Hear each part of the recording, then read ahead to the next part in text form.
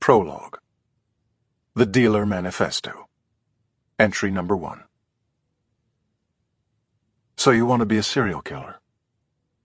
Sure, you can go around just shooting people, bang bang. But I found that guns, while sometimes the right tool for the job, often leave me unsatisfied. There's a lack of intimacy involved when all you have to do is pull a trigger. You hear the blast and see the carnage, the way your victim's flesh ruptures and bursts open in an instant. But you don't really feel the same adrenaline as with other, let's say more personal, methods of murdering someone. Me? I like to mix things up. There's so many wonderful and creative ways to kill people. And I really feel as if I owe it to myself and my cause to make sure that I branch out and keep it interesting. And even when circumstances do call for a gun, I try to add a twist to it. A little something extra. Sundays always look better with a cherry on top. Still, you'd be amazed at how much satisfaction can be derived from some of the most rudimentary approaches. Stabbing someone to death, for instance. I can't think of a more personal and intimate experience. The sound that a knife makes when piercing human skin is nothing short of intoxicating. You can't help yourself sometimes. You want to hear it over and over and over. Of course, repeatedly stabbing someone to death isn't without a downside or two. For instance, it tends to be messy. That's why I like to wear clothes that I can simply throw away afterward. No muss, no fuss. If you want to be a real stickler for hiding evidence, though, burning the clothes would be even better. But if you're on a budget, or partial to a particular outfit, you know, a certain shirt or comfortable pair of pants that you enjoy killing in more than others, remember that you want to treat the bloodstains as soon as possible with a strong pre-wash stain remover and let it soak in for a good hour or so before throwing the clothes in the Maytag. Also, I highly recommend an extra rinse cycle. Another downside, or at least a potential one, is that stabbing a person to death requires a tad more preparation.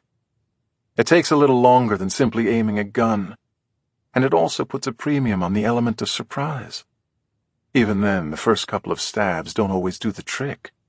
Be prepared for some resistance, depending on the size and stubbornness of your victim. Not all folks, however, will put up a fight.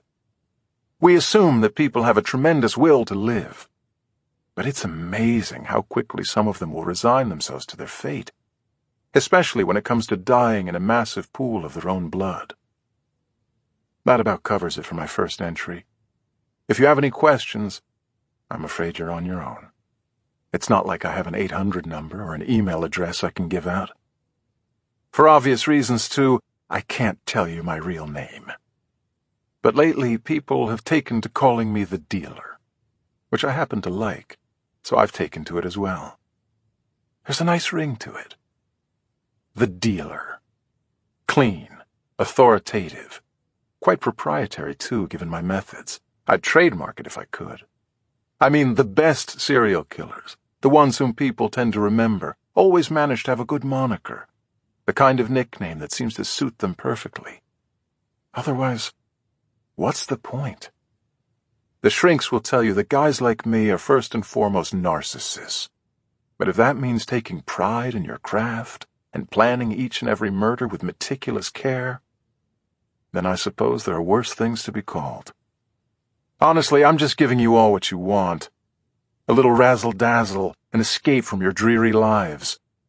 What else are you going to talk about while sipping your $4 coffees and acting superior to the rest of the world? You want me. You need me. And in time, you'll all discover that I'm doing you nothing less than a huge favor. Trust me. Now, if you don't mind, there's someone else I really need to kill. Book 1. Shuffle Up and Deal. Chapter 1. The lecture hall hushed to a pin-drop silence the moment I walked in. Every conversation stopping on a dime, every pair of eyes homing in on me, watching my every move. For the record, any professor who tells you that he doesn't get off on this bit of catnip for the ego, if only a little, is completely full of crap. We all love it. Milking the silence a few seconds longer, I took my time unloading my shoulder bag on the table next to the lectern, before slowly turning to the class, with the same opening speech I've been delivering now for years. The only thing that ever changes is that the faces staring back at me always seem to look just a little bit younger every time I give the speech. There's nothing like a college campus to make a 34-year-old guy feel over the hill. And we're off. Good morning, my assembled prodigies, all you former class presidents and valedictorians, type A go-getters and relentless overachievers, and hopefully only a tiny smattering of you whose mommies and daddies knew the right people on the Yale admissions committee. Welcome to Abnormal Behavioral Analysis, commonly referred to as Intro to Psychopaths, or better yet, Your Ex-Boyfriend or Girlfriend 101. My name is Professor Dylan Reinhardt. That's Dylan with a Y, and yes, my mother was a huge Bob Dylan fan. Are there any questions so far? Every year someone takes the bait. A blonde in the third row raised her hand with an easy confidence that bordered on flirtation. Clearly she hadn't done her homework on me. Yes? What's your name? I asked. Heather, she answered. Heather, with the come-hither smile. Thank you, Heather, but asking if there were any questions was a rhetorical question on my part. I haven't begun teaching you anything yet, so there shouldn't be anything you need to ask about, I said. And with that, we come to the first rule of this class. Ask only what you don't understand. I can be such a hard-ass sometimes. Although I assure you, it's not without a larger purpose in mind for these students. The vast majority of them have been treated like geniuses since the 3rd grade, and the sooner they figure out they're not, the better. As a former patent office clerk with crazy hair once said, a true genius admits that he knows nothing. That guy's name was Einstein. Meanwhile, poor Heather in the 3rd row looked as if she'd just eaten a bad oyster. Don't worry, I'll make it up to her at some point. I continued. The textbook for this class is entitled Permission Theory, Redefining Abnormal Behavior, and for those of you not familiar with the author, handsome devil that he is, let it be known that he's a bit of a narcissist who enjoys listening to the sound of his own voice almost as much as he does forcing others to listen to it. Most of the room laughed. Those who didn't had their heads buried in their syllabi to see that, yes, I, Dylan Reinhardt, was indeed the author of said textbook. This, of course, brings us to rule number 2, I said. You will attend every class. Your only excuse for missing a class will be your own death or someone else's, provided this someone either breastfed you, coached your Little League team, or routinely put a $5 bill in your childhood birthday card and signed it, Love, Grandma and Grandpa. A student in the 1st row, obviously a freshman, was typing feverishly on his laptop. I remained silent until he finally looked up at me. What are you doing? I asked. He swallowed hard and glanced at his keyboard, confused. I was, taking notes, he said meekly. Rule number 3, I announced with a little added volume. You will not take notes in this class. I repeat, you will not take notes. What you will do is listen. The premise of this course is to challenge the long-standing conventional thinking about abnormal behavior. And as far as I'm concerned, there's nothing more abnormal than my lecturing to a room full of stenographers. I paused, smiling. Are there any questions? This time, no one raised a hand. Geniuses or not, they were all still students at Yale. They didn't get there by learning slowly. Good, I said. Now, let's get started. But before I could, a noise in the back of the room had every head turning. It was only the door opening, nothing more. Still, there was something different about it. Sometimes you just know the sound of trouble even before she walks into the room. Chapter 2. Shit! She announced from the top of the aisle as she realized everyone was staring at her. Immediately she slapped her forehead. Shit! I just said that out loud, didn't I? Yes, you did, I said. Lucky for you, I don't give 2 shits about someone cursing in my class. I stepped out in front of the lectern. Welcome. Writers can spot their own books a mile away, and she had mine tucked under her arm. You're Professor Reinhardt, right? She asked. Yes, I answered. And you are? clearly interrupting," she said. She was either a student or someone who happened to look young for her age. I couldn't tell. For sure, though, she was attractive. The proof wasn't so much the way the male students were staring at her, but rather the female students. If you don't understand that, then you probably have no clue why women buy expensive shoes. Hint, it has nothing to do with men. "I'm sorry, I still didn't get your name," I said. "It's Elizabeth," she answered. "Elizabeth Needham." "Are you a student here, Miss Needham?" I asked. "At Yale?" She laughed deeply from her gut. "You're kidding me, right?" "Apparently I am," I said. She looked around the room. "I mean, no offense, of course. I'm sure I speak for everyone here when I say none taken. But if you're not a student, then who am I?" "Yes, that's a good question," she said. "Will there be a good answer? How about I just sit in on the class and we'll talk afterward?" She half tiptoed over to an empty chair in the back row. For good measure, she gave me a nod as if to say, "Carry on." Whoever she was, she had balls. As if the entire class were sitting mid-court at Wimbledon, they all turned their heads back to me, whoosh, to see what would happen next. The ball was clearly in my court. $68,230, I called out. Whoosh, went everyone's head back to her. "Excuse me?" she said. "That's the cost of a year at Yale, Ms. Needham, of which approximately $49,000 is for tuition," I said. "Are you asking me to leave?" "No, I'm asking if you have your checkbook." Whoosh, whoosh, whoosh. With that, she stood with a huff and began walking toward the door. I couldn't help feeling a twinge of guilt. My damn conscience. It's my Achilles heel.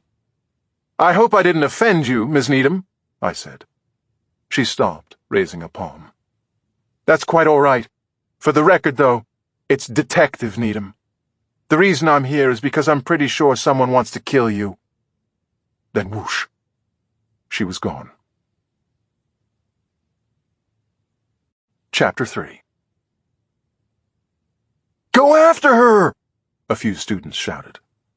I was tempted, but I figured if someone really did want me dead, there was no better place to be than in a room full of potential witnesses. I stayed put and delivered my lecture as planned. Okay, so maybe it wasn't the best lecture I'd ever given, and maybe I rushed through it just a wee bit. A guy can compartmentalize only so much. I obviously needed to talk to this woman, and I knew it would take only one call after class to know whether she was still on campus. "Now," said the guy who answered the phone at the New Haven Police Department, "we don't have a Detective Elizabeth Needham."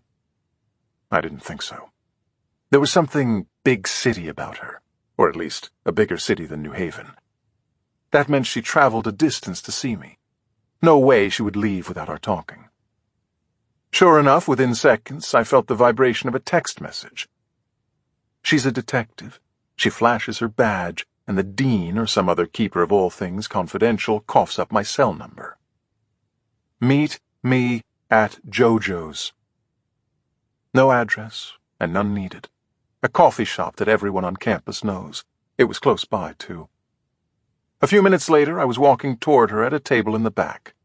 She had my book and some colored folders laid out meticulously, everything perfectly aligned. She was peering at me with her dark brown eyes over an oversized mug. "Fancy meeting you here," I said, taking a seat.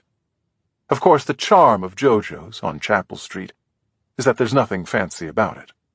Wooden tables and chairs on a scuffed-up wood floor were scattered about, and some grandma-style curtains were hanging in the windows. Very college. "How was the rest of class?" she asked. Her flashing of a wry smile would have been redundant. "A third of the students wanted me to chase after you, while another third actually thought you were a plant. You know, someone I hired. The course is about abnormal behavior, after all." "And the remaining third?" she asked. "Too busy wondering what grade they'll get if someone does indeed kill me before the term is over," I said. I waited for her to tell me that she'd been a tad melodramatic, that no one really wanted to kill me. Instead, she opened the folder directly in front of her. It was green. "Let's back up a bit," she said. She reintroduced herself. "Elizabeth Needham, NYPD detective, second grade. I could call her Elizabeth, though. Then she basically introduced me to myself. I sat there listening as she quickly reduced my life to a series of bullet points, reading in a near monotone off a hand-scribbled piece of paper in the folder. At least it wasn't a cocktail napkin. Dr. Dylan Reinhardt, Yale undergrad, PhD in psychology, also Yale, 3-year research fellowship, University of Cambridge, then another PhD, this time from MIT, in statistics, with a focus on Bayesian inference. She paused and looked up. Am I supposed to know what that is? Bayesian inference? Maybe if you're dating Nate Silver. Bayesian inference is why most women shouldn't have routine mammograms until they're 50, I said. And why's that? I nodded at the folder. You're the one who apparently likes to do her research, Elizabeth. This bothers you, doesn't it? She asked. My looking into your background? No, what bothers me is that you still haven't explained who wants to kill me. Anytime you're ready. She closed the folder, resting her hands on top of it. No wedding ring. No jewelry of any kind. Do you know who Alan Grimes is? Grimes on crimes? The guy wrote a daily column for the New York Gazette.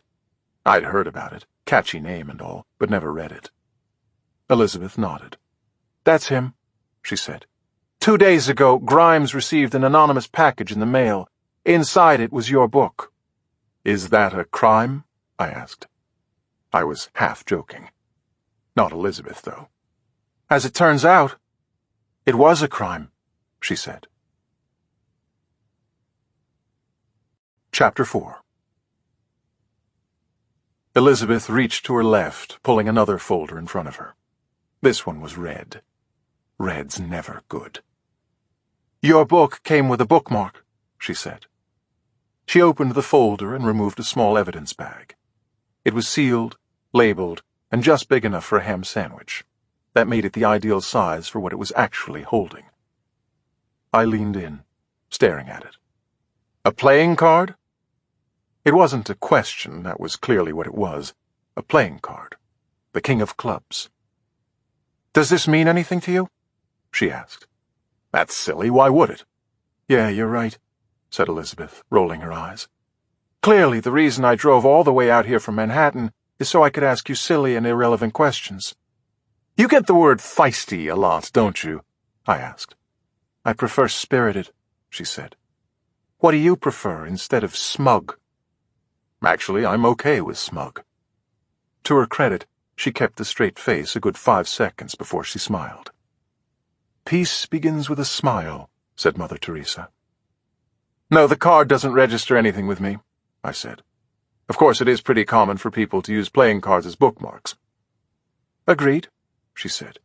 Here's something not so common, though. In fact, it's pretty damn rare.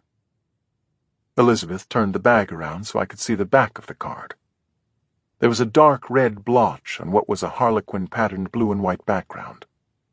It was blood. I assume you've already had it tested, I said. It's type AB negative, she said. Only around 1% of the population has it. Yeah, I'd say that's rare, all right. I'd also say it was on purpose. You and me both, she said with a nod. Blood type as breadcrumbs. So, where did it lead you?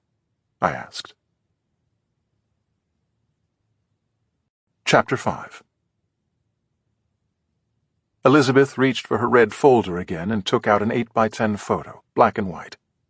As crime scenes go, this one was particularly grisly. Even the most devout Wes Craven fan would have flinched. The victim's name is Jared Loudon. Ran a large hedge fund, she said. He was stabbed to death, to put it mildly, 6 days ago in the entryway of his Upper East Side townhouse. No witnesses, no leads, nothing.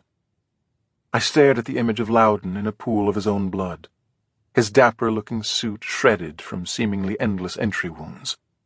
Absolutely brutal. How many days ago did you say? 6, she answered. And since then there hasn't been another murder victim with AB negative blood in a 200-mile radius. What about before this guy? I asked. Any other unsolved cases? There's one from more than 8 months ago. A prostitute shot to death in Queens. Elizabeth nodded at the back of the playing card. "This blood's not 8 months old. The lab put it at no more than a week." "You said the card, along with my book, was mailed, right? It wasn't delivered by messenger?" "Yes, definitely mailed, routed through Farley." She assumed I knew that was the main post office in Manhattan, the James A. Farley building, a.k.a. the one with the famous inscription, "Neither snow, nor rain, nor heat, nor gloom of night stays these couriers from the swift completion of their appointed rounds." "The address wasn't handwritten, was it?" I asked, speaking of inscriptions. I figured there was no chance. "Actually it was," she said. "But it was Toys R Us." That reference I didn't know. "Toys R Us? As in the toy store?" "As in writing with your non-dominant hand so it's childlike," she explained. "That's what we call it, at least. Nearly impossible to trace." "And the card itself, what was it again?" Elizabeth spun the evidence bag around again to show me. "The King of Clubs," she said. "My first thought was a god complex. The killer thinks of himself as a king. Does that make me his subject? He obviously identifies with you or your book in some way, but whether he loathes you or reveres you, the chances are pretty good that he wants to kill you." "I'm sure it's a possibility, but that's a pretty big leap," I said. "A big leap, huh?" "Sure, fixation disorders play out in many ways." "You're right," she said. "Then again—" Her voice trailed off. "What do you mean?" I asked. "What haven't you shown me?" Elizabeth picked up the book, turning it around so I could see my author photo. "Damn. How's that leap looking now?" she said. Chapter 6. With 75 miles between New Haven and the Upper West Side of Manhattan, I could either suffer through the round-trip journey every week or make the best of it. I chose the latter, with more than a little help from a restored 1961 Triumph TR6 trophy motorcycle, the same model that Steve McQueen rode like a boss in The Great Escape. A few hard twists of the wrist, a rev of the engine, and the world and its worries are always left behind. Not today, though. Keeping pace, or more aptly, tailgating like a son of a bitch, was that picture of me on the back of my book. What was left of me, at least. My eyes had been cut out, and the rest of my face had been slashed to threads with a precision blade. Unfortunately, the artist didn't sign his work, but he did manage to clip and paste a short sentence across my forehead, ransom note style. 2 words. Dead and wrong. For good measure, dead was underlined in red ink. Yeah, just in case everything else was too subtle, pal. Between the countless case studies I've read and the handful of actual murder cases I've been involved with as a forensic witness, I've had both a front-row seat and a backstage pass to the ultimate freak show. The things killers do to announce their horrific intentions. Really sick and depraved stuff. This guy going to town on my photo, on the other hand, was pretty tame by comparison. Still, for the first time, I wasn't looking at some stranger, a person I didn't know and had never met. I was looking at me. On this day of all days, too. "You're late!" Tracy called out from the kitchen before I'd set 2 feet in our apartment. "Hurry up and shower!" Normally I would have cracked a joke along the lines of, "My day was good, thanks for asking."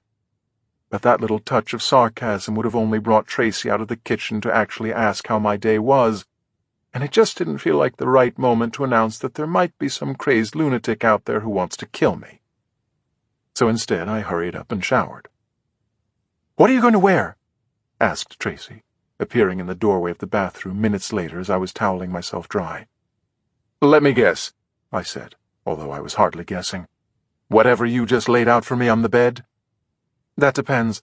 Were you about to throw on some old jeans and a t-shirt?" "Guilty as charged." "Yep." "Then, yeah," said Tracy with a laugh. "What I just laid out for you on the bed." "You do realize the whole purpose of this visit is so they can see we'd be normal parents," I said. "How much more normal does it get than jeans and a t-shirt?" "Do you think the gentleman interviewing us will also be wearing jeans and a t-shirt?" asked Tracy. Rats. Outsmarted again. No wonder we're together. "Hey, how do you know it's a guy who's coming?" I asked. "Don't you remember? We briefly met him," said Tracy. "Barbara introduced us." Barbara was the head of the adoption agency. "Trust the process," she told us during our initial screening meeting. "It will feel like hell sometimes, but it will all be worth it." Amen. There's nothing on this planet that Tracy and I want more than a child of our own to love. It's just so dangerous to get our hopes up too high, though. "Oh, yeah, I remember that guy," I said. "He looked like Mr. French." "That's another thing," said Tracy. "No obscure references during the interview." "What do you mean? Family Affair isn't obscure. Uncle Bill, Buffy, Jody, Mr. French. It's a television classic." Tracy gave me the look. I never fared well against the look. "Okay," I said. "No jeans, no t-shirt, and no classic television show references. Anything else?" Tracy came over with a kiss and a smile. "Don't get me started." Shortly thereafter, the doorbell rang. I tucked in my button-down and straightened out the pleats on my very respectable-looking khakis before joining Tracy at the door. Trust the process. Let the home interview begin. Too bad it was over before it even started. Chapter 7. "Oh," said the woman. It was one measly little word. But oh, the way she said it. She was standing in the hallway and staring at us, wondering if she had the right apartment. She quickly checked the clipboard in her hand. Once, then twice. "Dylan and Tracy?" she finally asked. "Yes, that's right," I said as cheerfully as I could. Again, she checked her clipboard. "Yes, well, then, I'm Ms. Peckler from the Gateway Adoption Agency. Mr. Harrison had a family emergency this afternoon, so I was asked to step in," she said. "You were expecting him, correct?" "Yes, that's right," said Tracy, albeit far less cheerfully. Shit. The fuse was lit. 99% of the time, Tracy was the calm and patient one, while I was the loose cannon, the sufferer of no fools. But look out for that damn 1% of the time. For instance, when a priggish woman with a clipboard says, "Oh," with just the wrong kind of inflection. To most people, it would have all the resonance of a dog whistle, but for those of us who have been on the receiving end of it more times than we'd ever care to remember, it might as well have been screamed through a bullhorn. "Still, please don't," I whispered out of the side of my mouth. Tracy turned to me. "Don't what?" "It's the name thing," I said. "She didn't—" "It's not my name she has a problem with," said Tracy. "What's going on?" asked Miss Peckler. "Bad question, lady. What's going on is that it doesn't matter how many times you look down at that clipboard of yours, because every time you look up, I'm still going to be a dude," said Tracy. Boom. There it was. "Excuse me?" said Miss Peckler. "I think you heard me," said Tracy. "I don't think I like what you're insinuating," said Miss Peckler, placing her non-clipboard hand firmly against her hip. "Then I'll ask you very clearly," said Tracy, his law school degree kicking in, as it often did when he wanted to cut to the chase. "Do you personally have a problem with two gay men wanting to adopt a baby?" I so wanted Tracy to be wrong on this one. I wanted Miss Peckler, all prim and proper with pearls, to set the record straight, that she didn't have time to read our case file and had assumed that Tracy would be a woman, understandably so, and that her "oh" was nothing more than the surprise of realizing she was mistaken. This was the Upper West Side of Manhattan, after all, the supposed tolerance capital of the world. But it was wishful thinking, and I knew it. I heard what Tracy heard. After a few seconds of silence, which also spoke volumes, Ms. Peckler essentially confirmed it.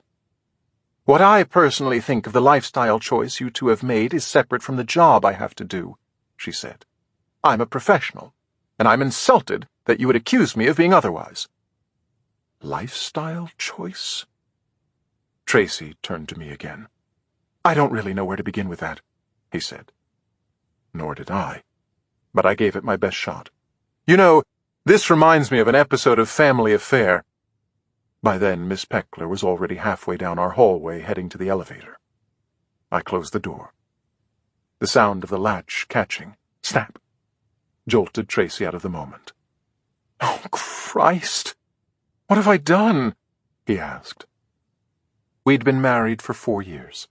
We were a couple for 3 years before that, and had first met almost 15 years ago in college. By now, we could do more than finish each other's sentences. We could start them.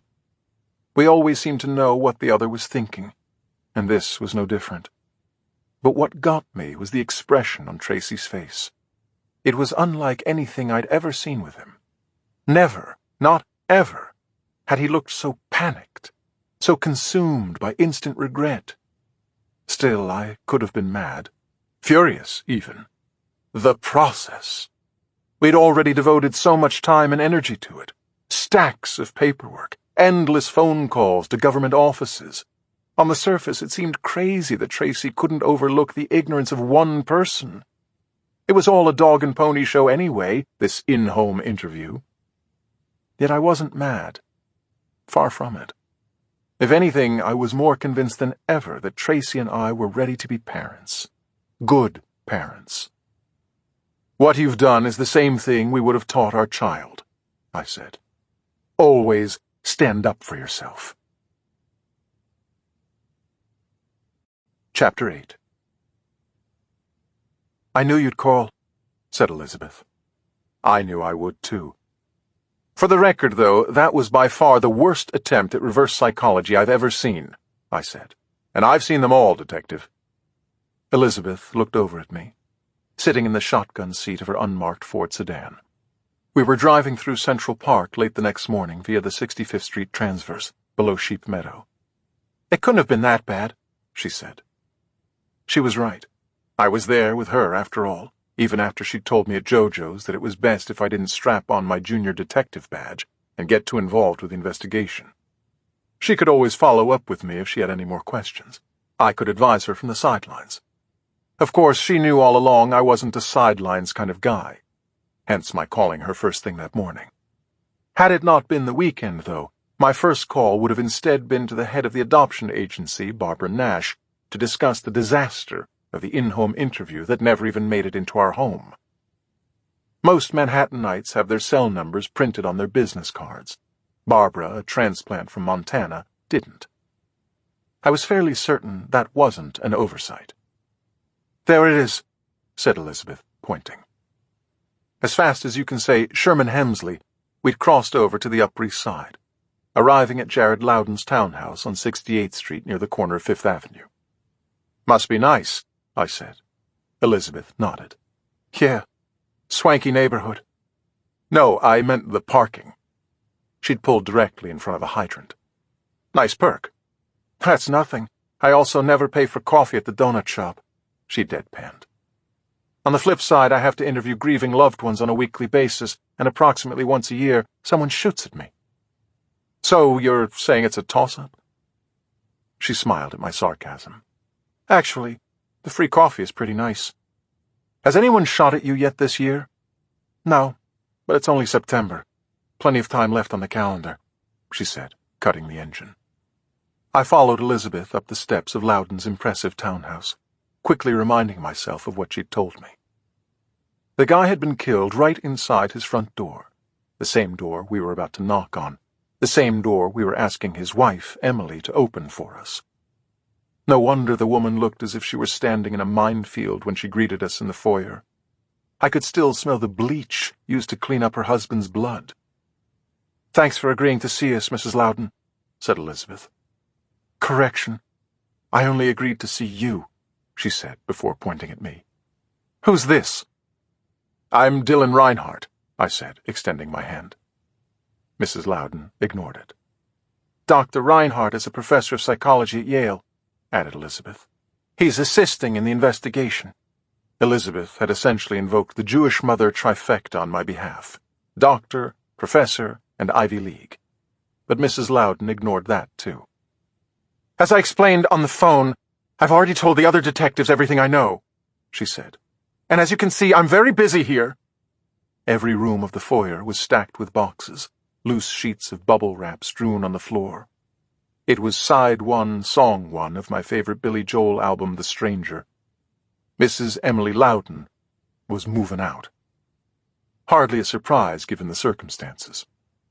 "I understand," said Elizabeth. "And I can only imagine what an incredibly hard time this has been for you.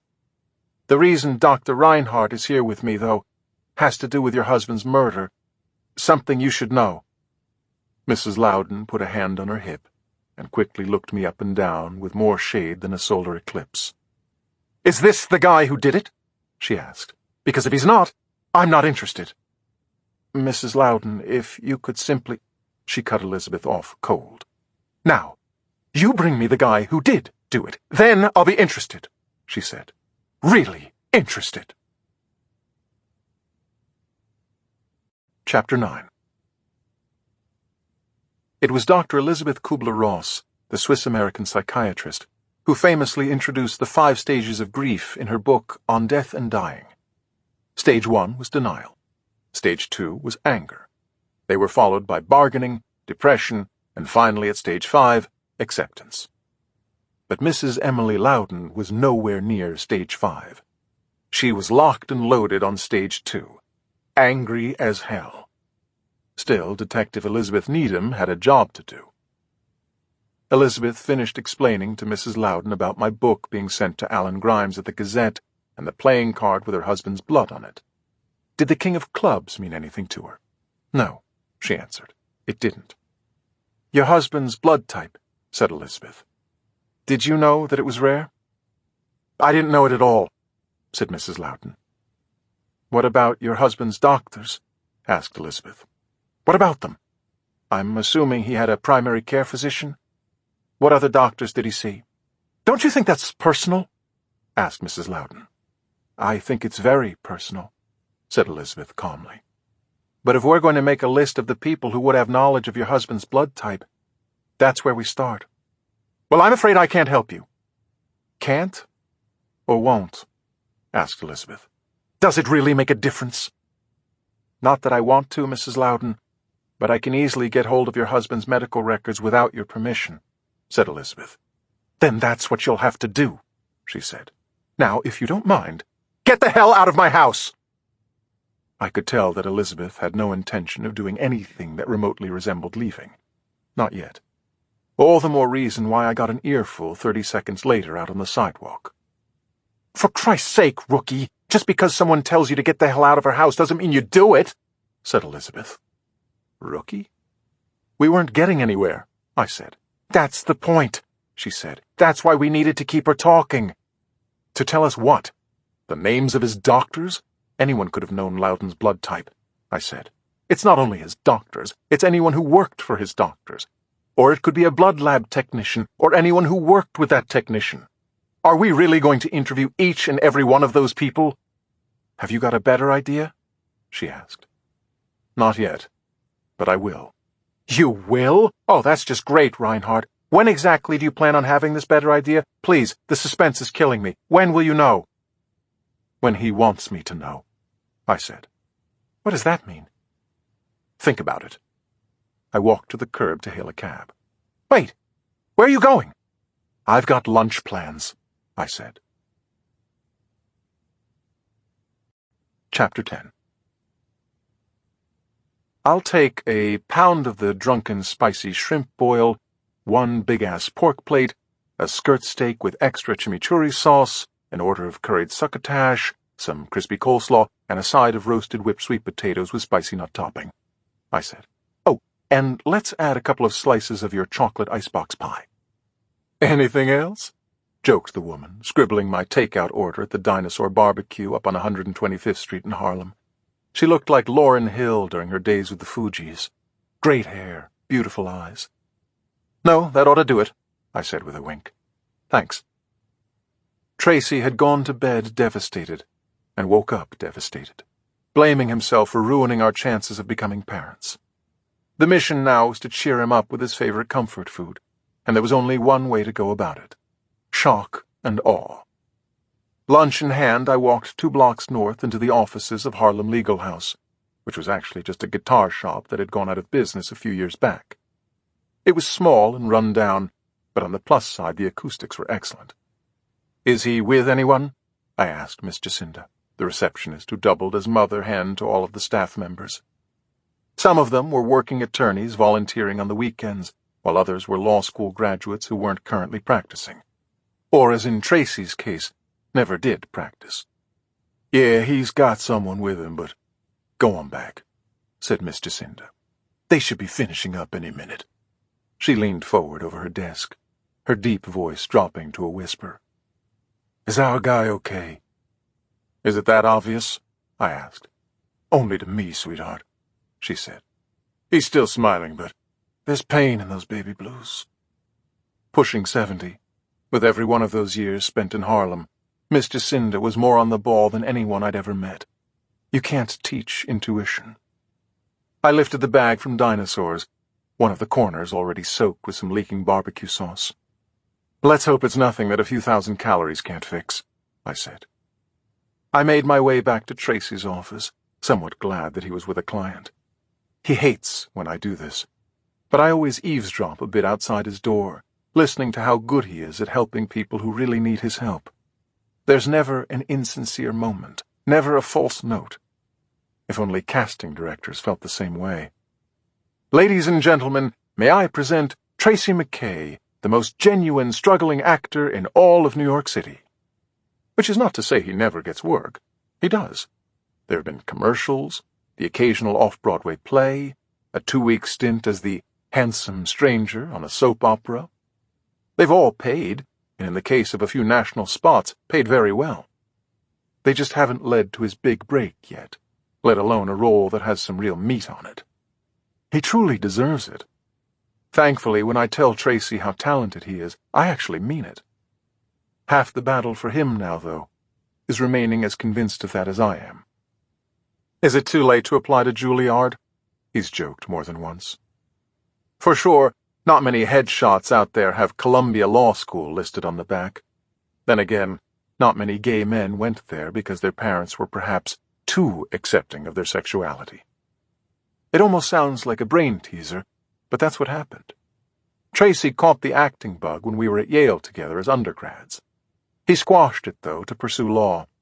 He thought he would be pleasing his parents. What he was really doing was overcompensating. Tracy's parents, born and bred Iowans who aren't exactly your brie-eating, Chardonnay-sipping, Utne Reader readers, were so supportive and accepting of his coming out in high school that his biggest fear became disappointing them with his career choice. Besides, it doesn't get any less original than an unemployed gay actor in Manhattan, he told me during his senior year. He was going to go to law school and become a lawyer. His father is a lawyer. So what changed his mind? 6 words from his father, ultimately. Not unlike Miss Jacinta at the front desk, Mr. McKay could tell that his son wasn't truly happy after graduating from law school. "I love you no matter what," he told Tracy.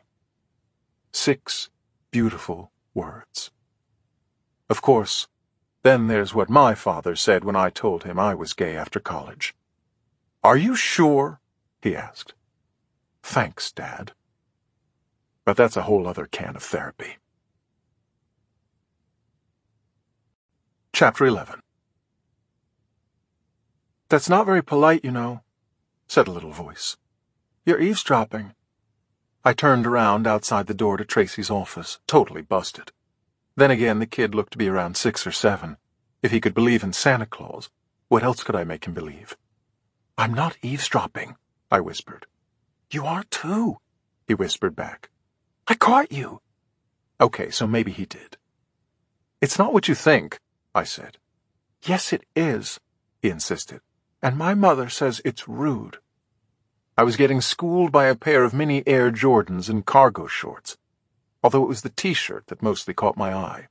On it was a picture of Questlove, the drummer for the Roots, or if you happened to be really, really white, that drummer for the Tonight Show band. Either way, it was pretty cute. The kid and Questlove had almost matching afros. "Who's your mother?" I asked, still whispering. "In there," he said, pointing at Tracy's office. That figured. "What are you doing out here?" "I had to go to the bathroom." "Are you going to tell on me?" I asked. He shook his head.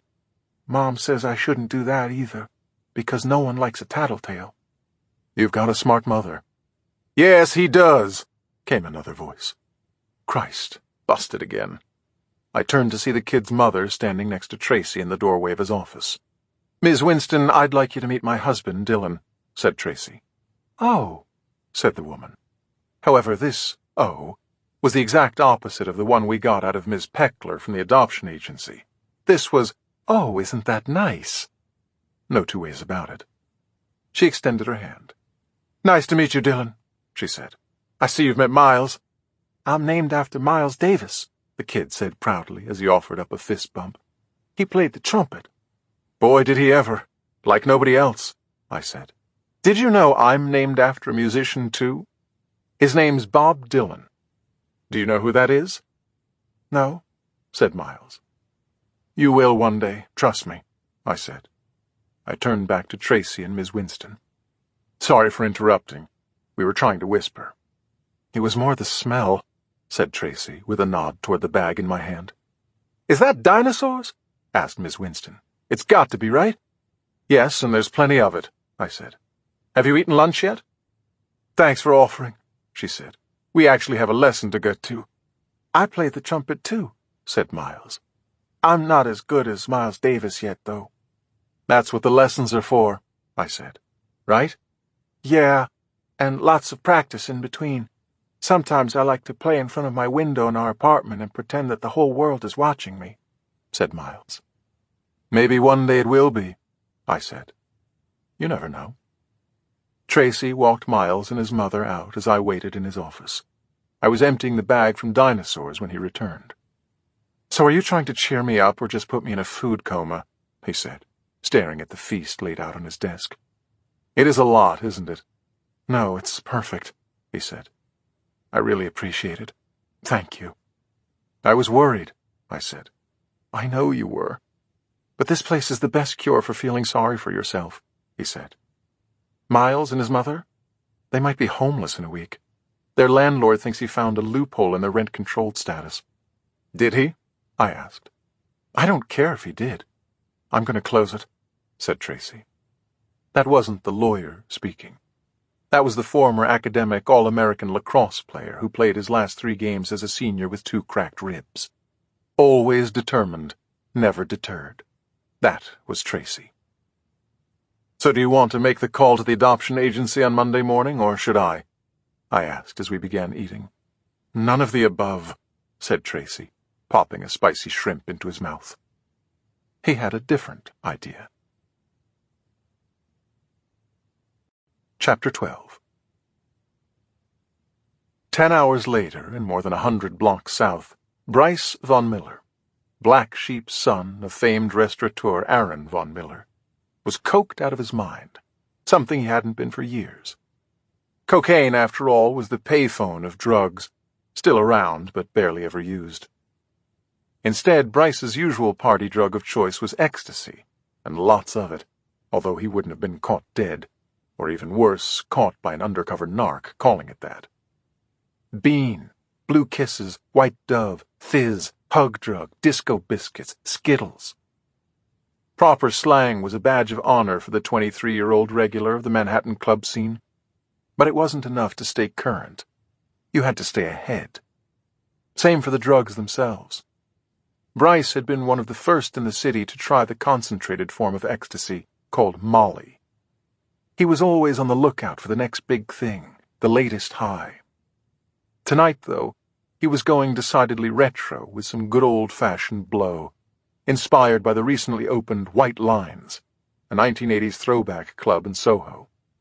Saturday was their masquerade night, but it wasn't about wearing masks.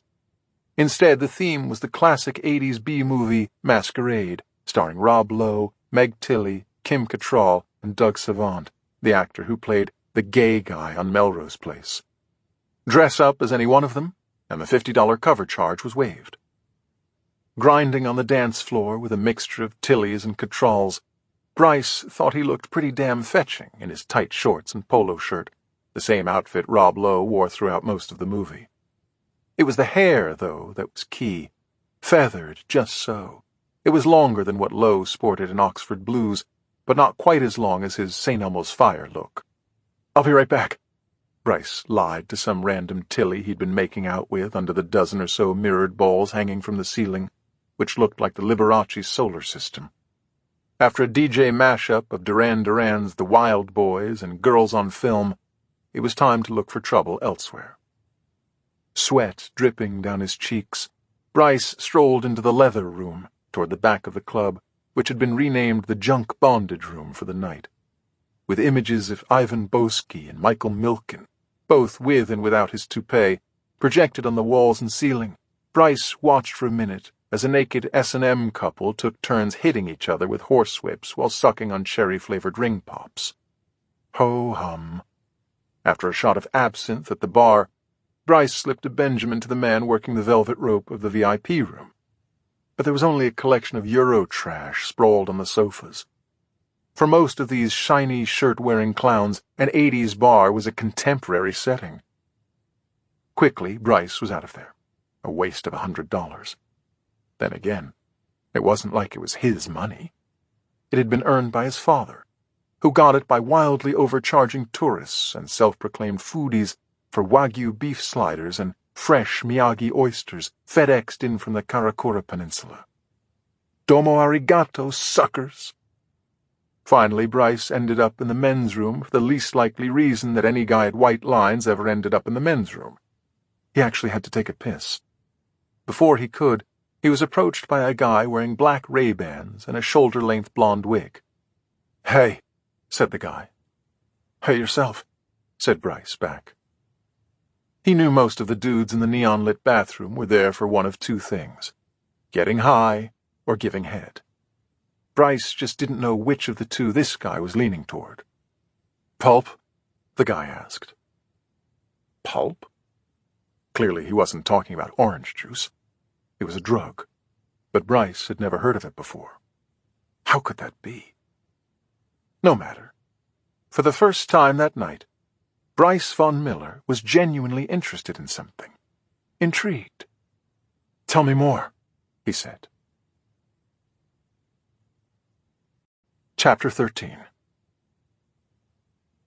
"In here," said the guy, motioning to the last stall. "Step into my office." Bryce followed him, any reservations subdued by the rush of the unknown, and, he hoped, an even greater rush after that. It had a nice ring to it, he thought, concise and catchy. Pulp. All the kids are doing it, but not before I do it first.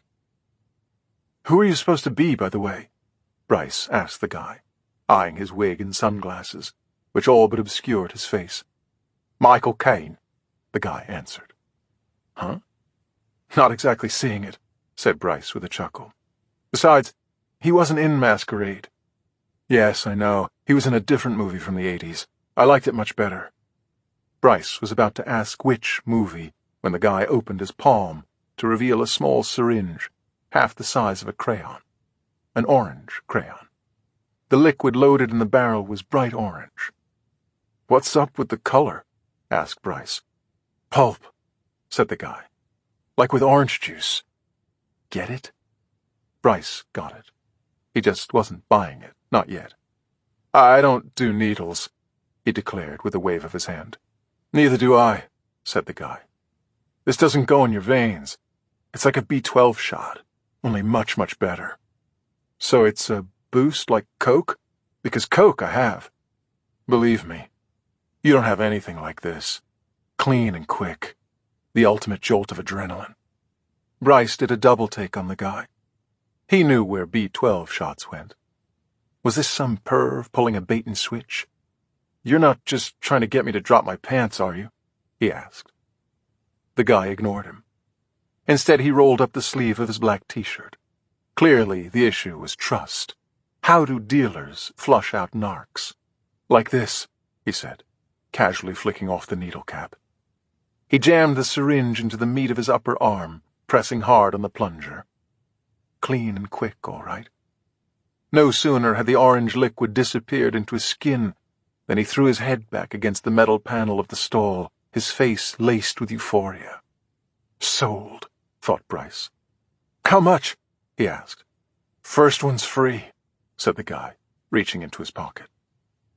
He handed over another syringe that looked identical to the first and watched as Bryce mimicked the way he had flicked off the needle cap. Pulp, said Bryce with a confident nod. Yeah, pulp, the guy echoed. Enjoy. Chapter 14. Bryce plunged the needle into the meaty flesh of his upper arm, eyeing the bright orange liquid as it quickly drained from the syringe. The roller coaster was climbing that first big hill. The ride was about to begin. Pure anticipation. The rush. The euphoria. The pain? Bryce's knees suddenly buckled as he stumbled backwards, banging his head hard against the stall. Reaching out, arms flailing, he tried to steady himself. But the feeling was nothing short of agony in every muscle, every fiber. There were lightning bolts shooting out from his spine, a fire raging through his insides. His arms, his legs, everything hurt all at once.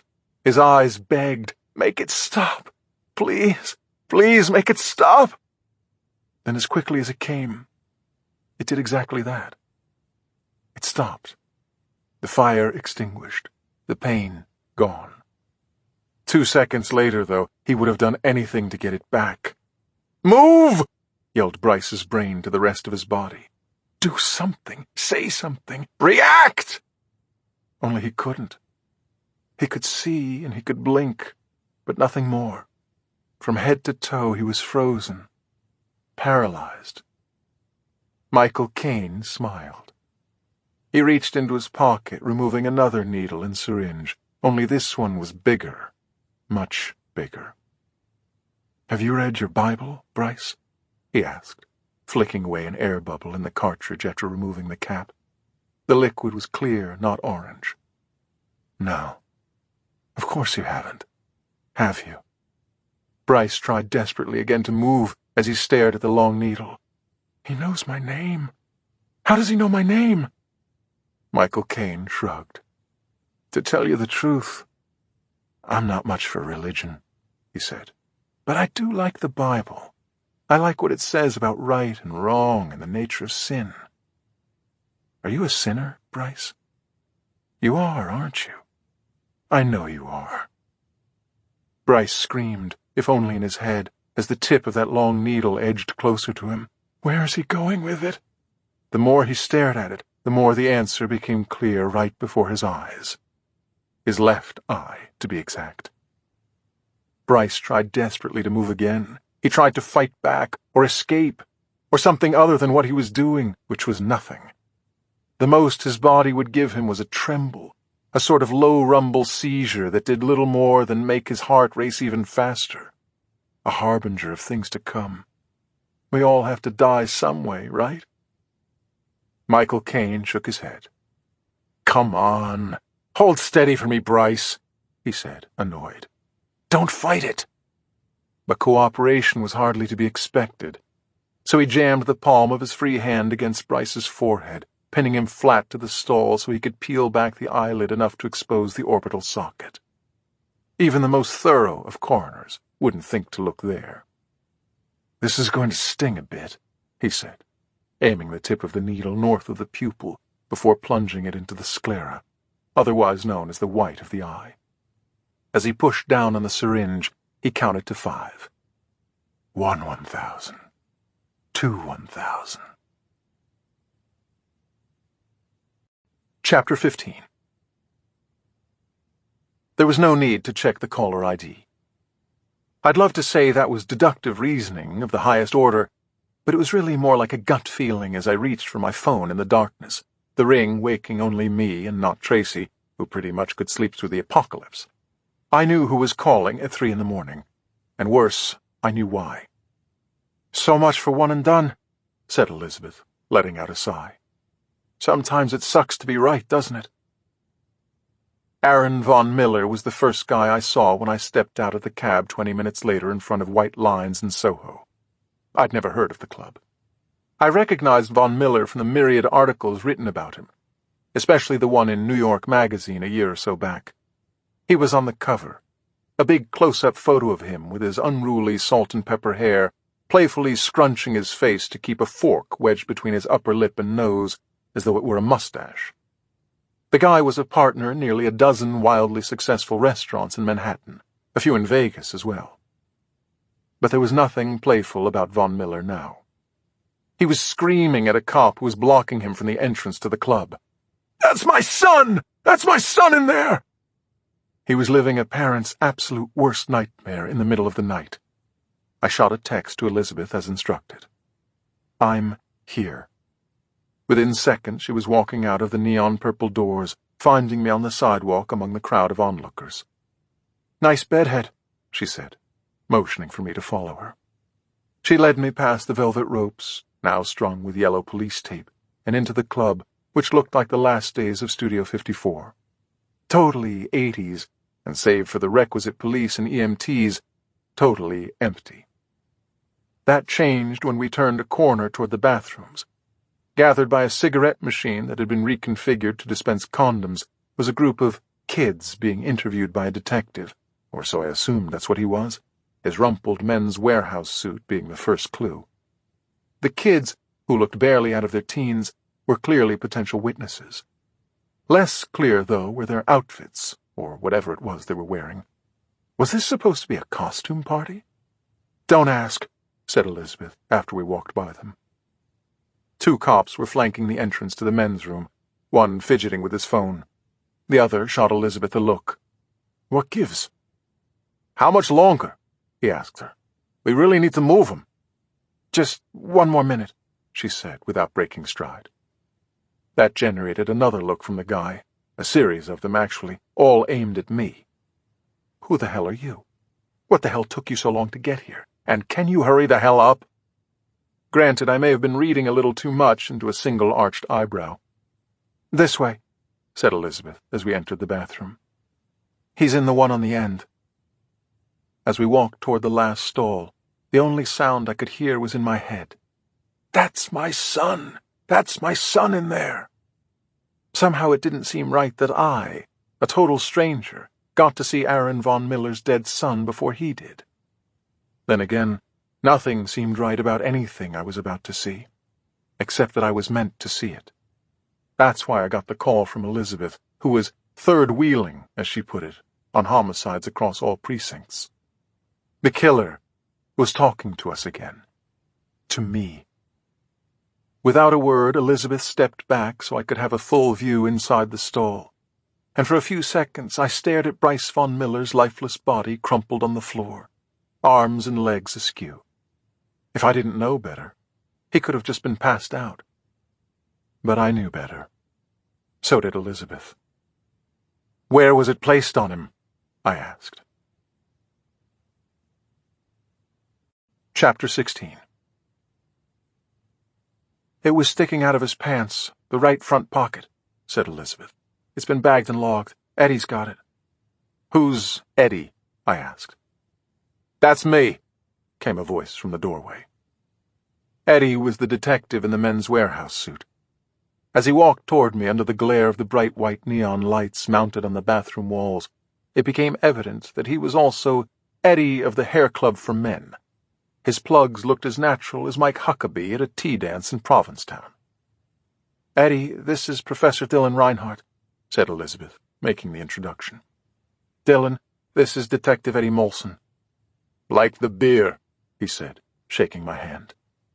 In his other hand was the evidence bag, exactly like the one Elizabeth had showed me in New Haven at JoJo's. The difference was the playing card inside. There was no repeat of the King of Clubs. Our killer had placed the 2 of hearts in the pocket of Bryce Von Miller's pants. "Anything from the Brat Pack out there?" asked Elizabeth. Eddie rolled his eyes. "They'll barely admit to having been in the bathroom," he said. "They all knew of Von Miller. The kid had a rep, but the card didn't mean anything to them. Although I could hear what Eddie was saying, I was listening more to his body language, the slouched shoulders, the pinching of his brow, not to mention the way he stole a peek at his watch after our introduction. I wouldn't expect the guy to be daisy fresh on the graveyard shift, but he still had a job to do. Tired was one thing. This guy was simply going through the motions. "Did you only question them as a group?" I asked. You would have thought I'd just insulted his mother. "Excuse me?" he said. "They're kids," I explained. "Last I checked, it's still not cool to tell cops anything." Eddie chuckled. "Last you checked, huh?" "I'm simply saying that one-on-one might work better." "Yeah, you're right," he said sarcastically. "Do you know what also might work better? Waterboarding. Perhaps we should do that, Professor. One-on-one, of course, not as a group." I glanced over at Elizabeth, who was content to simply watch from her perch in Switzerland, albeit with a noticeable smile. Fellow detective or not, Eddie had led with his chin. All bets were off. "I'm sorry you're offended, Detective Molson, like the beer, but I was simply making a suggestion," I said. "Perhaps you couldn't hear me clearly from where you're phoning it in tonight." Eddie looked like a 9 on a standing 8 count. "Christ! Where'd you find this guy, Lizzie?" he asked. Elizabeth winced. She clearly hated being called Lizzie. "Yale," she said. "Or was it MIT? Professor Reinhardt has a PhD from both, so I can't remember. He was also in Forbes magazine's 30 Under 30 issue a few years back, but I suspect that Dimples had more to do with that than anything else."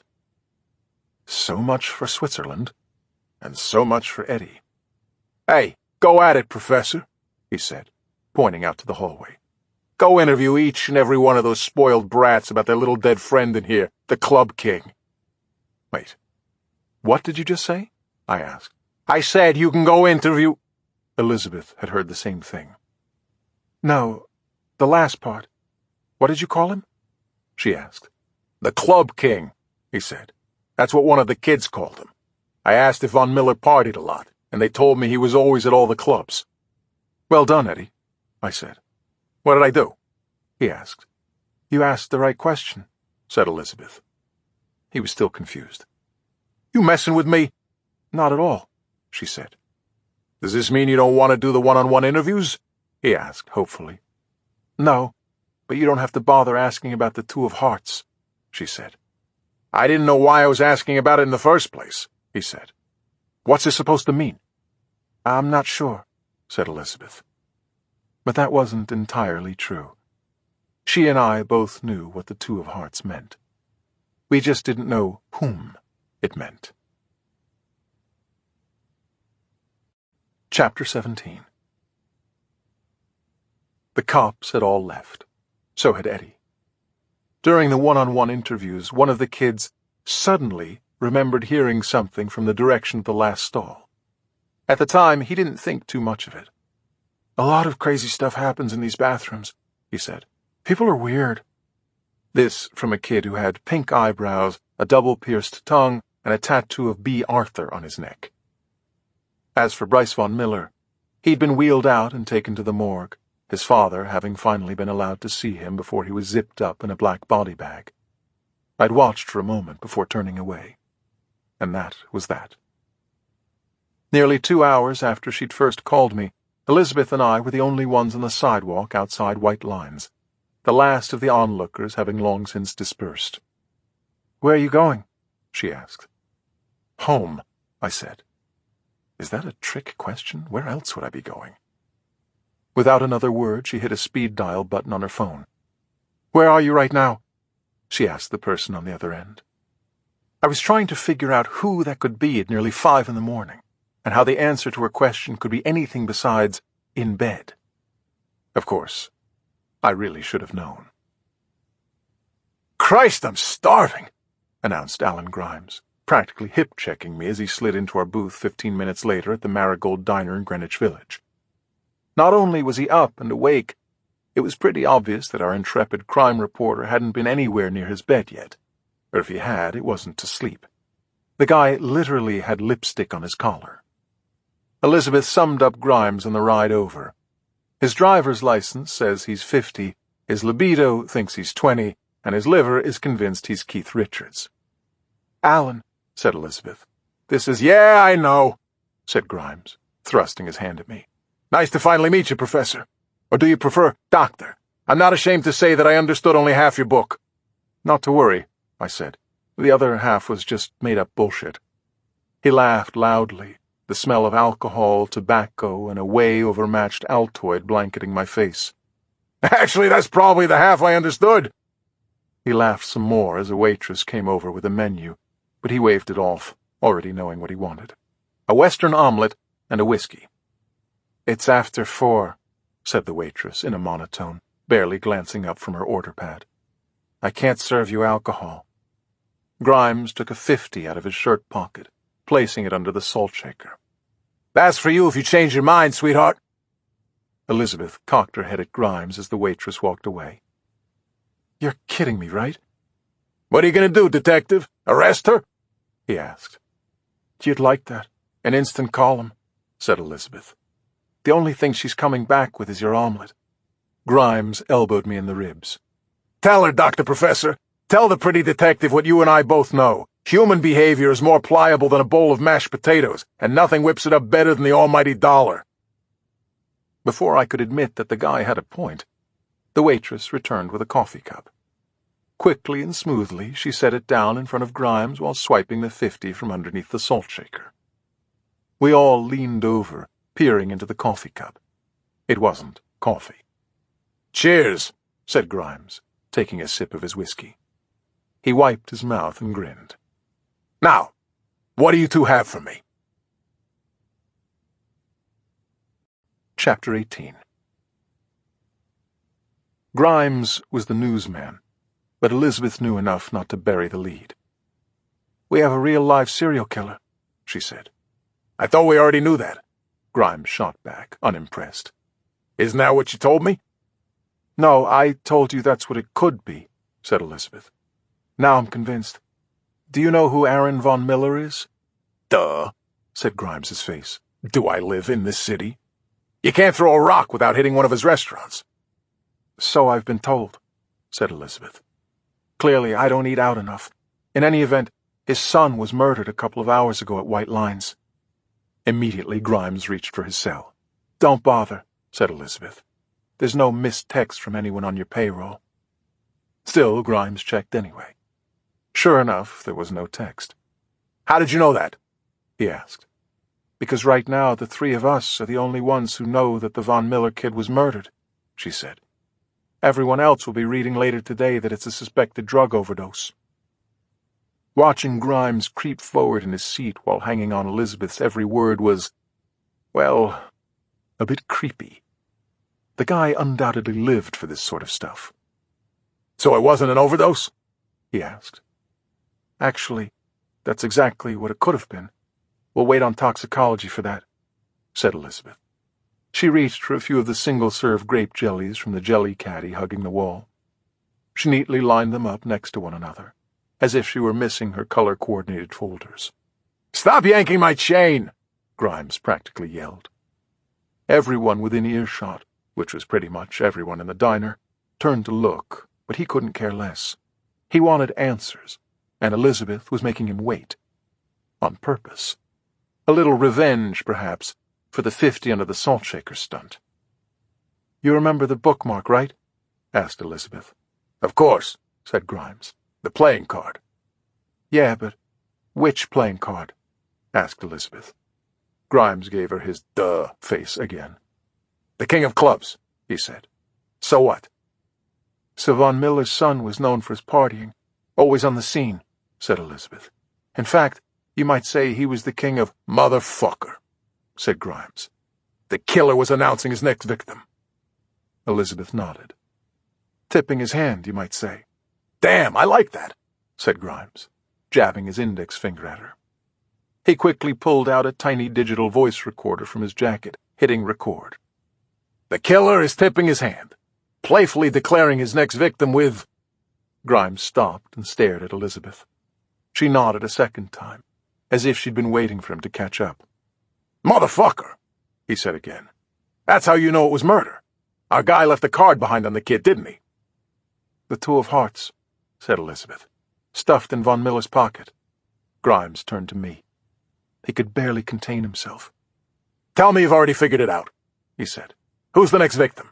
Or is it 2 victims? A couple, maybe? No, wait. It's much better if you don't know. No one should know. That's a much better story. The whole city should be wondering." He raised his recorder again, speaking in a hushed tone. "The 2 of Hearts. Who will it be? Who will the killer? No. Who will the dealer kill next? Yes, that's who he is. The dealer." It was as if someone had pulled a string on his back. Grimes was rambling on, an endless stream of consciousness, totally absorbed in the moment. So much so that he never saw it coming. The real reason Elizabeth had called him. Chapter 19. Faster than Sugar Ray Leonard in his prime came her right hand, swiping Grimes's recorder. "Hey!" he barked. "What the hell are you doing?" "It's what you're not doing," she said. "You're not writing about this yet." "The hell I'm not!" He tried to swipe back the recorder, but he looked more like George Foreman against Muhammad Ali. Too slow. "I need you to wait," said Elizabeth. "For what?" asked Grimes. Elizabeth pointed at me. That was my cue. "There are 2 types of serial killers," I said. "Those who want to get caught, and those who really want to get caught. On the surface, it seems like our guy is just seeking publicity, that he wants to be famous. You're a reporter, and he sends you that package. He's chosen you as his messenger. But what's the message?" Grimes shot me a look, basically the opposite of his duh face. He didn't quite follow. "It's a game," chimed in Elizabeth. "Catch me if you can. If he only wanted publicity, he would have flat out told you about his first victim. Instead, he sent you 2 clues. He knew, though, that there was only one thing you would do with him: go to the police." "So how do you factor in?" Grimes asked me. "If my role is so clear, that is." "I'm not sure yet," I said. "Presumably he's out to prove me and my book either right or wrong. We're still trying to figure that out." "And that's the problem," said Elizabeth. "We need more from this guy than he's giving us. Clues, hints, anything. And the best way to get that is to make him think we're not as smart as he thought, that we haven't caught on." "In other words, that the game hasn't started yet," said Grimes. "By George." "You got it," I said. "With any luck, he'll give us a little more than he intended." "And game over," said Elizabeth. "But according to Dr. Professor here, this guy wants to be caught," said Grimes. "Won't he eventually just, play to lose?" "It doesn't work like that," I said. "Then enlighten me," said Grimes. "Do you really want a lecture on the subconscious?" I asked. "No, what I really want is to break this goddamn story in Monday's paper." "Okay, let's assume you're right for a second," I began. "Our guy allows himself to get a little careless down the line. Like Son of Sam, he gets a parking ticket. Or he steals a car and gets nailed for it like Ted Bundy. Or hell, let's say he does the ridiculous and turns himself in. Maybe it's even as early as next week. But what if it's not? What if it's next year? Because here's all I know at this point. The King of Clubs? The 2 of Hearts? He's still got 50 cards left in his deck." With a glance, I handed the discussion back to Elizabeth. It was sort of like good cop, bad cop, except I was actually no cop. "Alan, you can break the story Monday and never get anything more from me on this or anything else ever again," she said, folding her arms on the table. "Or you can give us a couple more days, still break the story, and then be the guy who knows everything first." I eyed Grimes carefully. He could have chosen to go apeshit over Elizabeth's threat, but she'd managed to say the one word that was like all the whiskey in the world to a guy like him. "First," he said. "First," she repeated. "I'm going to hold you to that, Detective," he said. "You won't have to," she assured him, sliding his recorder across the table. She swung her legs out of the booth and stood. "Enjoy your omelet." Chapter 20. I wasn't sure if Elizabeth was aiming for a dramatic exit, but she didn't look back as she walked out of the diner. Presumably I was supposed to follow her. Grimes, however, had me pinned into my seat in the booth. He wasn't moving. Instead, "Be careful, Dr. Professor," he said. Careful about what? I asked. She hasn't told you, has she? Okay, I'll bite, I said. What hasn't she told me? Well, you're the expert on human behavior, so you might want to ask yourself this, he said. Of all the detectives I could have called after getting that package, why did I call her? Because she's good at her job, I said. It wasn't a question. You're right, she is good at her job. Good enough, though, to be the youngest detective second grade in the city, not to mention the prettiest. What exactly are you suggesting? I asked. That she slept her way to a promotion? No, Elizabeth's too smart for that. But she is in bed with someone, he said, taking another sip of his whiskey. Do you follow politics by any chance? There's a big election coming up here in the city, and it's going to be a tight race, a very tight race. So I've been hearing, I said. Even if you don't follow politics, how could you miss all those damn TV and radio ads, right? I'm already sick of them. I know what you mean. Do you, though? He asked. Do you really? Okay, so I don't know what you mean, I said. Apparently, you've taken a course in cryptic bullshit that I somehow missed. Grimes smiled, tilted his coffee cup of whiskey at me, and promptly polished off the rest of it in a single swig. I like you, Reinhardt, he said. I couldn't say the feeling was mutual, at least, not yet. The guy did have a certain charm about him, though. Thanks, I told him. It was the best I could offer. Just remember what I told you, okay? What did you tell me? I asked. To be careful, he said. Sometimes you think you want to know things only to find out you really don't. I wasn't about to ask what the hell that meant, because I knew he had no intention of explaining. Instead, he slid out of the booth and made a beeline for the waitress, who was standing by the register. Ex-nay on that omelet, sweetheart, he said, handing her a 20. I've lost my appetite. Chapter 21. The two cops camped out in the otherwise empty lobby of the Excelsior Hotel on the Upper West Side barely looked up from their newspapers as Elizabeth walked by them. They knew who she was. It wasn't her first time there. It wouldn't be her last. Although, had they thought about it, they might have at least asked if she was expected. It was very early in the morning, after all. But they hadn't thought about it, and they didn't ask. Further proof, perhaps, that their guard duty assignment wasn't exactly a reward for being the best and brightest on the force. Ding! The elevator opened in front of Elizabeth, revealing the man she'd woken up only minutes before with her call from outside the hotel. "This better be good," he said, walking toward her. He was wearing a hastily assembled outfit of jeans and a Harvard sweatshirt. "What is it that you couldn't tell me over the phone?" Elizabeth glanced over her shoulder, making sure they were truly alone. They were. "I need to see him," she said. "Do you know what time it is?" asked Harvard. "Yeah, it's roughly a few minutes past I don't give a shit," she said. "Wake him up." He hesitated. She knew what that meant. Men and their vices. "He's not alone, is he?" she asked. Harvard hesitated again, weighing his options. There weren't any. He was one of the most gifted liars in the city, the Botticelli of bullshitters, but never to Elizabeth. It's how she found out about the charade in the first place. "No, he's not alone," he said. Elizabeth smiled all too knowingly. "I'm curious," she said. "Is there anything you wouldn't do for him? It's called loyalty, Detective," he said. "It wouldn't hurt you to show a little more of it." "I'm here, aren't I?" Harvard frowned. That was one of the things that really pissed him off about Elizabeth. She had an answer for everything. Of course, that was also why his boss liked her so much. She was always thinking ahead. "Why don't you tell me whatever it is you were going to tell him, and I'll relay the message later," he said. "Or," said Elizabeth, "you could do what I asked you to do in the first place and wake him up." "What if I don't?" he asked. "Then I'll go wake him up myself," she said. "If I can't win Powerball or marry Jake Gyllenhaal, my next wish in this world is having you and your skinny Ivy League ass try to stop me." Ding!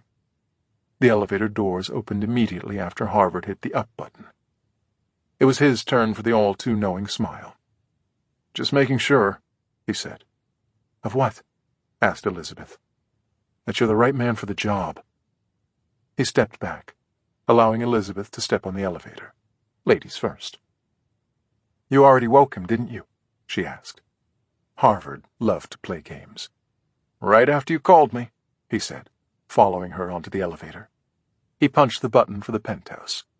You wouldn't be here unless it was important, right? Chapter 22. Harvard didn't say another word during the entire ride up to the top floor.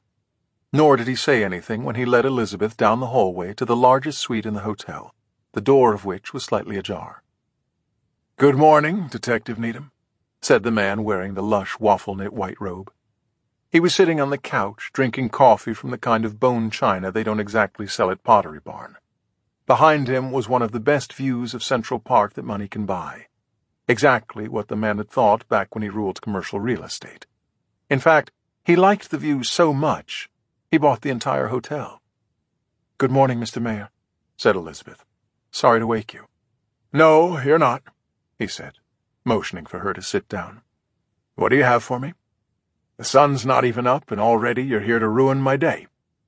It was more like save his ass, and they both knew it. The mayor simply liked to razz her a bit. It was how he flirted at arm's length. Elizabeth waited until he set down his coffee before she launched right into it. A recap of the evening in bullet-point fashion. The murder of a club kid, most likely disguised as an overdose. Bryce Von Miller as the king of clubs. And proof that the killer, who had now killed twice, intended to kill again. "The Two of Hearts, huh?" asked the mayor. "Who else saw it?" "I think the important question, sir, is who else knows what it means," said Elizabeth. "Besides the people in this room, that's Reinhardt and Grimes." "Grimes?" said Harvard. "You freaking told Grimes?" "Of course she did," said the mayor. "Feed the lion and he forgets he's in the cage." He turned back to Elizabeth. "Isn't that right, Detective?" She loved it when the mayor put Harvard in his place. His Honor didn't do it very often, but when he did, it was a thing of beauty. Not that she ever let on. "Still, if you're going to wear that crimson sweatshirt in public, you pretentious prick, you gotta know you're asking for it." "Nothing's going in his column for now," said Elizabeth, assuring the mayor. "But Grimes is definitely rattling that cage." "What about the professor?" he asked. "What about him?" she asked back. The mayor shrugged slightly under his white robe. "Has he been helpful?" "Sure," she said. "Right now, though, we're all just trying to figure out the rules of the game." "In other words, it's too early to tell," said the mayor. "Is that what you're saying?" Whatever sixth sense Elizabeth possessed kicked in like a mule with that last question. Too early to tell was not what the mayor wanted to hear, for reasons as obvious as the huge stack of polling data on the coffee table in front of him. The first Tuesday in November was less than 2 months away, and his support for re-election was slipping, not gaining traction. For the man wealthy enough to buy almost anything, this was the one thing he couldn't afford. A serial killer terrorizing the city. Not now. "What I'm saying is that the original plan is still the best plan," said Elizabeth. "We buy enough time to end this story before it ever becomes a story." For once, the mayor seemed more concerned about someone other than himself. At least it appeared that way. "I'm not complaining," he said. "Not yet. I was only asking about the professor. Tell me more about him." "What would you like to know?" asked Elizabeth. "His private life," said the mayor.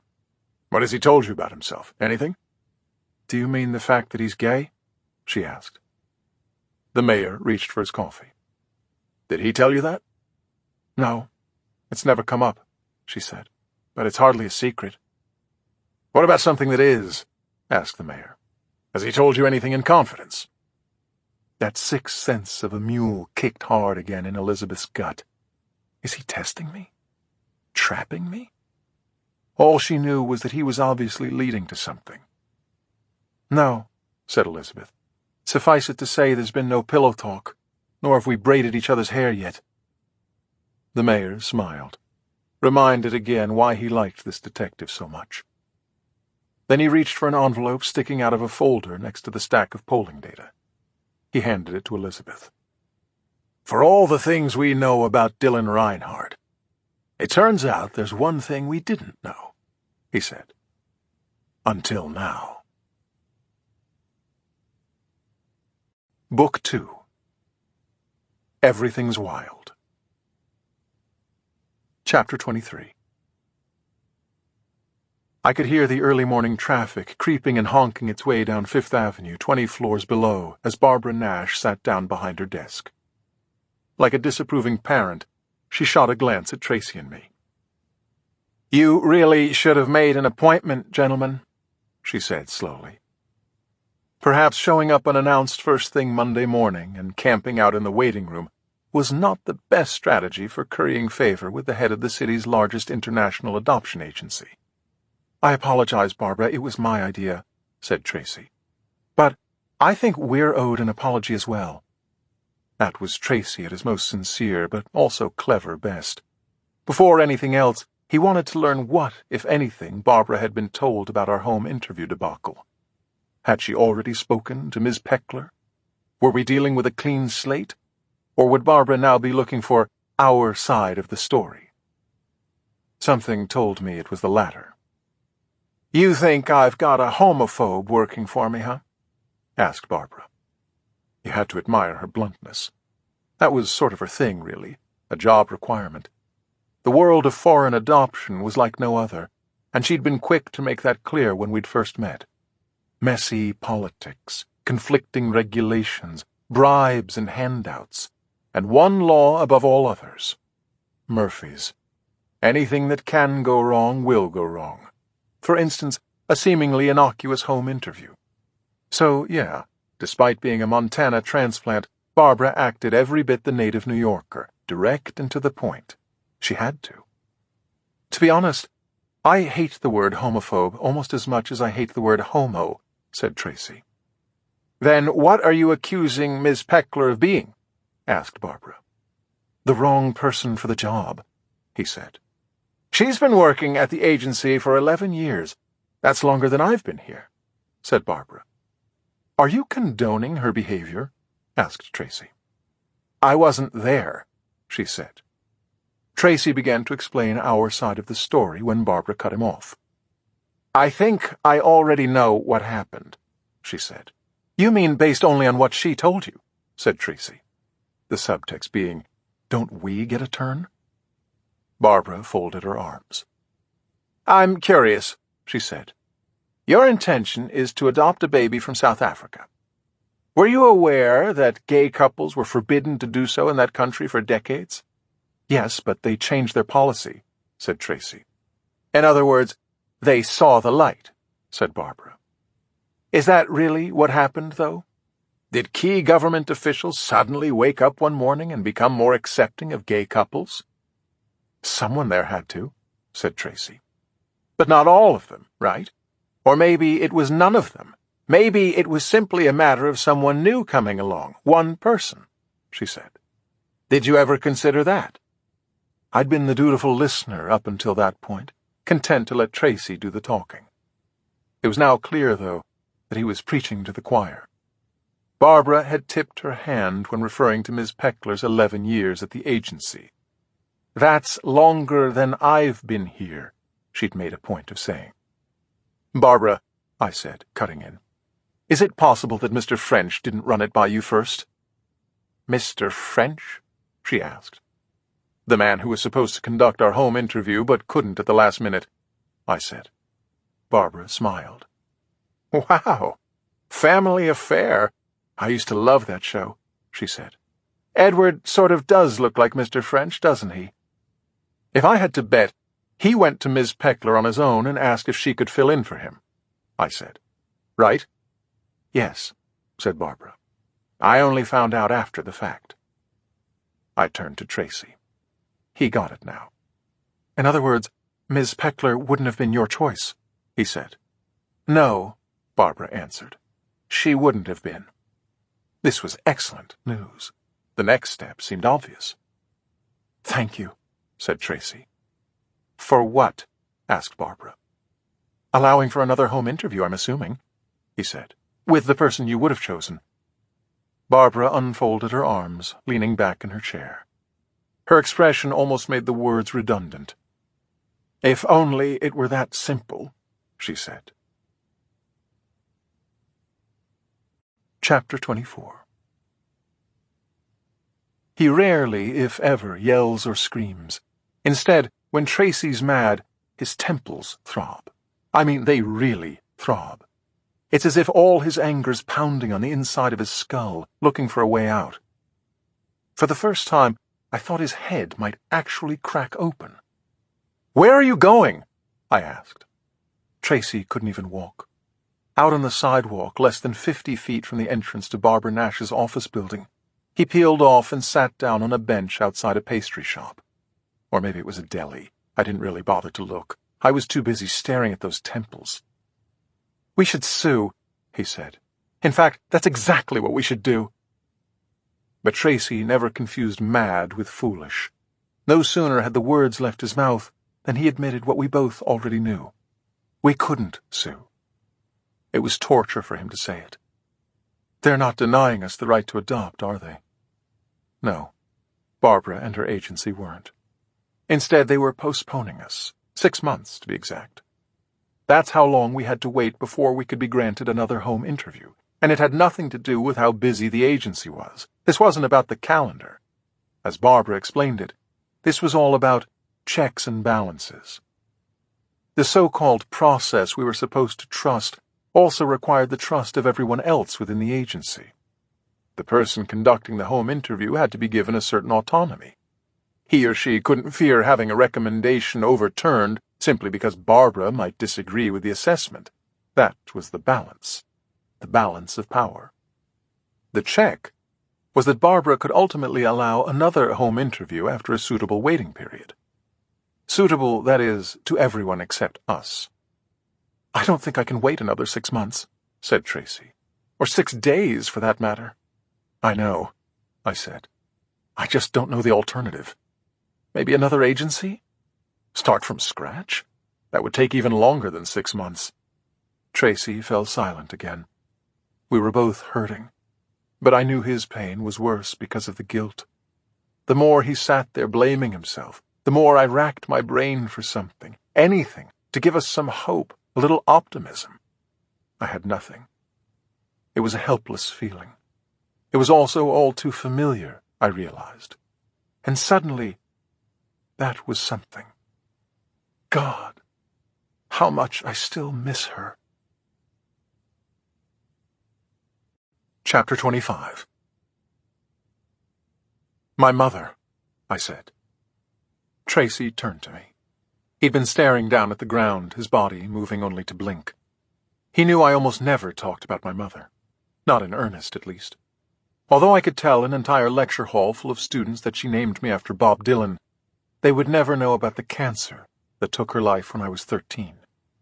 When she went back into the hospital for the second time, when everyone except me knew that she'd never be coming home again, she asked my father and brother to leave the room one day when we were visiting, I said. She wanted to talk, just the two of us. She told me how much she missed cooking my favorite meal, this elaborate noodle casserole that had chicken and sausage and something like 5 different cheeses. It truly was my favorite. Anyway, she handed me a list she'd written. Tracy smiled. A grocery list.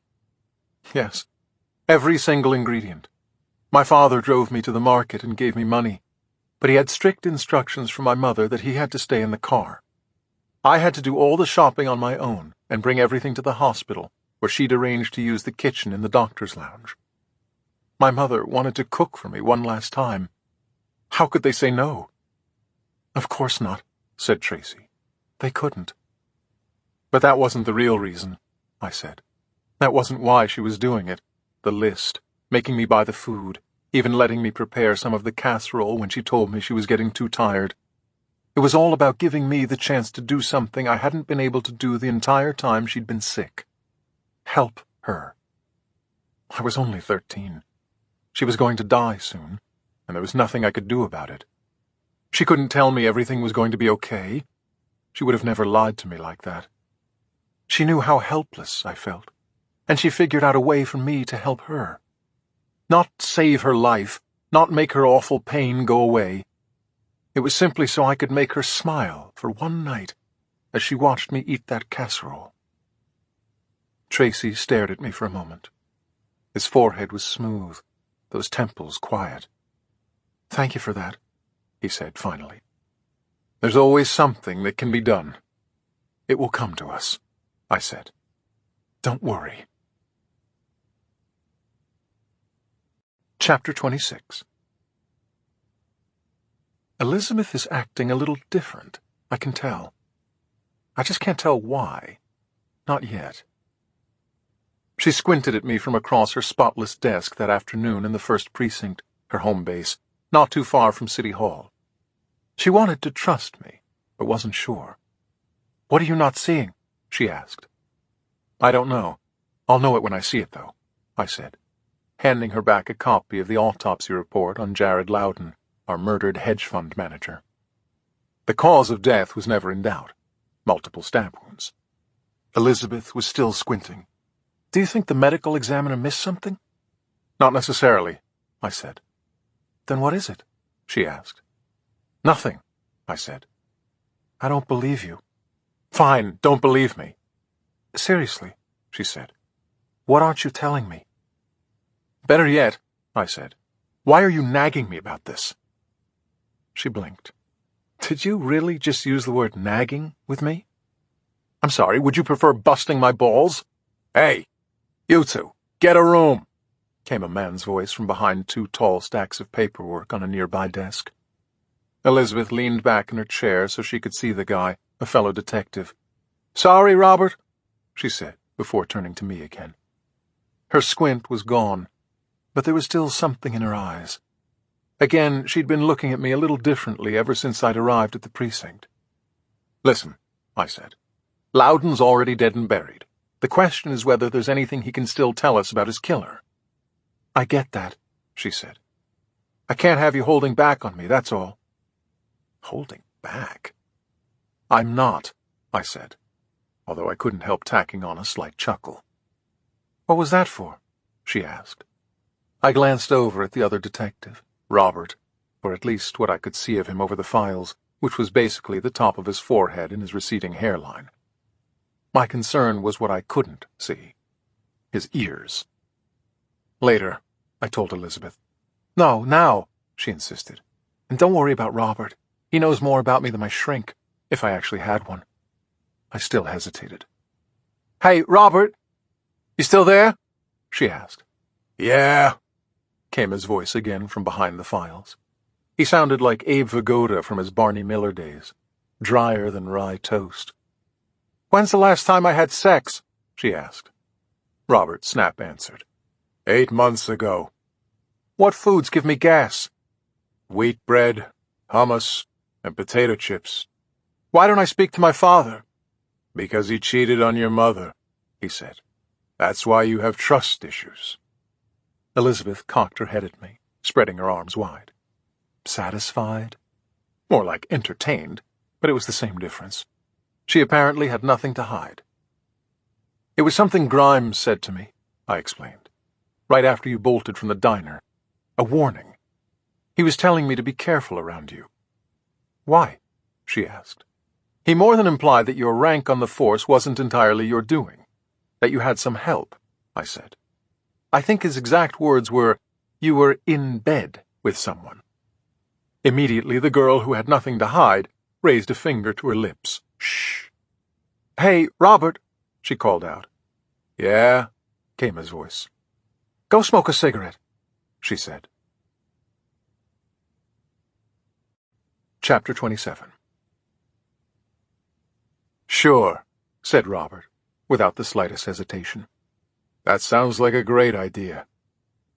I watched as he promptly rose up from behind the file stacks, not once making eye contact with me before turning and walking away. "Does Robert sit and roll over, too?" I asked, once he was out of earshot. "Yes, and he's fiercely loyal to boot," she said. While I was joking, she was making a point. "For a guy who knows so much about me, including intimate details about my personal life, he sure seemed fine with my telling him to get lost for a few minutes. Do you know why that is?" As a matter of fact, I did. Because there are some things a person doesn't want to know, and he trusts you to know the difference on his behalf, I said. I believe the term is plausible deniability. Elizabeth rolled her eyes. I should have known better than to ask a psych professor, she said. What exactly did Grimes say to you? I told you, I said. You're in bed with someone. He didn't name names? No, and I didn't ask him to. He wouldn't have told you anyway, she said. He's enjoying the thought of you and me having this conversation way too much. He probably fed you lines, too, like why he came to me instead of any other detective. As a matter of fact, Elizabeth glanced around, making sure no one else could hear her. Plenty of other places we could go, I offered. We're fine, she said. Still, she leaned in a little closer. I could smell her perfume, a hint of jasmine. 3 years ago, I was put on the mayor's security detail. It had been only guys up until that point, an all-boys club, and it was determined that the optics of that weren't good. That was the pretense, at least. Pretense? I asked. It was true that the detail had only been men prior to me, but let's just say fixing a gender imbalance wasn't the primary concern, she said. What was? That's the part you shouldn't know. Then why even mention it? Because you asked. Only because of what Grimes told me, I said. So it's the mayor? Grimes thinks I need to be careful because of your connection to him? Actually, Grimes doesn't really think that. He just wanted to see how much you know. About what? Exactly, she said. Plausible deniability. You didn't know. Only now you're going to tell me, right? Chapter 28. If I'd leaned in any closer, Elizabeth and I would have been bumping foreheads. I was the first detective Grimes called, she said. But I wasn't his first call. Who was? I asked. Bo Livingston, she said. The mayor's chief of staff. Why? Crime reporters, by definition, are a pain in the ass for a mayor, especially one who advocated making the city safer. Advocated? That word didn't begin to describe it. During his initial run for City Hall, Mayor Edward Edso Deacon made Rudy Giuliani look like Neville Chamberlain in his effort to combat crime. Deacon's re-election campaign, backed by his own immense fortune from commercial real estate, had been no less relentless. The only problem was that the statistics weren't exactly in Deacon's favor. Far from it. Crime hadn't dropped at all since he took office. Yeah, said Elizabeth, bobbing her head. Advocated isn't really the right word, is it? His ad blitz was more like an all-out assault. More to my point, she said. The mayor didn't want a guy like Grimes running wild in his column with every crime story he could get his hands on. Politically, it was too risky. Suddenly, the idea of plausible deniability was looking good to me. Was Grimes right? Do I truly want to know all this? If you're about to tell me that the mayor bought off Grimes, don't tell me, I said. No, it's not like that, she assured me. Besides, you could never silence a guy like Grimes, not for money. What you can do, though, is call on him first at press conferences. Let him be photographed with you on the golf course, and make sure that when unnamed sources from the mayor's office are giving quotes, it's his number they're dialing. And in return? I asked.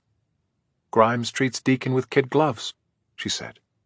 That, and when a strange package shows up on his desk in the middle of a re-election campaign with your book and a bloody playing card in it, he calls the mayor's chief of staff, who in turn gets you assigned to the case without its actually being a case yet, I said. It's not public. Not yet, at least, she said. As you saw firsthand, though, even Grimes has his limits when it comes to this arrangement. Which leaves you stuck in the middle. Stuck I'm okay with. Compromised is something else, she said. She didn't need to elaborate.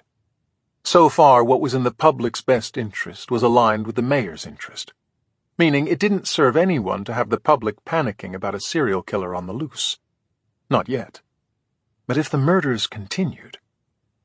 You're getting a lot of pressure from the mayor to catch this guy, I said, before it gets out of hand. More than you could possibly imagine. Then we've got a medical examiner to go see, I said. So you do think he missed something? It's a hunch, I said. She reached for her blazer on the back of her chair. She was up and ready to go. Meanwhile, I hadn't moved. What are you waiting for? She asked. Who else knows? She flinched. It was all I needed. That's why she was acting different around me. Excuse me? Never mind, I said. Let's get going. Chapter 29. The Forensic Biology Laboratory on East 26th Street, part of New York City's Office of Chief Medical Examiner, reeked of antiseptic, and that was outside the building. Inside, there was even more of a reason to hold my nose. Does he have a badge? Asked Dr. Ian Wexler. That was his welcome to me when Elizabeth introduced us, straight past a hello and a handshake, and directly into a massive attitude. It was classic Freudian displacement. He didn't like a detective questioning his work, but couldn't kick Elizabeth out. I was the next best thing. No, Ian, he doesn't have a badge, Elizabeth said calmly. I told you, he's a professor assisting the investigation. If he doesn't have a badge, he can't be in here, he insisted. The here was the autopsy suite, where Wexler was setting up a full-body X-ray on a cadaver. It was the second dead body I'd seen in as many days, and there was no shaking the horrible feeling that there were more to come. For sure, this room could accommodate them. There were at least a half-dozen other examination tables, slabs, along with a series of deep basin sinks and hanging scales that could have easily been mistaken for the kind you see in the produce section of your local supermarket. Although these particular scales were never going to be used for weighing bananas. Come on, Ian, play nice, said Elizabeth. He doesn't need a badge. Wexler stared at her. Then he stared at me. Up and down. A real good once-over. I figured maybe I could break the ice. Badges? We ain't got no badges. I don't have to show you any stinking badges, I said. Yeah, ha-ha, said Wexler, stone-faced. Not even a hint of a smile. The Treasure of the Sierra Madre. Overrated movie, if you ask me. But it was enough for him to drop it. What did you want to talk about?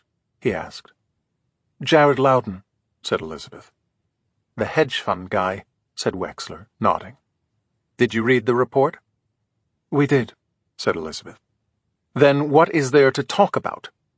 In other words, my shit don't stink, and neither do my autopsy reports.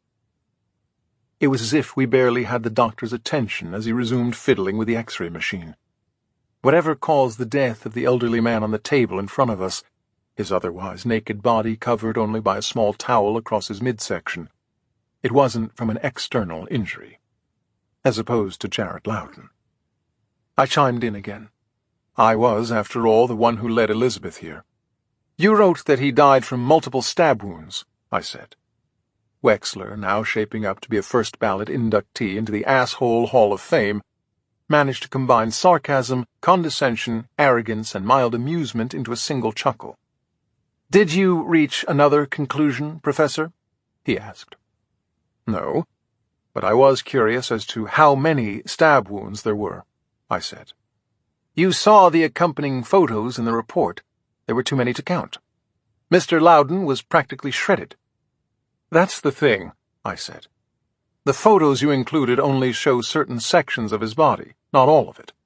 You photographed all of him, though, correct?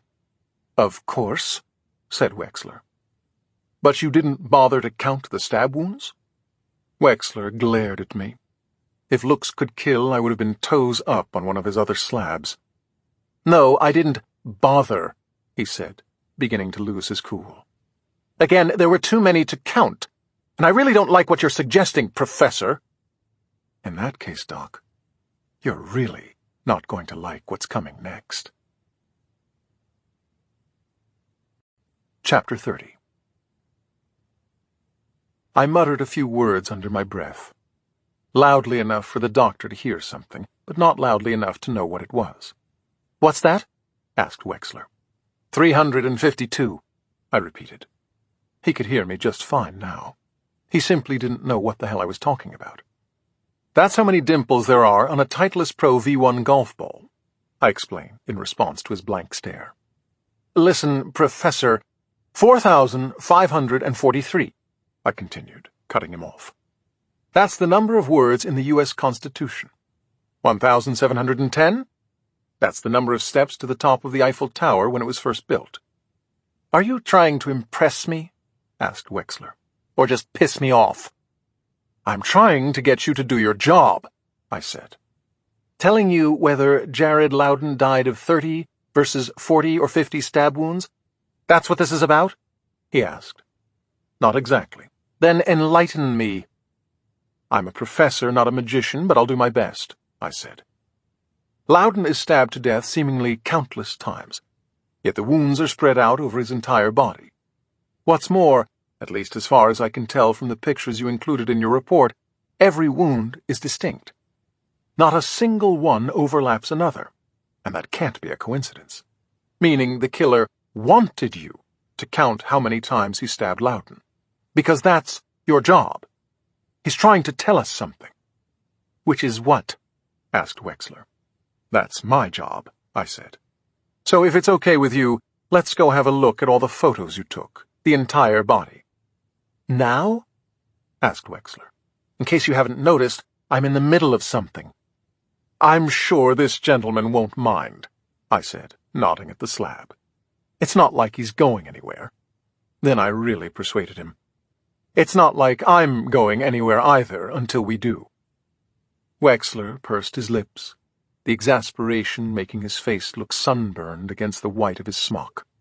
I'll be right back, he said. He left the room, heading for an adjacent office. Elizabeth waited until he was gone. You should apologize, she said. To Wexler? No, to the poor soul lying on the table here, she said. You pretty much used a dead guy as your straight man. Comedy is not pretty, I said. Steve Martin. Christ, is there anyone you don't quote? Yeah, Hitler and Weathermen, I said. So I wasn't too hard on Wexler? No, you were definitely brutal, she said. For some reason, I don't mind your arrogance as much as his. That should be a Hallmark card. Her laugh was cut short by the ring of her cell. Her eyes narrowed as she saw who was calling. Not good, I could tell. Hello? She answered. I heard the sound of a man's voice on the other end, but could understand nothing of what he was saying. As for Elizabeth, she wasn't saying anything, just listening. Meanwhile, Wexler returned with a file in hand. No sooner did he open it than Elizabeth ended her call. We've got to go, she announced. What about the photos? Asked Wexler. Don't you want the count? 52, I said. Excuse me? That's the number of wounds, if I had to guess, I said. In fact, I'm almost sure of it. Chapter 31. I'd heard about Tribeca 212. It was the current IT hotel in Lower Manhattan, complete with a ridiculously over-the-top lobby that looked like a cross between a Salvador Dali painting and the Korova milk bar from A Clockwork Orange.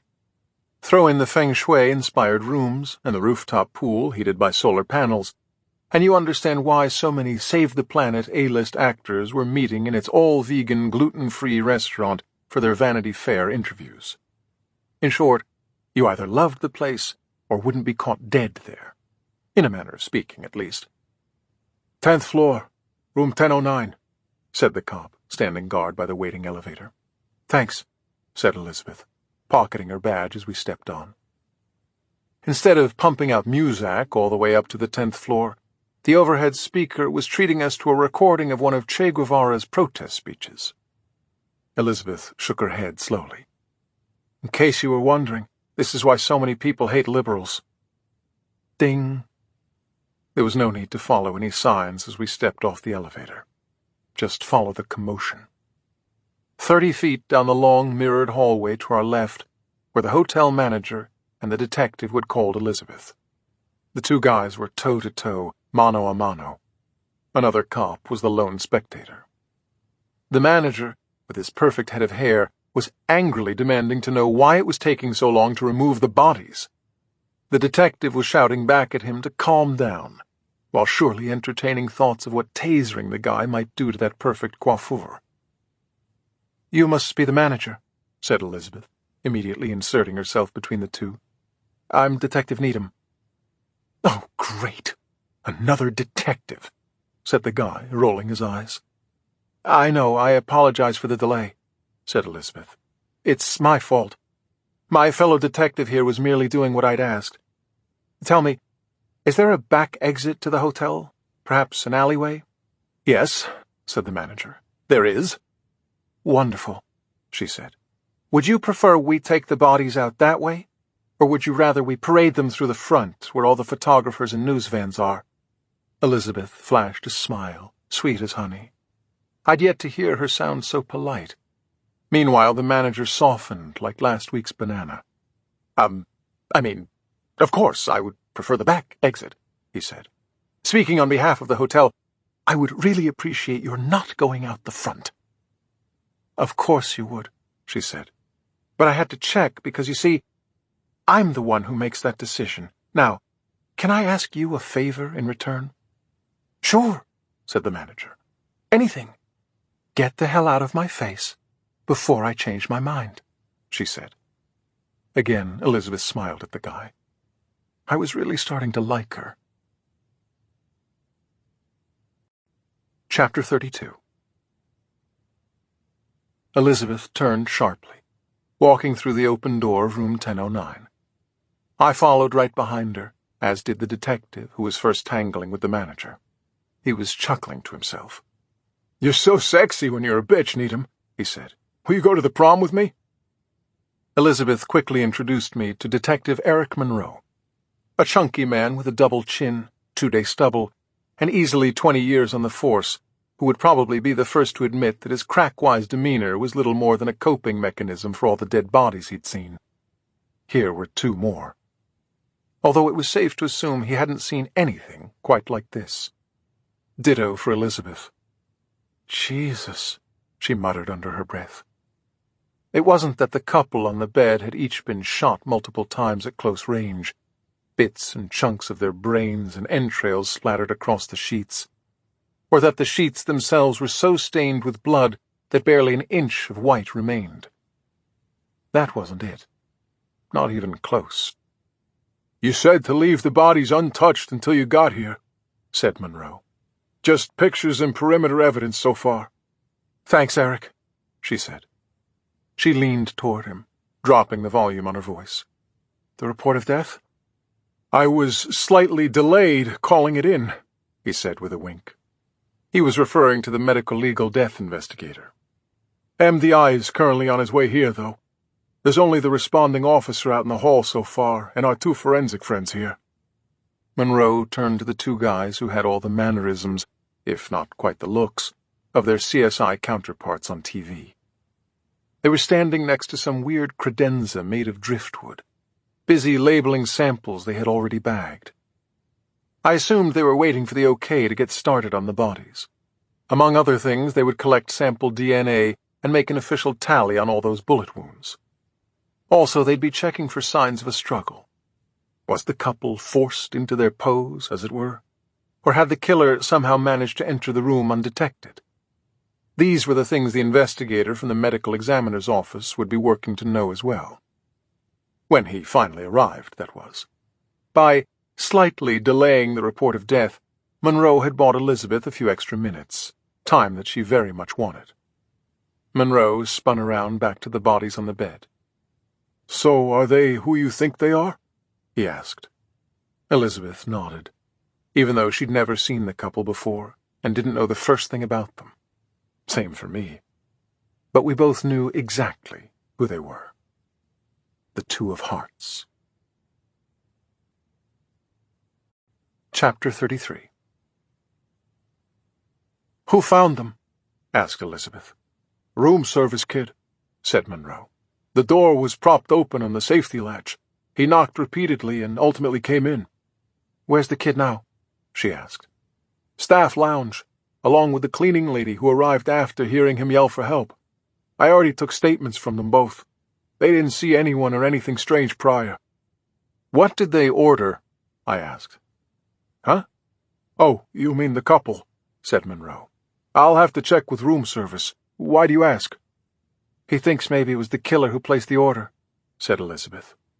She turned to me. "Right?" "It's a possibility," I said. "The killer left the door open, didn't he? He wanted the bodies discovered sooner rather than later." Elizabeth stepped closer to the bed, her eyes taking everything in. The couple, completely naked. The man propped up against the headboard, legs spread. The woman lying on her stomach, her head between his legs. And lastly, the only reason Elizabeth and I were there in the first place. "Whoever pulled the trigger," said Monroe. "He sure as hell has a sick sense of humor." "Are you referring to the position they're in, or the position of that playing card?" asked Elizabeth. "Both," said Monroe. "Although, who's to say he actually choreographed them? It's possible they somehow didn't hear him come in." "Caught in the act, as it were," said Elizabeth. "Even more caught than that," said Monroe. "What do you mean?" Elizabeth pointed at the wedding rings, a huge diamond on the woman's hand and a titanium band on the man's. "They're married, aren't they?" "Yeah," said Monroe. "Just not to each other." He glanced at the small pad in his hand, reading off the names he'd written down, courtesy of their driver's licenses. Rick Thorson and Cynthia Chad. 2 different last names with different addresses and pictures of different kids in their wallets. This definitely wasn't a married couple. "That explains the blowjob," I said. Monroe laughed. I clearly was beginning to develop a coping mechanism, too. "That reminds me," he said. "Our first officer on the scene wants to know how much detail he should put in the report." Elizabeth folded her arms. "You mean he wants to know if he should really write that the female victim was found with the penis of the male victim still in her mouth?" "Well," said Monroe, "when you put it like that—" "Tell him he can limit the details," she said. Monroe nodded. "That's what I thought. Besides, a picture's worth 1,000 words, right?" "Yeah. About those pictures," said Elizabeth, turning to the CSI duo by the credenza. "Can I see them?" "Sure," said the younger of the two. Much younger. The older one, though, traded glances with Monroe. They both had been around the block pretty much the same number of times. The exchange happened quickly, but I caught it. So did Elizabeth. "Sorry, Needham. I can't do it," said Monroe. Can't do what? Chapter 34. Elizabeth tilted her head in disbelief. I couldn't help thinking there was a little play-acting involved. "Are you serious?" she asked. "You can't show me the photos?" "You know what I mean," said Monroe. "I can't do what it is you want me to do." "Which is what, precisely?" she asked. Monroe took a step toward her, his easy laugh suddenly a distant memory. "I didn't ask you the question. I didn't make you lie to me," he said. "The only reason you're here is because of that 9 of diamonds wedged between that dead woman's ass cheeks. We all know it, but I didn't ask you to explain what it means, so don't ask me to make that card disappear like some magic trick." "I would never do that," said Elizabeth. Except her heart wasn't in it. Monroe had called her on the carpet, and instead of a full-throated defense of her integrity, the best she could offer up was some pallid denial. In that moment, it was as if I were inside her head, hearing her say the very words to herself that she'd said to me earlier. Stuck, I'm okay with. Compromised is something else. Monroe, satisfied, rested his hands across his protruding gut, but not before throwing her a lifeline. "You're right. My apologies, Needham. Of course, you would never do that," he said. I'm not sure how long the room would have remained silent after that, but the sound of Monroe getting a text made sure none of us would ever know. He glanced at his cell. "MDI just arrived," he said. Elizabeth nodded. In a minute or two, the investigator from the medical examiner's office would be walking into the room. She didn't want to be there when he did. After a few steps toward the door, though, she stopped and returned to the side of the bed for one last look. She then took a picture, a close-up of the 9 of diamonds. Watching her, I could only think of the nickname Grimes had come up with at the diner. The dealer. This is all a game to you, isn't it? A sick, perverted, and twisted game that's only getting started. Are you really going to play every card in the deck? It's what you want us to think, right? I wasn't sure. I wasn't sure of anything, not yet. Except for one thing. The dealer officially had the upper hand. Chapter 35. "Okay, I've got some bad news and some bad news," said Elizabeth, 20 minutes later down in the lobby. "Which one do you want first?" "Definitely the bad news," I said. She'd been off grilling the hotel manager and his perfectly coiffed hair about their security cameras, while I questioned the member of the kitchen staff who took the room service order. Our rendezvous point was the lobby, which had been kept clear by the police, save for the few guests actually there in the afternoon who had come down from their rooms looking for answers. Why are there so many cop cars and news vans parked in front of the hotel? Elizabeth let out a sigh. The security cameras are non-operational. That was bad news, all right. "How is that possible?" I asked. "Long story," she said. "Apparently it involves a certain movie star who was here with a woman who wasn't his wife. This place is just hookup central, isn't it?" "More than we know," she said. "Turns out someone on the security staff tried to sell footage of them in the elevator to TMZ, and the movie star got wind of it. TMZ couldn't buy the footage because it was stolen property, but the star threatened to sue the hotel anyway. Next thing you know, the owners had the cameras in all the public areas disconnected. That's a bit of an overreaction, no? Or a stroke of marketing genius," she said. "It seems word got around to some of the hotel's high-end clientele, presumably the horniest ones. Do you think that our killer knew he wouldn't be recorded?" "It's possible." "I'm afraid to ask," I said. "What's the other bad news?" "The room service guy," she said. "Right after he yelled for help, he somehow decided to snap a picture and post it on Instagram." "Christ, please tell me it wasn't a selfie," I said. "No, but the damage is done." I knew exactly what she meant. As soon as that picture went viral, and there was no doubt it would, all bets were off. So, too, was any agreement with Grimes. I could see his headline now. "City in panic. Who will be the 9 of diamonds?" The mayor was really going to love that. "What about the room service order?" asked Elizabeth. "Anything?" "At first, nothing," I said. "The order was champagne and strawberries, and it was definitely a man who ordered it." "That doesn't mean it's our guy, though. We don't even know for sure that he's a he." "We do now," I said. "The woman who took the order remembered that the guy first asked for steak and eggs. But it's a vegan restaurant, so no steak and no eggs. Still, why order that in the first place?" "Because he simply forgot," said Elizabeth. I thought the same thing, and then it dawned on me. "What?" "Me," I said. "From the start, this guy's wanted me involved in the investigation. He knows my background studying serial killers, and wants to show me that he knows. So he tries to order steak and eggs. In fact, I bet he knew all along that it was a vegan restaurant." Elizabeth shot me a blank stare. "Steak and eggs," I repeated. "That was Ted Bundy's last meal." "Okay, let's put aside how weird it is that you know that," she said. "What does it mean? Is he actually telling us anything?" "I'm not sure, but at least it's not bad news," I said. "He's talking to me, and as long as he does, there's no telling what else he might— Wait, what are you looking at?" She was squinting up at the mezzanine balcony, which hung over the lobby like one of Salvador Dali's clocks.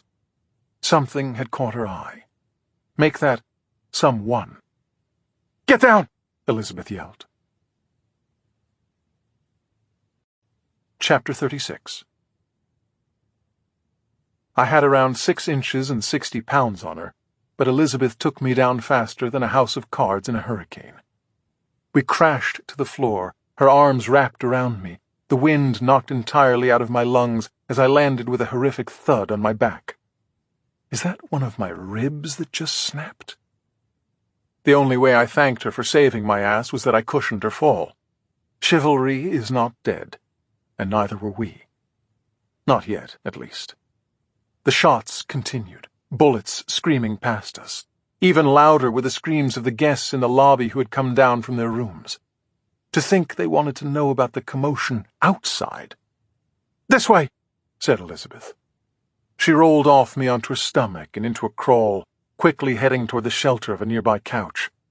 I fell in line behind her on my hands and knees, trying my best to keep up and keep low. Never had 10 feet looked so far away. More shots. They were relentless, one after another, each getting closer, too close. Right before my eyes, a glass coffee table exploded, the shards raining down on top of us. He had us lined up now. Crawling wasn't going to cut it. Change of plans. "Run!" shouted Elizabeth. We both pushed off the floor, sprinting the rest of the way. Screw going around the couch, we hurled ourselves over it. No points for style, but we were still breathing. More like gasping. The adrenaline felt like a clamp on my throat as we plastered ourselves against the back of the couch. "You all right?" asked Elizabeth, reaching for a semi-automatic. It was a Glock 19, one of the first guns my father taught me how to shoot. "Yeah," I said. "You?" "Just peachy." "Did you see him?" I asked. "I saw his hand, and the gun," she said. "That's it." That was enough for me. "Thanks," I said. She checked her clip. "Yeah, well, you're no good to me dead, Reinhardt." A simple "you're welcome" would have sufficed. The shooting had stopped, but that didn't mean it was over. "Give me your shoe," she said. I hesitated. "My shoe?" "Hurry!" she said. "Shoe first, ask questions later." I pulled off one of my loafers, handing it to her. "Ferragamo," she said, glancing at the label on the insole. "Nice." She promptly tossed it high over her shoulder as though it were a piece of trash. No, check that. As though it were a clay pigeon. Faster than you can say Pavlov's dog, the shot rang out. First movement and an itchy trigger finger will do it every time. He missed, though. The only sound after the shot was my shoe hitting the ground on the front side of the couch. "Quick, give me your other shoe," said Elizabeth, sticking out her hand. "Seriously? Are you trying to let him hit it? Why does he get a do-over?" But I knew what she was doing. Better my shoe than her head. "Here," I said, giving it to her. She launched it even higher this time, quickly turning to take a peek over the back lip of the couch. The only sound, though, was my second shoe hitting the ground unscathed. "Shit," said Elizabeth. Translation: he was gone. The next second, she was too. Chapter 37. Elizabeth peeled around the couch, running toward the stairs leading up to the mezzanine. There was no stopping her, or what followed. Irony was the only word for it. The sudden silence in the lobby had acted like the mother of all starter pistols.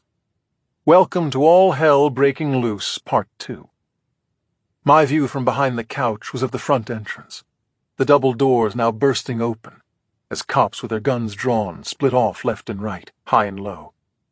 Most of the hotel guests remained hiding behind whatever cover they'd found, and those few who ventured out into the open were quickly barked at to take cover again, lest the shooter have thoughts of opening fire for a second time.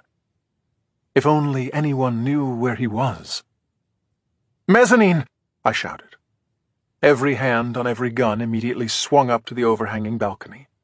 I stood and turned, thinking I'd see Elizabeth still heading up the stairs, but she'd already disappeared. So had the shooter. It has to be the dealer, right? "Clear!"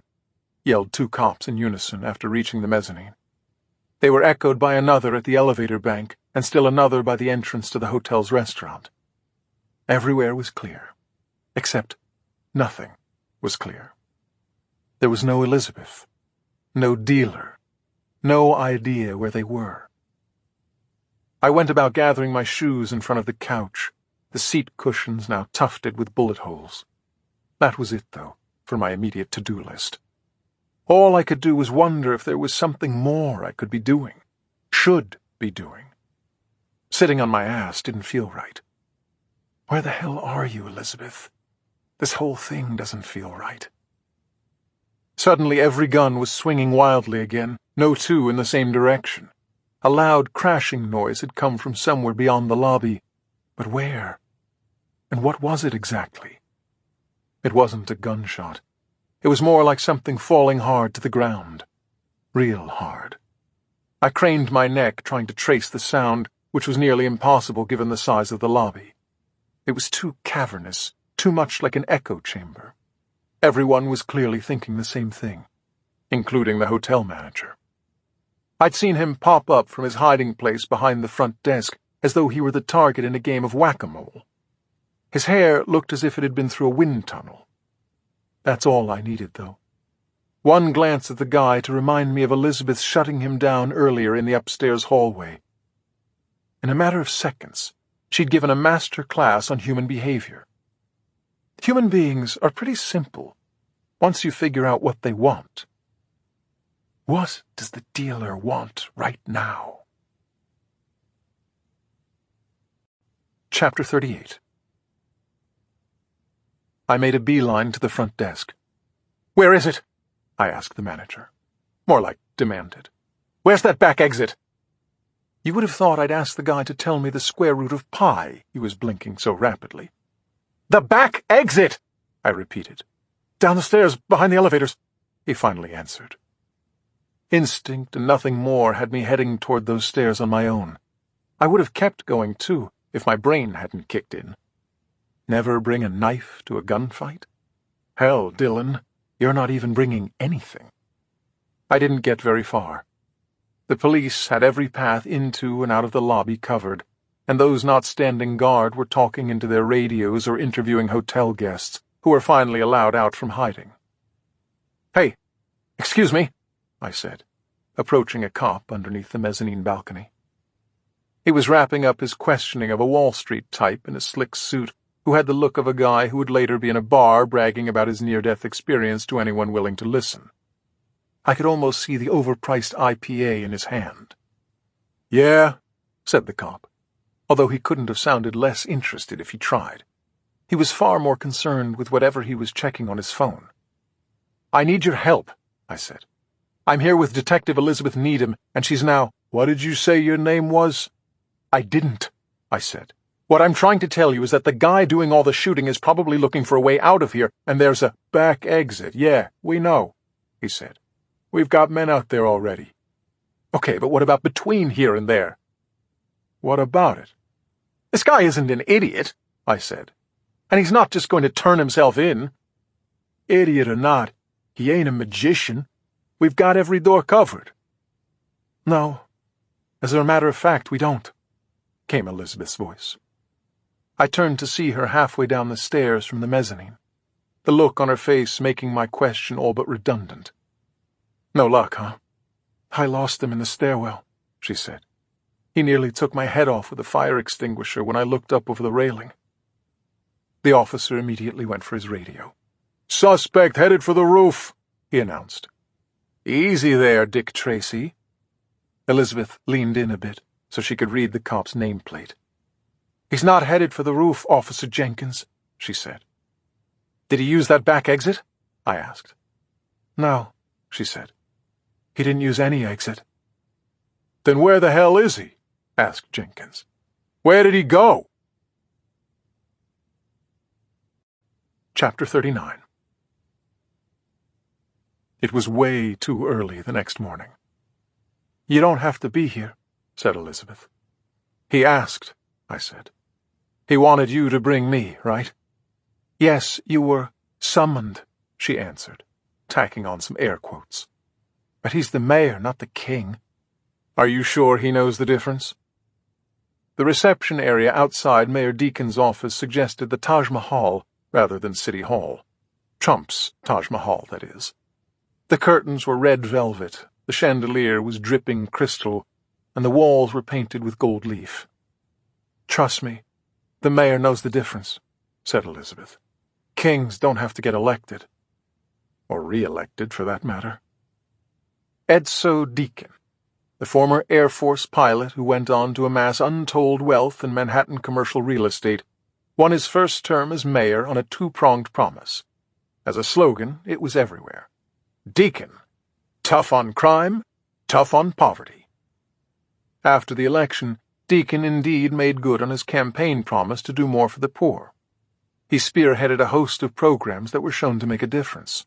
Crime, though, was another story, as in the cautionary tale about all political honeymoons. They always end. Deacon's programs to fight crime were eventually seen as ineffective. There were no results to tout, no statistics to point to. In fact, murders and violent crime were actually up since he had been elected. The press had taken notice, a lot of notice. One story after another centered on Deacon's being the mayor of a dangerous city, although not for much longer if things didn't change. While Deacon's approval ratings dipped, a former district attorney with a winning smile started shaking hands at a lot of subway stops. Tim Stoddart's formal announcement that he was running came at the very site where two cops had been gunned down while on a stakeout. The triggerman was a prisoner who had been furloughed. To hear the former DA's stump speeches, you would have thought Deacon was Willie Horton himself. So Deacon would be damned if some serial killer was going to be the death of him come November. He wanted a second term at all costs, according to Elizabeth, and until he got it, he was hell on wheels. Now I was about to witness his wrath firsthand. A minute later, Deacon's secretary stepped out of his office.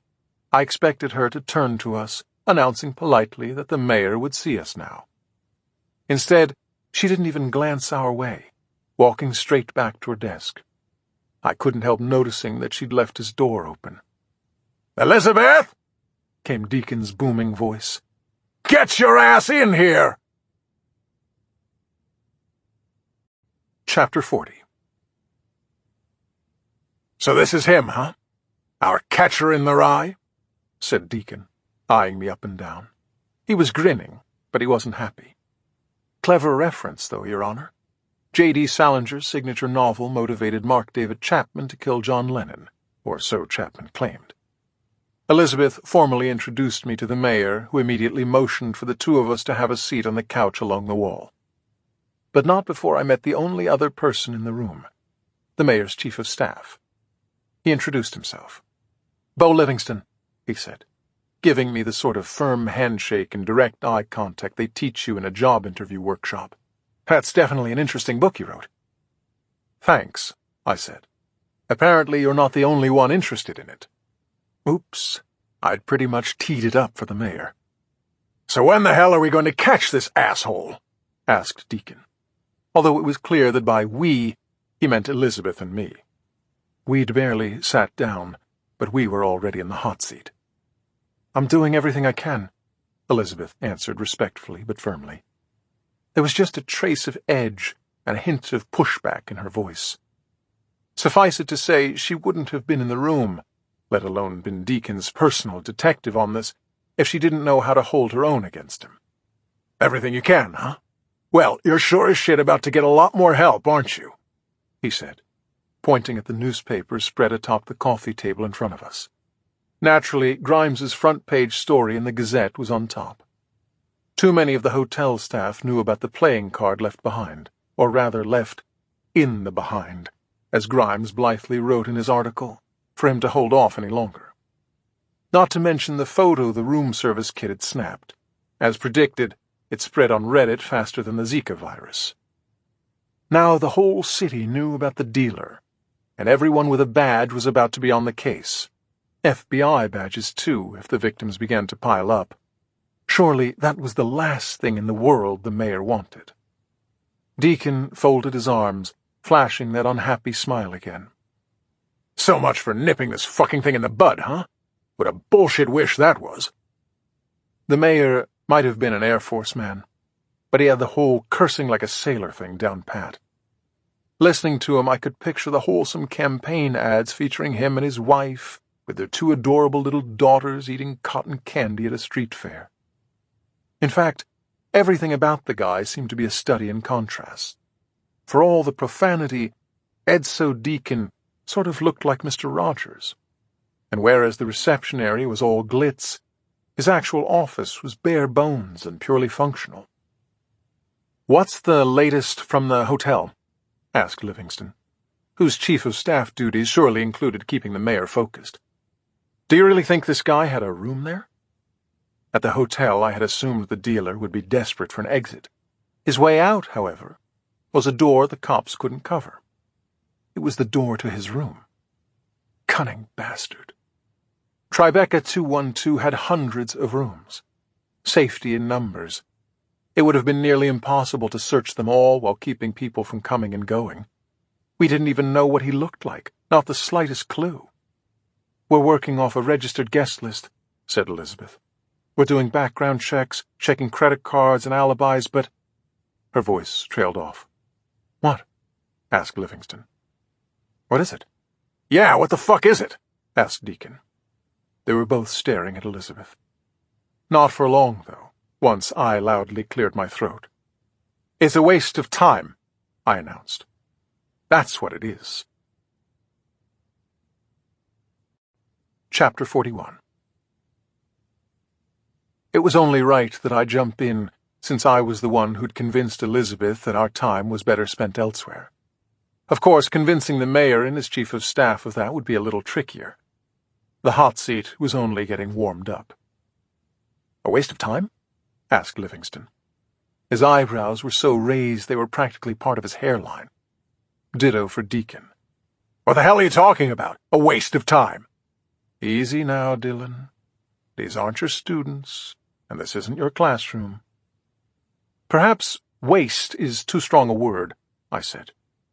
"But if we're going to catch this guy, it won't be by doing what he expects us to do. His escape plan from that hotel was to stay put. He most likely went back to his room, remained there a bit, and then re-emerged with other guests. Just another face in the crowd."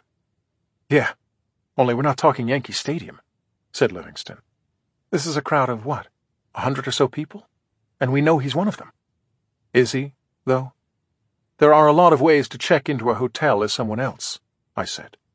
"Maybe he paid cash and used a fake ID. Maybe he used a stolen credit card. Or maybe it's something we haven't thought of yet. The point is, he already has thought of it." Livingston wasn't sold.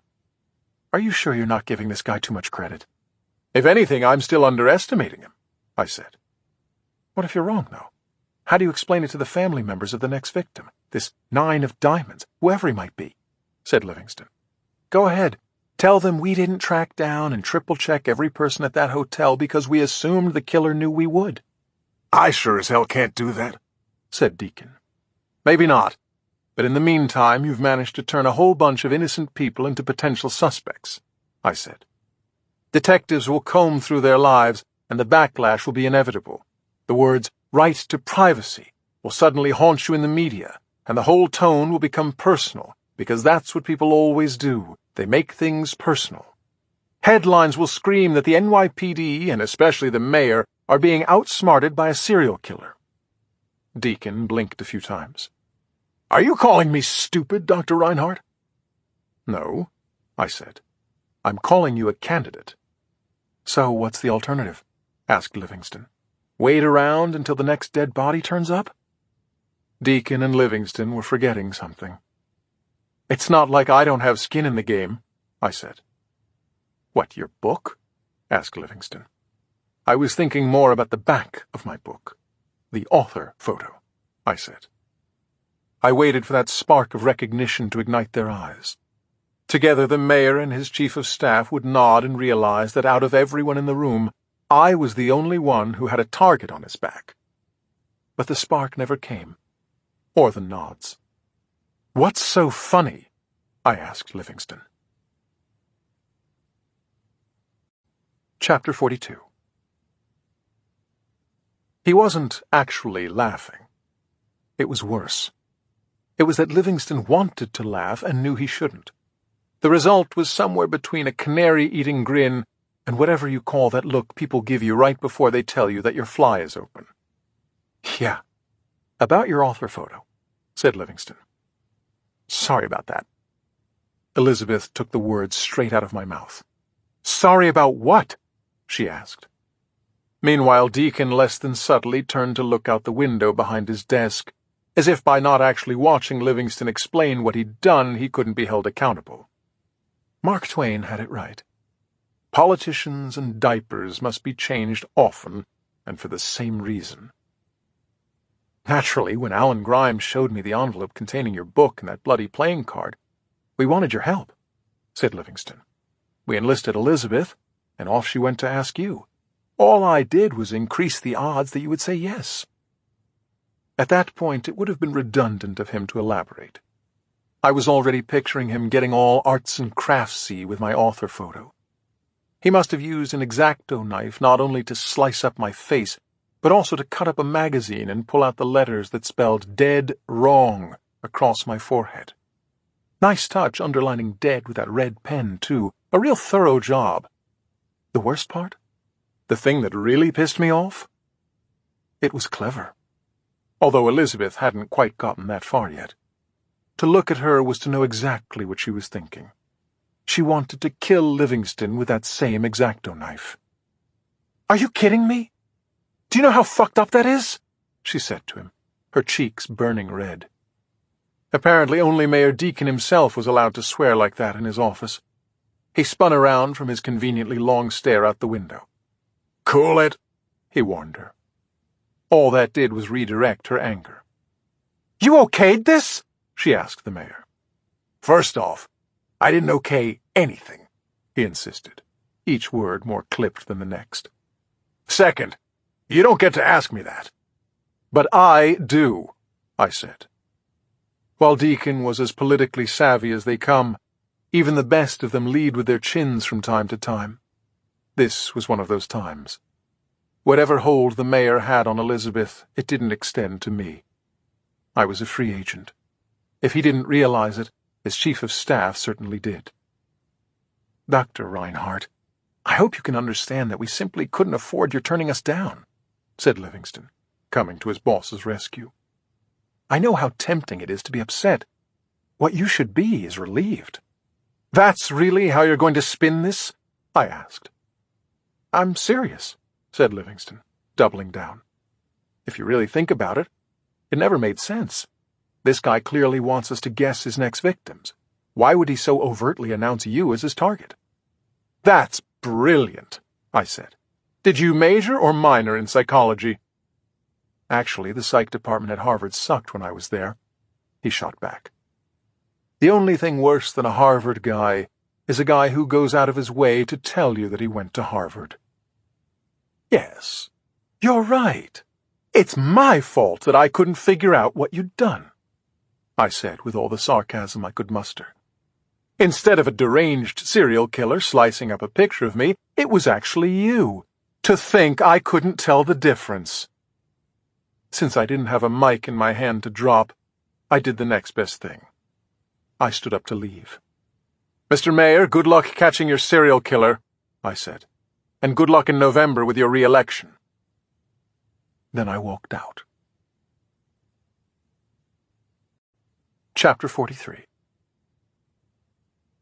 Elizabeth ran after me, the pounding of her heels echoing up and down the hallway outside Deacon's office as I headed for the stairs. I could almost picture her timing the sprint, staying behind a few extra angry seconds to give the mayor and Livingston a little more grief, while still leaving herself enough time to catch up to me. Advanced multitasking. "Dylan, wait!" she called out. "Wait!" I didn't wait, but only because I wanted to get the hell out of the building. When I'd first walked in, it was City Hall. The City Hall. When I walked out, it was just another building in the city. Not even. I stopped on the sidewalk when I got to Park Row. Then I turned around and waited. "I know," I said, the second Elizabeth reached me. "You know what?" she asked, catching her breath. "I know you obviously had no idea what Livingston had done, and I know how sorry you are nonetheless," I said. "I also know what you're going to tell me now, so go ahead."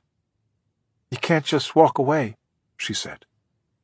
I watched her jaw tightening as she braced for an argument, most likely kicked off by some snappy retort on my part like, "I just did." but I was all out of snappy, at least for the day. Besides, if there's a curse to studying human behavior, it's that you always start with yourself. I knew it wasn't in me to walk away, not a chance. I couldn't abandon Elizabeth.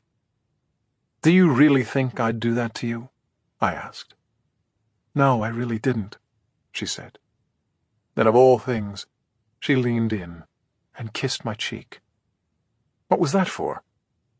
"Proving me right," she said, "and not leaving me hanging." "I am leaving you, though." "Wait, what?" "Only for a couple of days," I said. "I'm back Thursday night. But don't worry. The 9 of Diamonds, whoever he or she is, will still be alive when I return." "How can you be so sure?" she asked. "Because I saw it on the news," I said, "which means the dealer has too. This is everything he wants. Publicity." "No," I said. "Fear.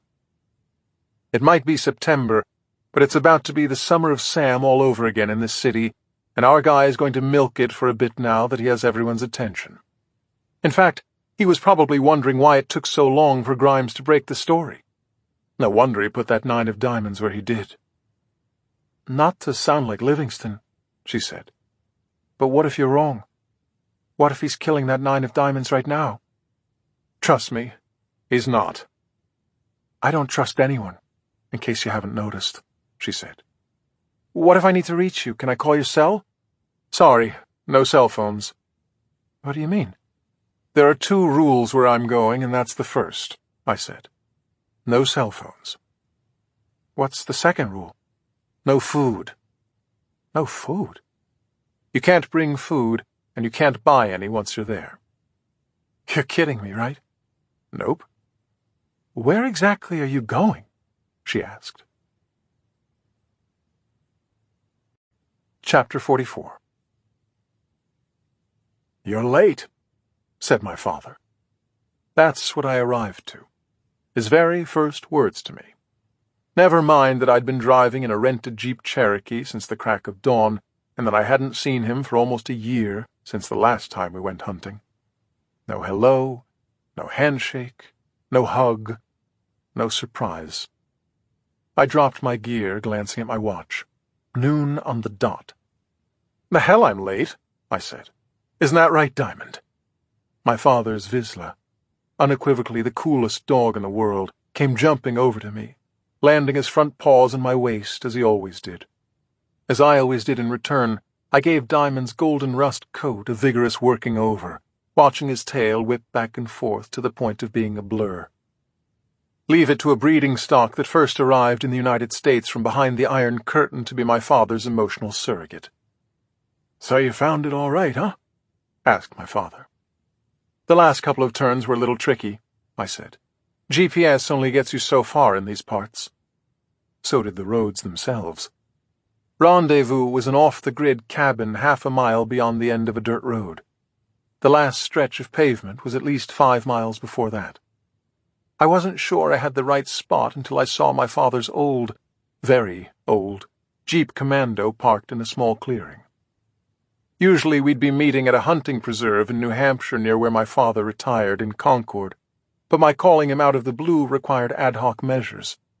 The start of grouse season was still a few weeks away in the Granite State, so my father called in a favor from a friend who owned 400 acres an hour north of Bangor, Maine.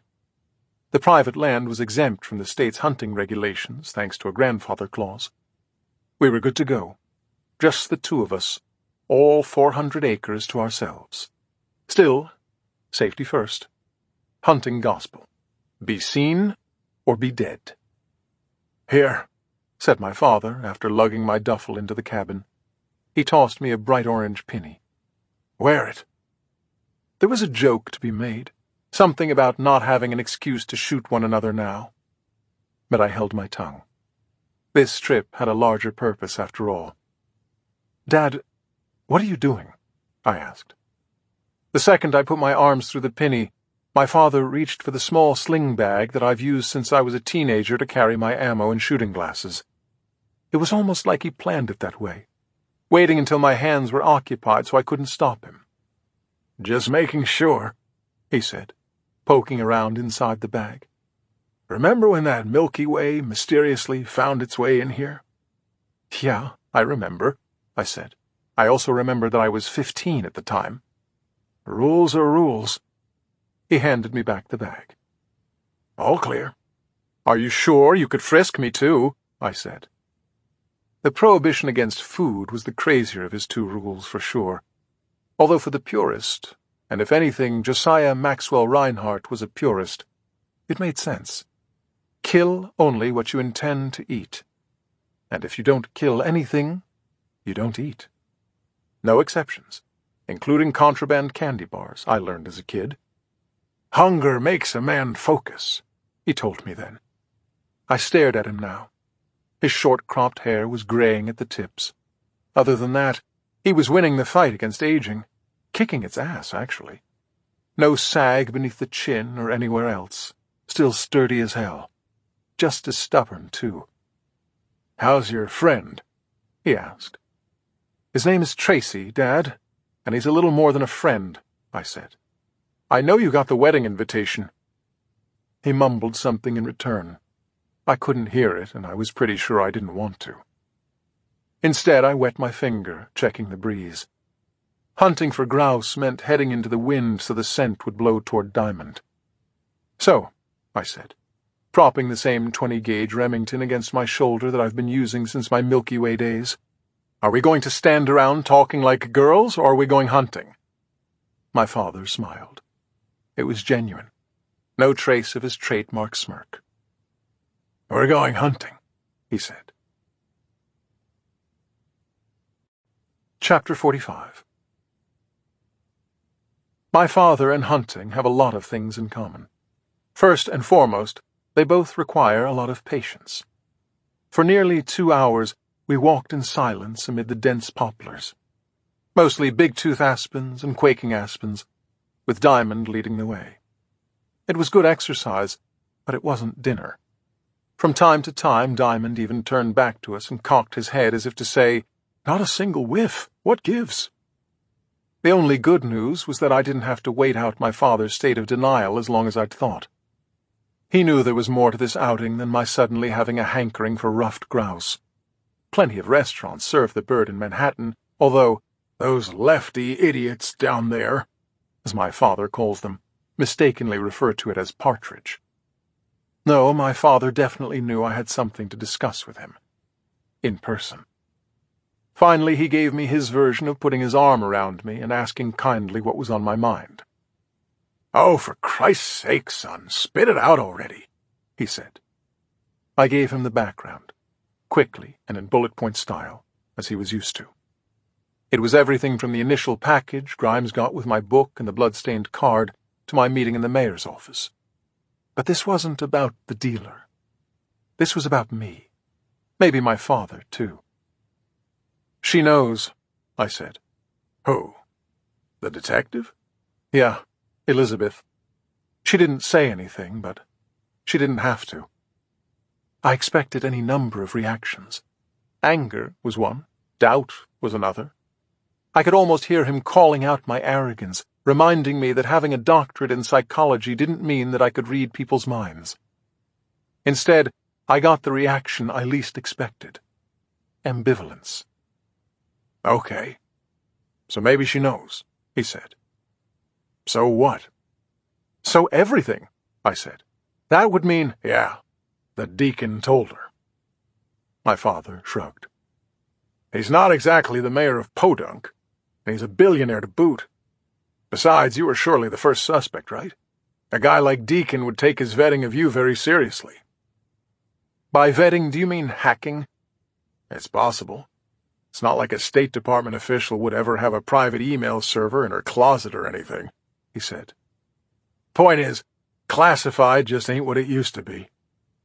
"What do you suggest I do?" "What you do with any leak," he said. "Seal it." My father suddenly stopped, motioning at Diamond, who had gone birdie. The dog was rigid as a rock, having picked up a scent. Sure enough, there it was, 20 yards ahead of us. Bonassa umbellus, the ruffed grouse. A fat one, too. They don't spook as easily, The young lean grouses tend to flush at the sound of a leaf falling, not to mention the snap of a twig. The bird was perched on a low branch of one of the few sugar maples that were mixed in with all the aspens. Dinner, here we come. On my father's nod, I raised my rifle, lining up the shot. It was mostly clean, only the hang of another small branch in the way. Quickly, I looped my index finger around the trigger. When I was a boy, and my father first taught me how to shoot, he repeated the same words over and over. "Ready and steady, son. Ready and steady." I could hear him now in my head. I could see him, too, out of the corner of my eye. Then I watched in horror as he fell to the ground. Chapter 46.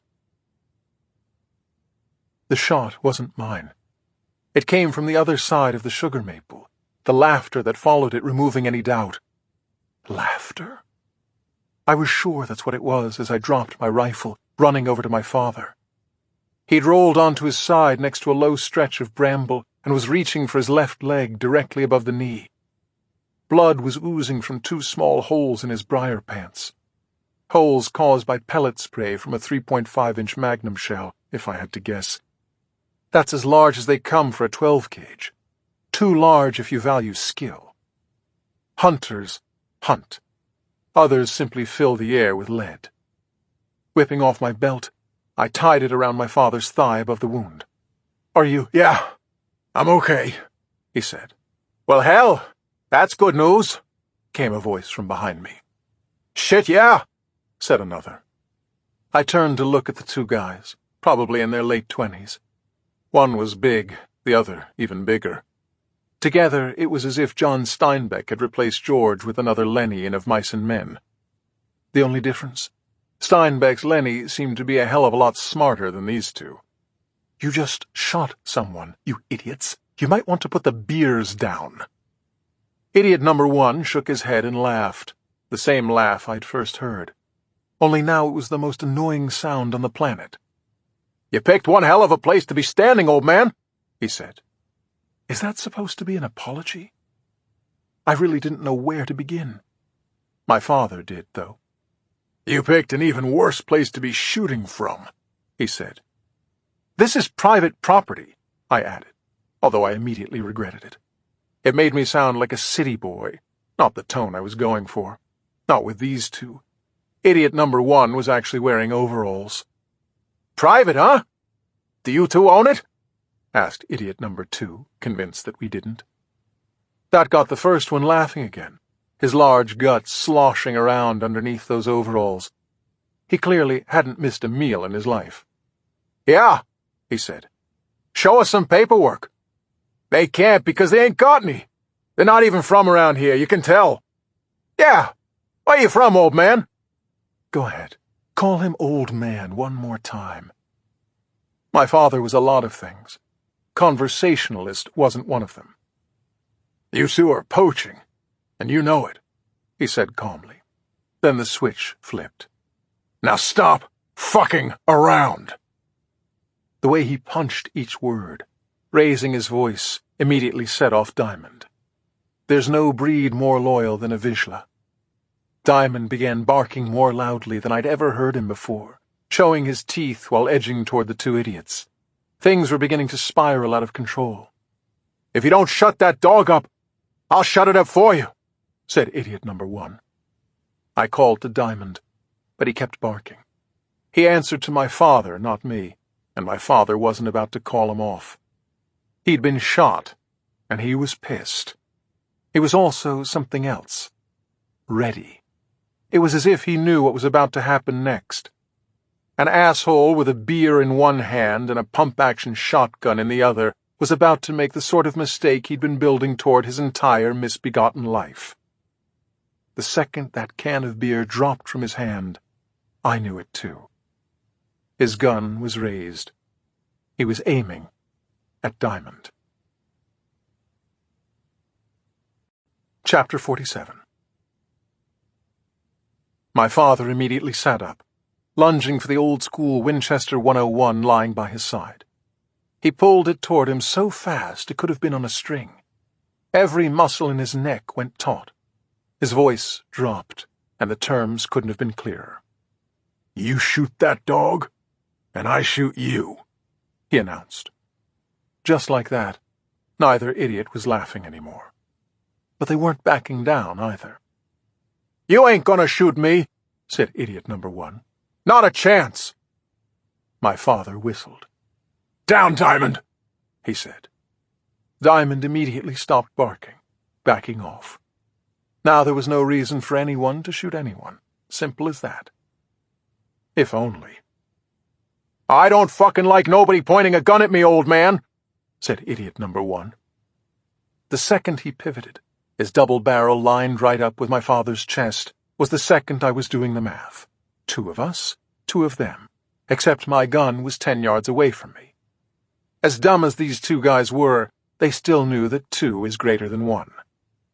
"Easy there," said idiot number 2, raising his gun as I glanced over at mine. Somewhere in between he tossed his beer to free up his trigger finger. All I could do was stare at my father. Now what? In return, all he could do was stare back at me. And laugh? His was louder than that of either of the 2 idiots. Hell, it was louder than the 2 of them put together. A real deep, guttural laugh that echoed throughout the entire woods. Josiah Maxwell Reinhardt had gone batshit crazy. Or so it seemed to the 2 idiots now looking at one another. Make that 3 idiots, because I couldn't figure out what the hell my father was doing, until he finally stopped and asked me a question. "So, you're telling me she knows, huh?" I blinked. "What?" "The detective back in New York," said my father. "Are you sure she knows?" Seriously? You're bringing that up now? Yes, it was exactly what he was doing, as sure as he'd incited Diamond to start barking in the first place. He never intended to defuse the situation. Instead, he was expediting it. "Yes," I said. "I'm sure she knows." "In that case, why don't you let these guys know too?" he said. "For the both of us." Chapter 48.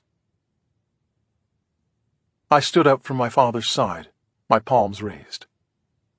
"Guys," I began, "I don't know how this got out of hand so quickly. On behalf of my dad here, I apologize. He's been shot. It was clearly an accident, but you can understand his being a little bent out of shape. There's no need to make a bad situation worse, though." I turned to my father, motioning for him to hand over his gun. "Hell no," he said. "Come on, Dad. Enough is enough. Clean out those barrels and hand me the gun." My father's tortured expression made it clear that surrendering his gun was the very last thing in the world he wanted to do. Finally, though, he nodded and cycled out the rounds, one shell after another. For good measure, he let me know exactly how he felt about having to do it. "You pussy," he said. And just like that, both idiots were laughing again. Perfect. I took my father's Winchester, its walnut stock etched with an American eagle, and held it out in front of me as if it were on a platter. Walking toward the 2, I watched as their arms went slack. They could still do the math, and it was even more in their favor. Instead of 2 against 1, it was 2 against none. My father and I were unarmed. They were standing around 6 feet apart, and the closer I got to them, the bigger they looked. Of course, the bigger they are. "Fallaces sunt rerum species," I said, breaking out the Latin. "The appearances of things are deceptive." "What?" they both asked in unison. They had no idea what I was saying. They had no idea, period. Faster than a New York minute, I closed my fist around both barrels of the Winchester, whipping my hips around with my arms straight and locked for maximum torque. Exactly as I'd been trained. The weight of the stock, solid black walnut, did all the work from there as it traveled head-high toward idiot number 2. Ear-high, to be exact. If you really want to incapacitate a guy, don't hit him in the face. Hit him in the ear, right smack against the auditory meatus, otherwise known as the ear canal. He won't just feel the pain as he crashes to the ground, he'll also hear it for the rest of his life. 1 down, 1 to go. My back was turned to idiot number 1. I could feel the breeze of him coming at me, though.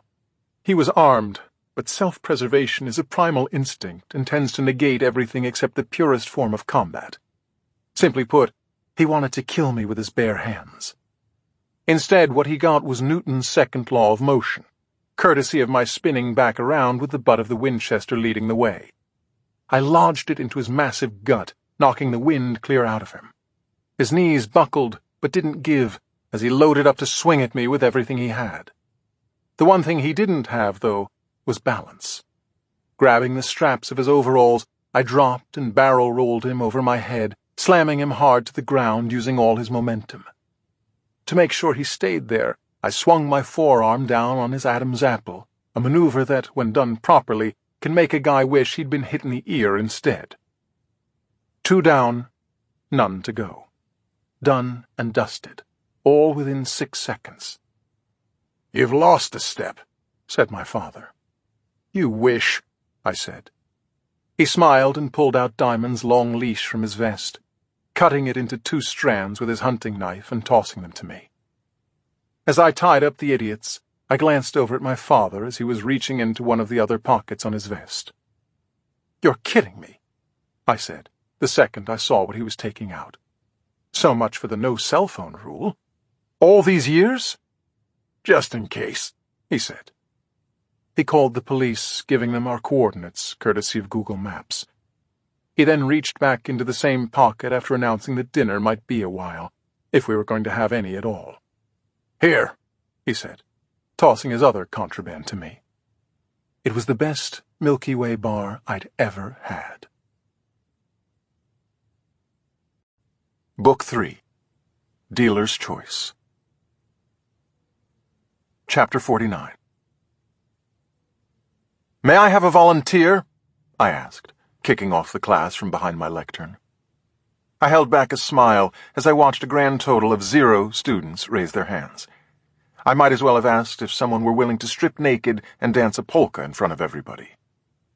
Finally, a hand went up in the last row. "Thank you," I said to the young man wearing a Yale hoodie. "Now, as they say on The Price is Right, come on down." The young man sidestepped out of the row, then made his way down to me. Since it was only the 2nd class of the semester, I explained that I hadn't committed everyone's names and faces to memory yet. "It's Edward," he said.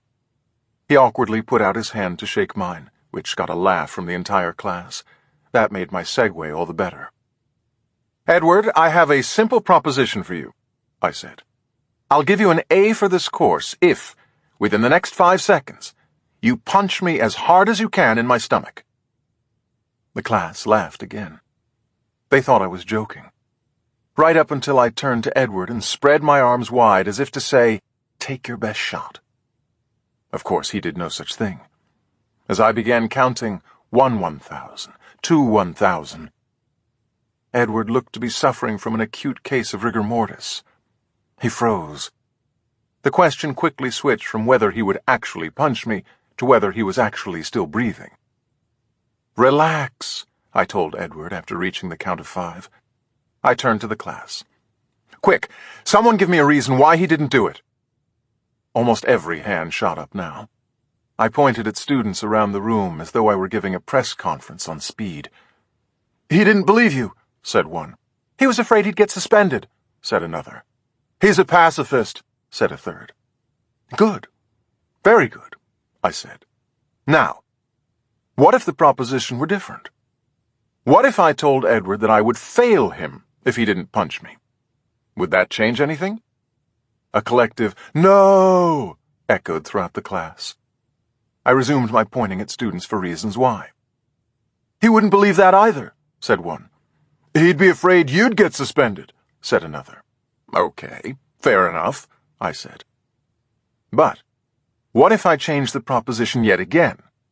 This time, I hand Edward a suitcase filled with $1 million in cash. He gets to keep it if he hits me. What's more, I have the president of the university on hand to tell him that there will be no risk of any disciplinary action from the school. What does Edward do now? "Swing away!" someone yelled. "If he doesn't, I will," joked another. "Exactly," I said. So, what does this tell us about human behavior? It's context-driven, meaning that changing the circumstances will often change the resulting behavior. Thou shalt not kill, right? Unless, of course, it's in self-defense, or during a war, or more controversially, an act of capital punishment. Put another way, we can be motivated to do almost anything depending on the circumstances. Normal behavior, therefore, is when we collectively believe that the circumstances justify the behavior. Likewise, abnormal behavior is when we don't. But how much does behavior actually tell us about the circumstances? Can we ever really judge behavior simply by the behavior itself? With that, I promptly turned to face young Edward again in his Yale hoodie. I then punched him in the stomach as hard as I could. Welcome to Permission Theory, class. Chapter 50. How much did they all freak out? Asked Tracy, pouring 2 glasses of our go-to red, an Artesa Cabernet. Hands down, it was our favorite vineyard during our trip to Napa years ago. We were hanging out in the kitchen after I got back from New Haven. I'd already changed into the home uniform, jeans, bare feet, and my Stones t-shirt. On a scale of 1 to 10, it was a solid 8.5, I said. The collective gasps were louder than last year, although not quite as loud as the year before. That class was like Spinal Tap. It went to 11. What about the kid? Asked Tracy. Was he believable? Best one yet, I said before raising my glass. Cheers once again to the Yale School of Drama. Every year the dean sends over one of his most promising male students, and every year the kid doubles over after I hit him. But he's really just taking a bow. Always smiling, he pops right up and lifts the bottom of his hoodie to reveal a body protector, the kind boxers wear when sparring. Can we ever really judge behavior by the behavior itself? Lesson learned. Most often, we can't. You know what I love the most? Said Tracy.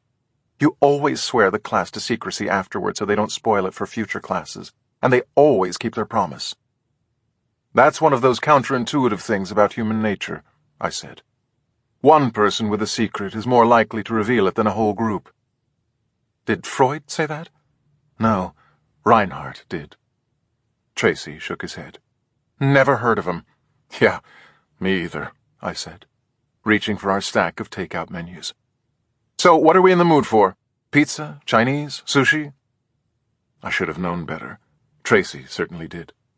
He pulled out the drawer next to the dishwasher, grabbing the birthday gift he gave me after we first moved in together. Dinner a go-go, he called it.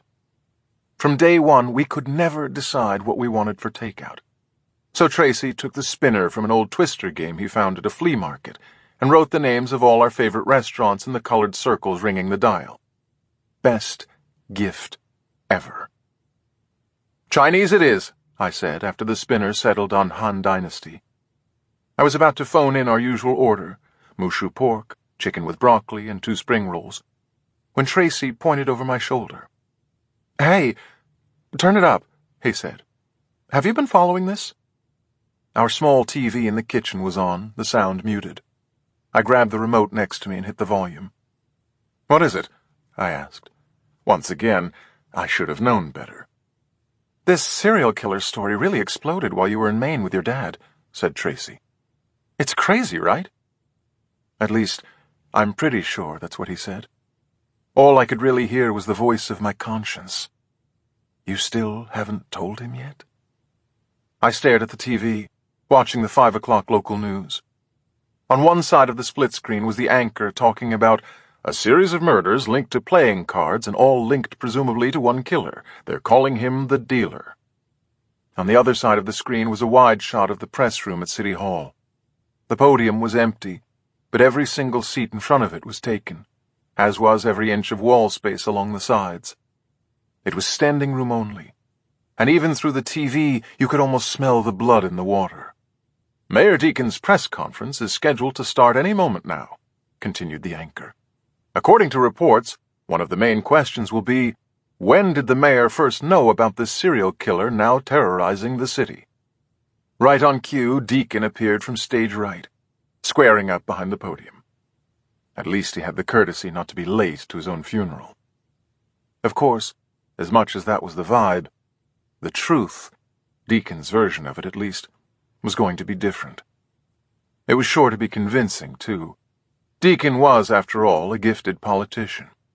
He never went anywhere near a microphone without knowing exactly what he wanted to say. Better yet, without knowing who was going to let him say it. $100 he calls on Alan Grimes for the first question, I said. Before Tracy could even respond, Deacon parted the sea of shouting voices among the press corps, his index finger landing directly on Grimes. Yes, Alan. Go ahead, he said. Tracy turned to me, stunned. How the hell did you know that? Funny you should ask, I said.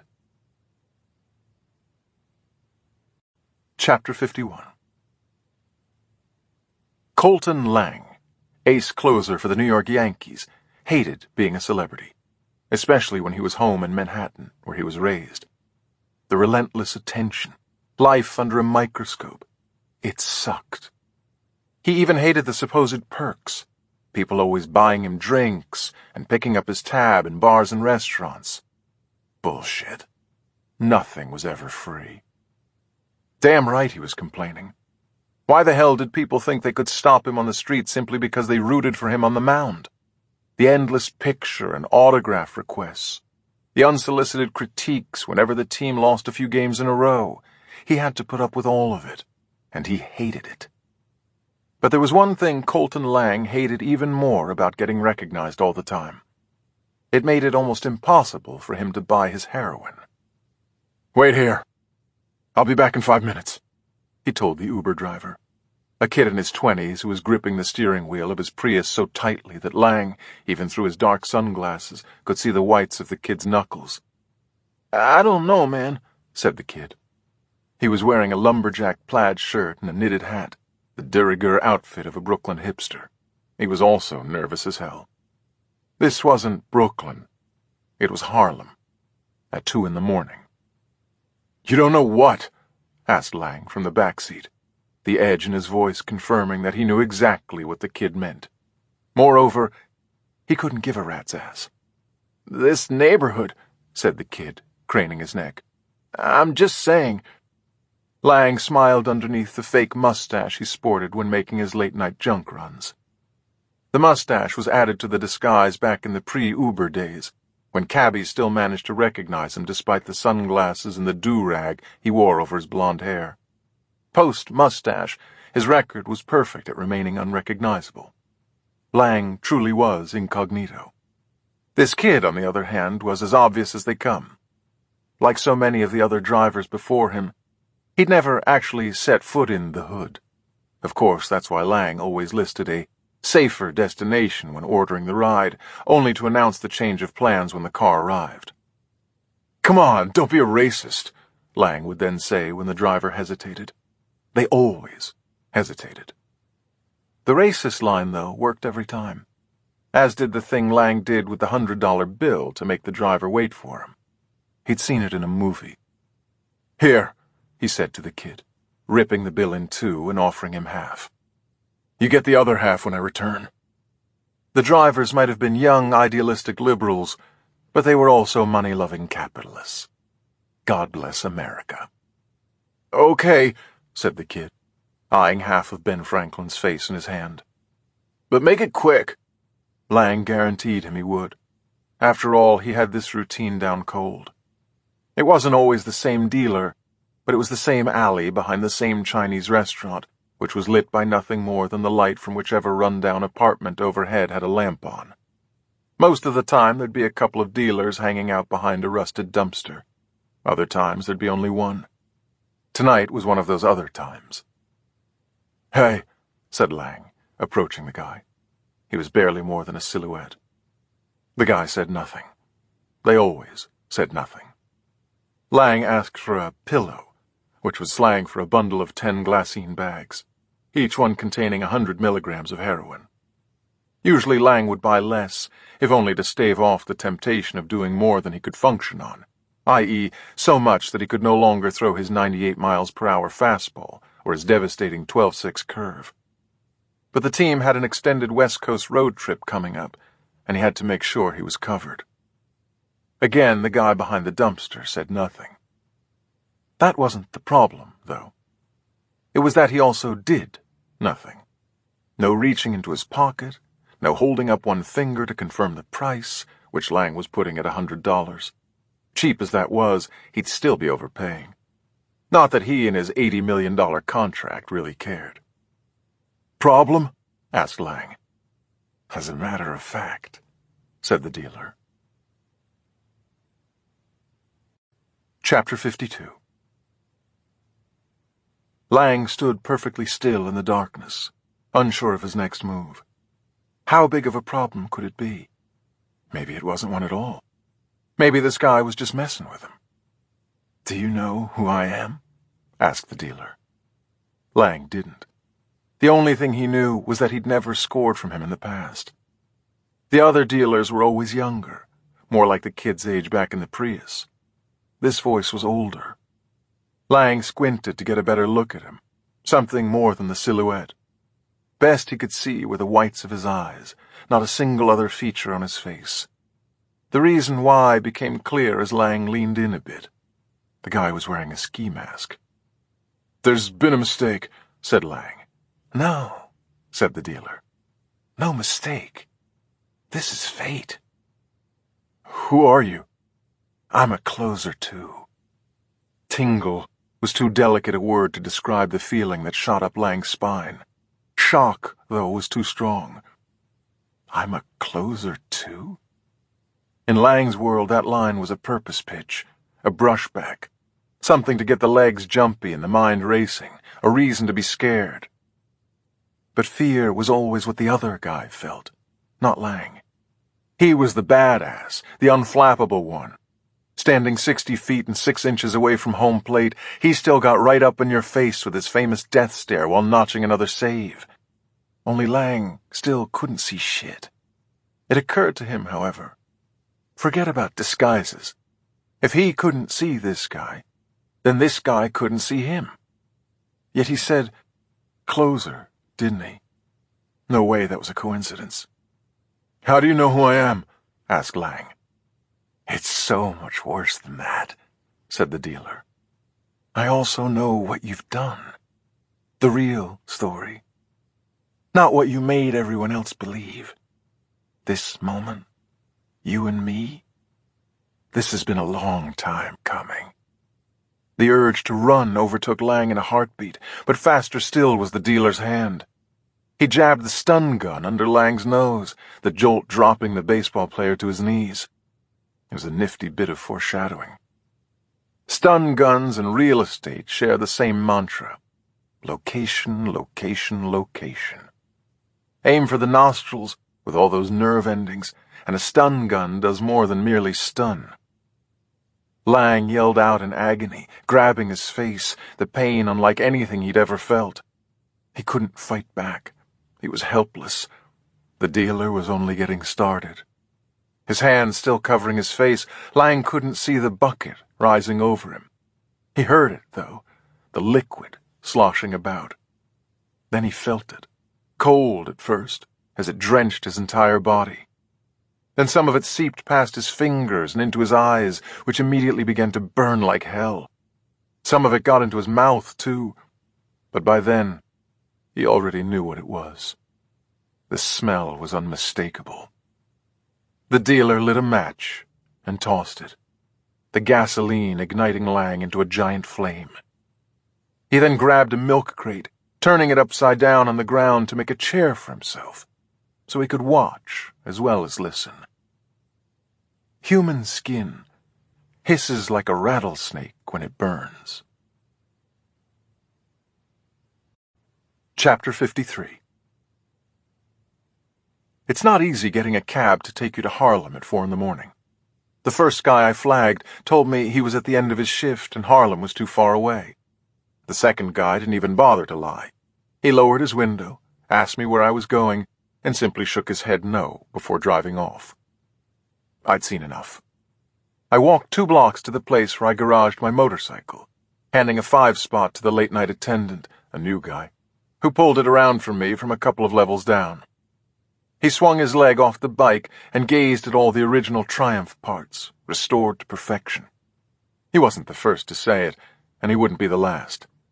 "Man, I should be tipping you," he said. Around 3 blocks away from the address Elizabeth had texted me, there was no longer a need to check the street signs. The slew of cop cars with their cherries flashing was tantamount to a giant neon sign. "Dead guy here." "You a Yankees fan?" asked Elizabeth, breaking away from a fellow detective when she saw me. "Mets, actually," I said. "I don't follow minor league teams." I could tell that joke in my sleep, and practically was. Serial killers are murder on the circadian rhythms. Of course, Elizabeth wasn't making idle ESPN chit-chat. Nor was there going to be anything amusing about what I was about to see. That much I knew, no matter how tired I was. "He had one of those fancy aluminum wallets, like a cigarette case. Otherwise we'd be waiting on dental records," she said, as she led me around a corner, under some police tape, and down an alley that put all other alleys to shame on the fear-for-your-life scale. Were it not for all the cops around, I'd sooner be walking the streets in Kabul. We reached the end of the alley, the portable floodlights creating an almost surreal mix of glare and shadows. I'd taken just enough chemistry back in high school to know that that wasn't smoke still rising off the victim. That was the heat of his charred corpse mixing with the chill of a September night. Good old-fashioned steam. I stared at the remains only because I had to. It was why I was there. "You want me to see them all, don't you? You want me to see what you're capable of, the power you have. You want me to see that, yes, you're holding all the cards." I turned to Elizabeth. "You mentioned the Yankees?" "Driver's license from the aluminum wallet," she said. "It's Colton Lang." Lang was the best Yankees closer since Mariano Rivera. Homegrown, too. Came up through the organization. He had somewhat of a bad boy reputation after a few scrapes with the law, barroom fights and such. As long as the radar gun kept lighting up in the high 90s, though, no one in the city seemed to care. I'm a Mets fan, so it's not like I knew all his stats, or even his jersey number, but I did now. "The 9 of diamonds," I said. Elizabeth nodded. "Nine's the only number he's ever worn." There were a ton of questions that needed answers, not the least of which was what the hell Colton Lang was doing in an alley in Harlem in the middle of the night, although there was some low-hanging fruit in terms of guesses. But my head was elsewhere. It was as if I could feel the suction between my ears, the dealer pulling me deeper into his game. It was like an undertow, a riptide. Who's next? "Do you have it?" I asked. It sure as hell wasn't on Lang, not anymore. Was it ever? Did he actually wait and watch him burn, wait until the flames died out before placing his next card? "He pinned it to Lang's chest with one of those fancy cocktail toothpicks," said Elizabeth. "You know, the kind that look like little swords?" "Yeah, I've seen them," I said. What I didn't know was why I hadn't seen the card yet. "Why aren't you showing it to me?" "This one's a little more problematic," she said. Elizabeth told me which card it was. I immediately knew what she meant. Chapter 54. Lingering near a dead body was one thing. Loitering was another. After eyeballing the area around Lang's body to make sure the dealer hadn't left anything else besides his calling card, I told Elizabeth I'd meet her back out on the street. "Good idea," she said. It was a simple reply, but the subtext spoke volumes. She still had some work to do, only it wasn't anything that would be showing up in the police report. In fact, that was the point. The good idea was that I not be a part of it. Instead, I had my own job to do. One thing. Think. Almost all serial killers choose their victims in one of 2 ways: randomly or very, very carefully. The reason boils down to a single word: motive. When the victims are unrelated, when there's no real link between them beyond, say, physical characteristics such as sex and age, the motive tends to be about the act itself: killing. But when there's a link, something seated deeper among the victims, the motive goes beyond the act of killing and becomes about the result: death. In some way, shape, or form, the victims are being judged. Or so I wrote in my book. The same book the dealer surely read before mailing it off to— "Well, if it isn't Dr. Death," came a voice over my shoulder. I'd been leaning against my bike, as good a place as any to block out the world and get lost in my thoughts. But there was no mistaking Alan Grimes. His voice matched his persona, loud and obtrusive. "Dr. Death? How much do I have to pay to make sure that nickname doesn't show up in one of your columns?" I said.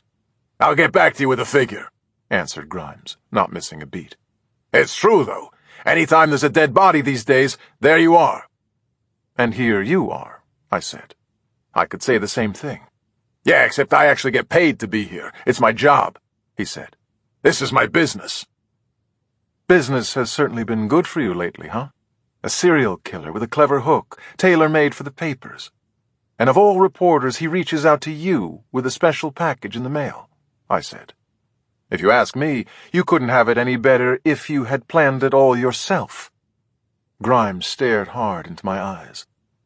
A horde of cops and EMTs were shuffling about, and half the neighborhood had gathered along the perimeter trying to see what they could see. But all Grimes could see was me. There's a moment in human behavior, a few telling seconds, when a person is trying to figure out if you're being serious with him or not. In Grimes's case, it made him look constipated. "You fucking with me, Doc?" he asked finally. I smiled. I don't know. Am I? Chapter 55. "Yeah, you're fucking with me," decided Grimes, nodding his head. I could tell he still wasn't sure. But that same persona of his wasn't about to let indecision get in his way. Besides, he had that job of his to do. "Do you know that I never work at home?" he said, lighting up a cigarette. "Not once have I ever written a column from the comfort of my own couch. Do you know why?" "I will as soon as you tell me," I said. "It's because comfort and crime don't mix, that's why. To write about crime, to really understand it, you need to be out here breathing it," he said. "Do you know what I mean?" "Behold the turtle. He makes progress only when he sticks his neck out," I said. James Bryant Conant. "Who?" "Never mind." "Fine," he said. "Only now tell me what I really want to know." I stifled a yawn and played dumb. I knew exactly what he wanted. "Tell you what?" I asked. "Come on," he said, making quick work of his cigarette. "I know you know. And soon enough I'll know too. The new card, the next victim. Help me speed things along." "You're going to have to get that from Elizabeth," I said. "Although I don't know if she'll—" Yeah, I know, she's pissed," he said. "I couldn't sit on the story any longer, you know that." "Maybe she's forgiven you," I said. "Fat chance. That girl's like G.I. Joe with the kung fu grip when it comes to grudges," he said. "That's why I'm asking you. I did try to give you the heads up about her and the mayor, remember?" "Yeah, I remember," I said. "So you'll tell me?" "Nope." Grimes sighed. Swing and a miss. "At least give me this," he said. "Was lying up here buying drugs? He had to be, right?" "Are you asking because you're guessing, or because you've heard rumors about the guy?" "Both," he said. "But I don't write sports. I did once arrange an interview with him, though. He'd been busted for going Sean Penn on some paparazzo, so suddenly he was in my wheelhouse. I told his agent that it was Lang's chance to tell his side of the story." "And did he?" "He was supposed to. We agreed to meet at the King Cole bar, and I stared at that damn Maxfield Parish mural for more than an hour waiting for him. Then he calls me and says he changed his mind." "You must have been pissed," I said. "What can I tell you? The guy was a real prick. And now he's dead. Maybe he had it coming," he said. I stared at Grimes for a split second, roughly the same amount of time it takes for a few synapses to fire. Eureka. "Wait! Where the hell are you going?" he asked. Before he could light another cigarette, I'd already grabbed my helmet, strapping it on. "Tell Elizabeth I had to go home," I said. I should have been dead tired as I rode off into the sunrise. Instead, I was wide awake, stoked. A killer idea will do that to you. Chapter 56. Elizabeth marched straight past me when I opened the door. Never mind that it was her first time in my apartment. She had her case file in one hand, a bag from Dunkin' Donuts in the other, and an immediate question for me. Actually, two questions. "Glazed chocolate or vanilla frosted?" she asked first, holding up the bag. "Glazed chocolate," I said, a no-brainer. She handed me my donut and hit me with the second question, her real one. "Why'd you take off on me last night?" she asked. Last night was only 5 hours earlier, but who was counting? At least she looked as if she'd gotten a few hours of sleep. I looked exactly like the number of hours I'd gotten. 0. "I was in a hurry to make sure," I said. "Make sure of what?" "Assholes." "Excuse me?" "All the victims," I said. "They're all assholes." Elizabeth took a bite of her vanilla frosted. "So are half the people in this city," she reminded me. "I know, but this isn't a coincidence." "Even if it isn't, what are you suggesting? The dealer personally knows all his victims?" "It was a possibility at first," I said. "Now it's highly unlikely." "How do you know?" she asked. "Step into my office," I said.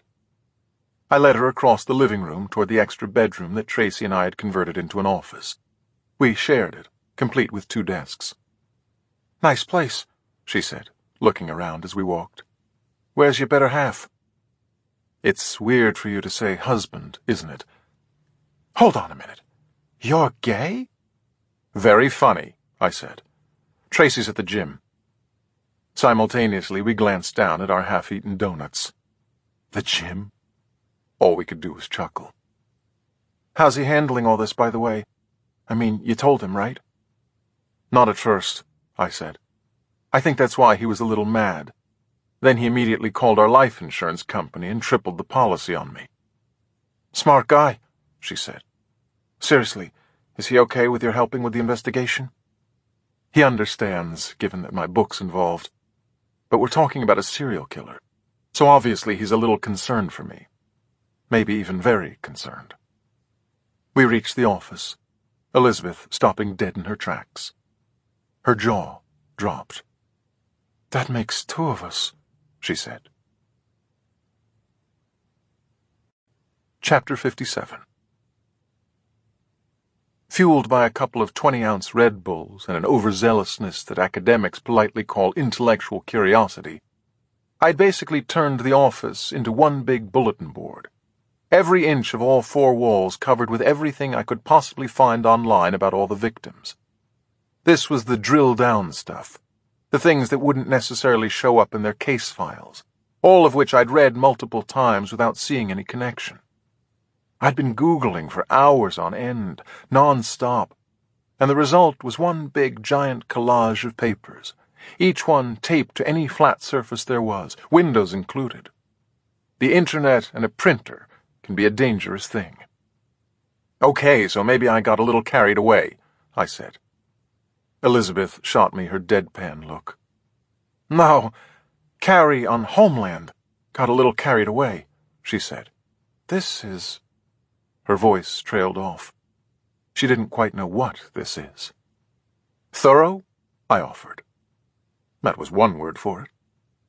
But there was a method to my madness, and it went by a different word. "Wait, this is your Bayesian thing, isn't it?" asked Elizabeth. I overlooked the way she pronounced Bayesian, as if it were something you needed to get vaccinated against. The point was she'd clearly done some Googling herself. Bayesian inference, a modeling approach that updates the probability of an event or a hypothesis based on ongoing evidence and observations. "Very impressive," I said. "Yeah, just don't quiz me on it." What I gave her instead was more of a review session of what I had so far, walking her around the room as we finished our donuts. There was a lot to chew on. All the victims had a raised profile. They were known to a certain extent. Colton Lang was the only household name, but Jared Loudon was certainly famous in the world of finance. As for the kid, Bryce Von Miller, he had more bold-faced mentions on page 6 in the Post than Lang and Loudon combined. That's what being the bad boy son of a renowned restaurateur and dating a constant stream of models and budding actresses will get you. Even those two of hearts, cheating hearts as they were, had some notoriety.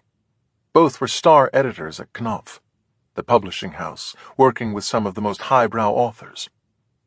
They acted like it too, I said. In every article and profile written about them, they came across as arrogant, stuck-up snobs.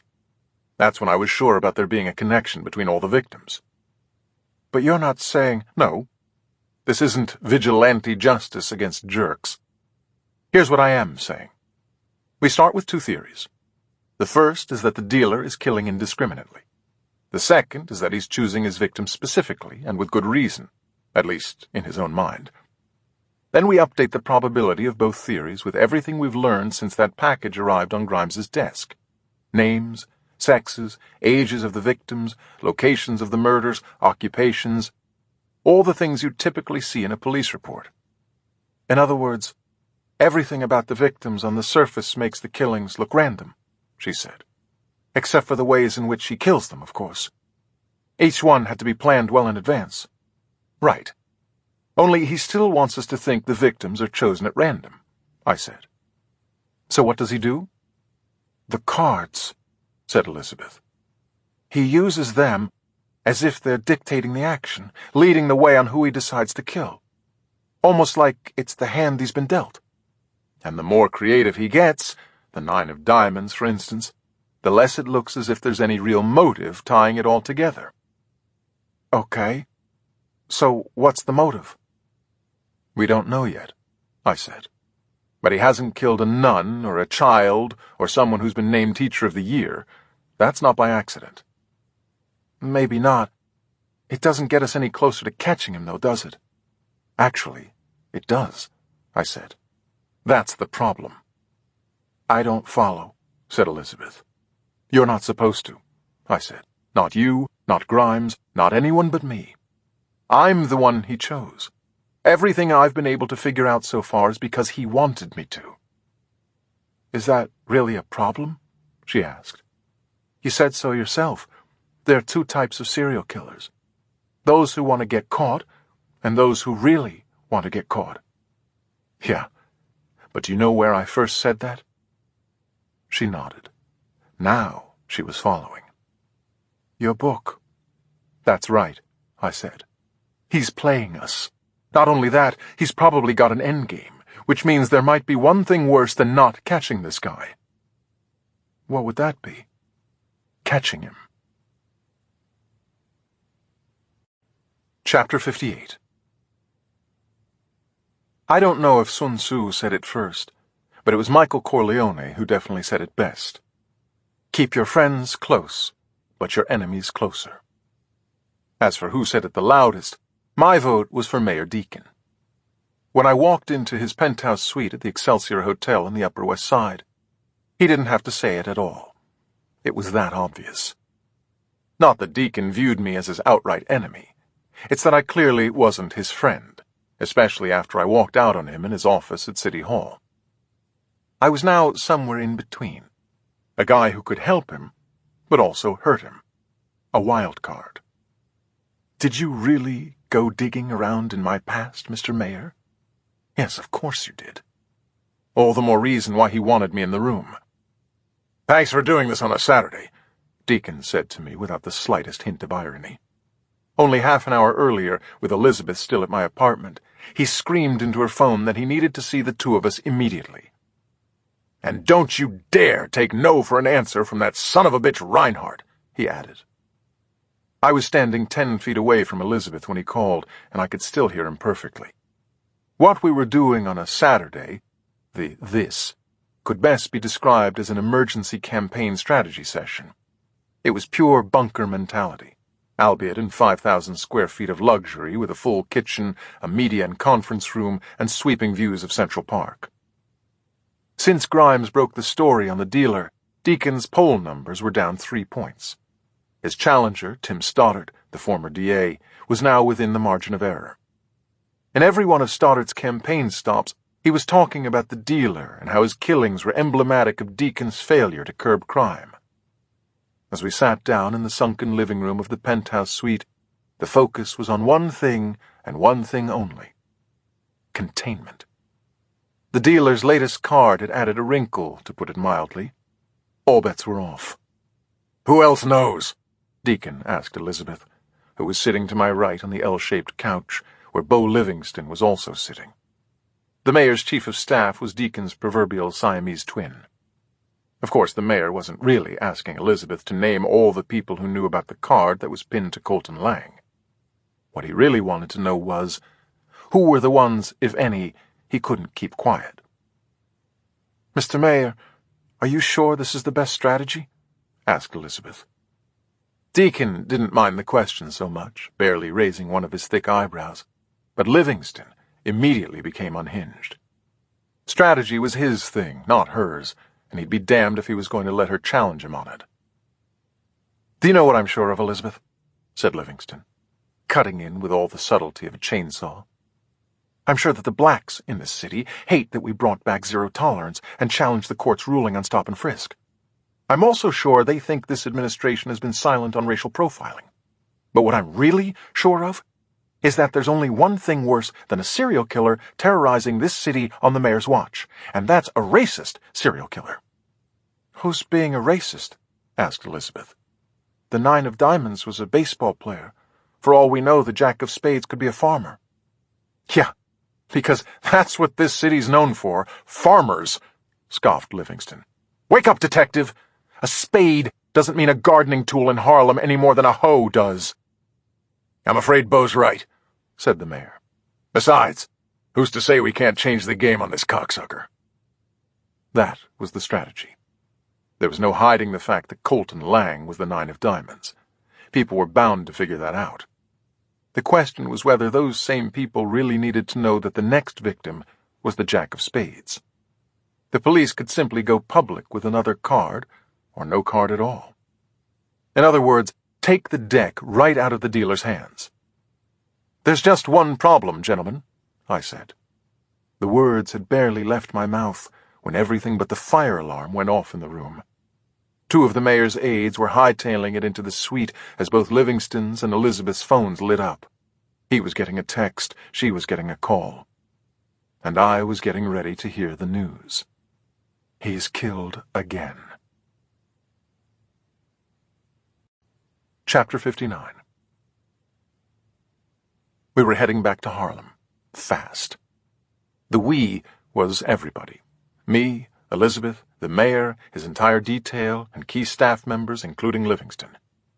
It was a speeding caravan of black Ford Explorers and sedans, lights flashing, as the traffic moving north along Madison Avenue parted like the Red Sea.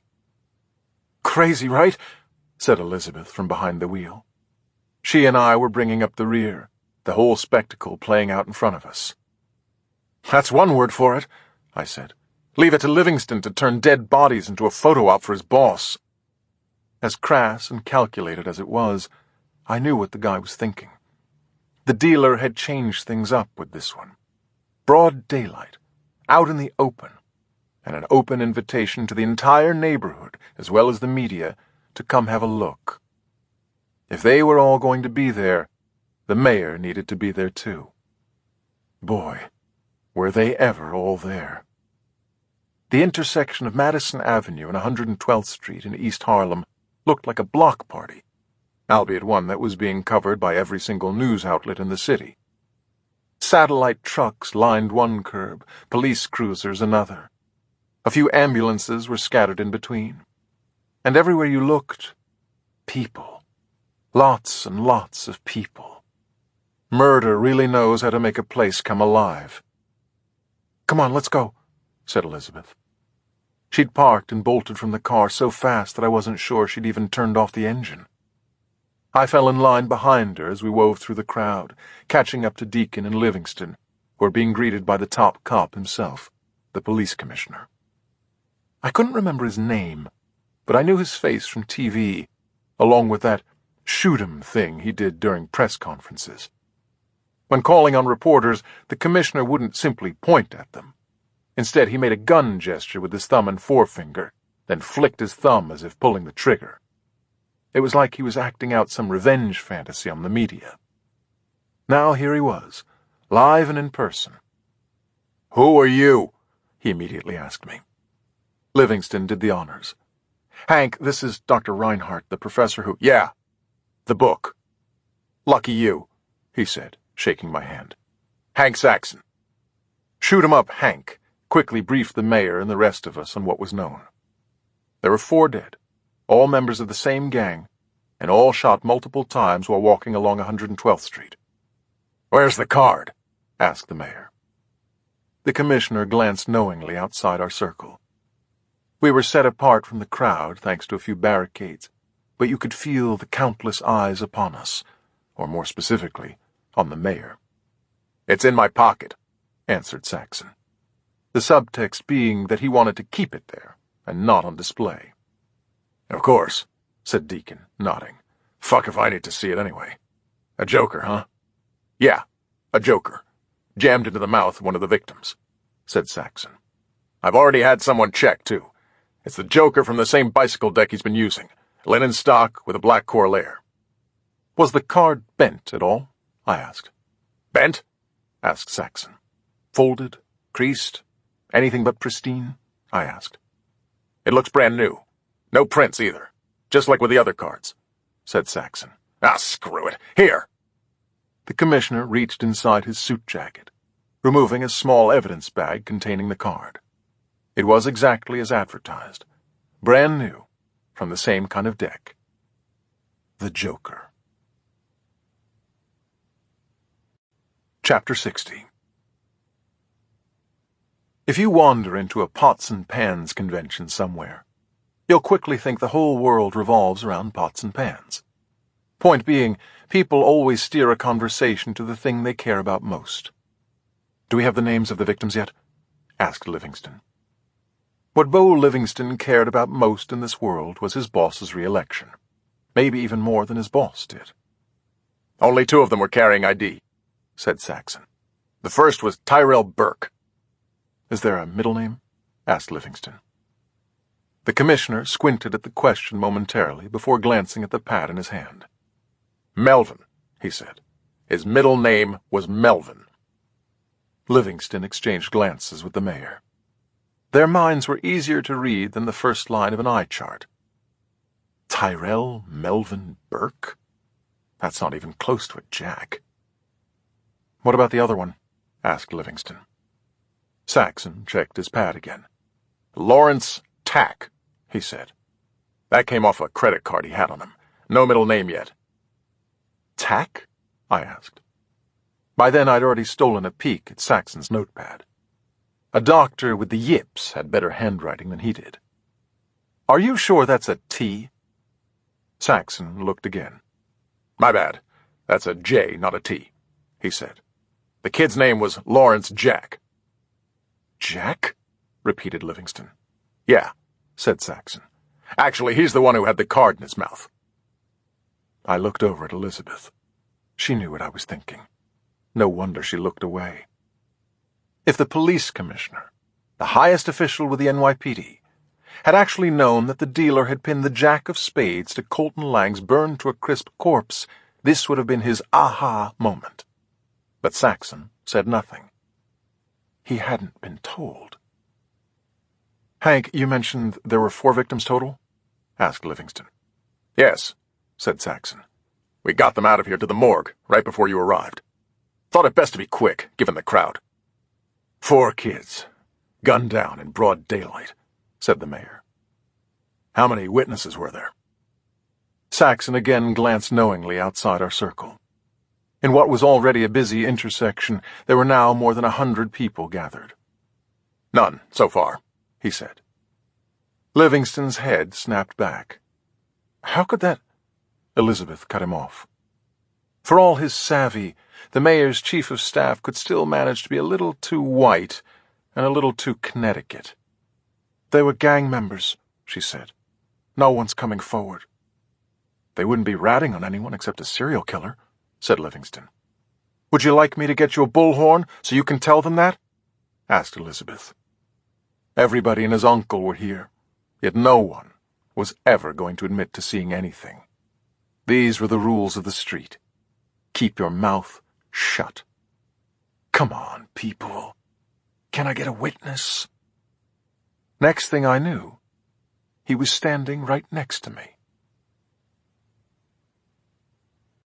Chapter 61. Did you know that Bob Dylan won 11 Grammys and was inducted into the Rock and Roll Hall of Fame in 1988?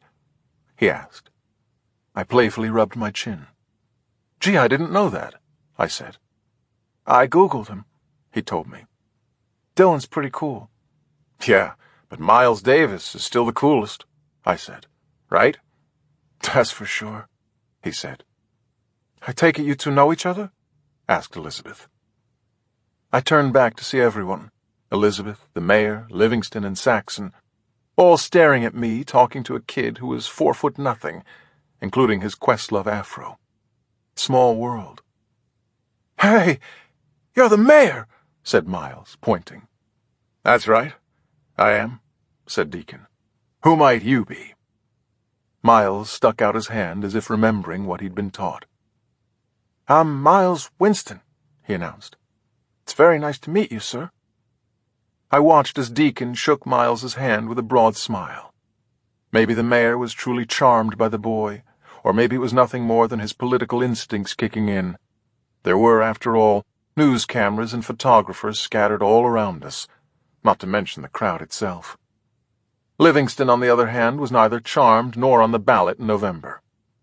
Hey, kid, he said, frowning. You need to get back behind those barricades, okay?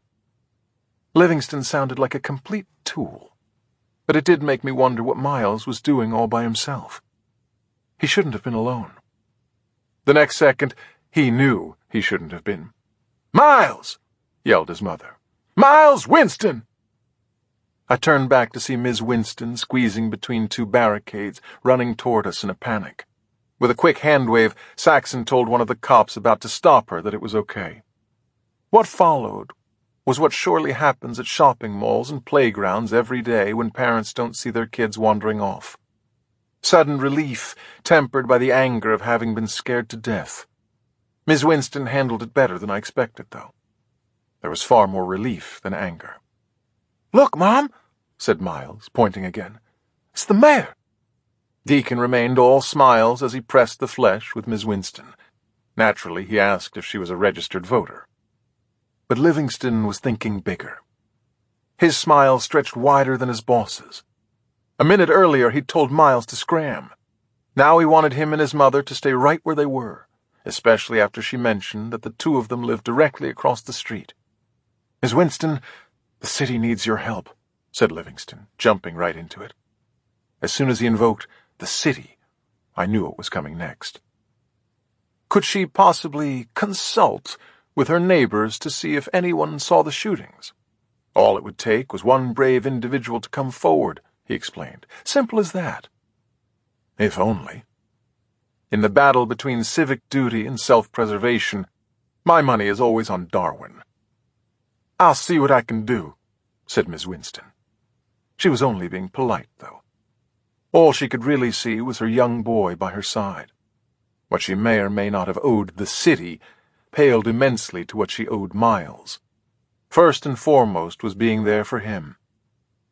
But the world is a far less complicated place for a 6-year-old. Are you guys talking about the guy with the gun? Asked Miles. Because I saw him. You did? Asked Livingston. Miles nodded. Yeah, I was practicing my trumpet in front of the window in our apartment and... Miss Winston all but slapped her hand over Miles's mouth. No, he didn't, she said. He didn't see anything. As fast as she had arrived, she grabbed his small hand and began walking away.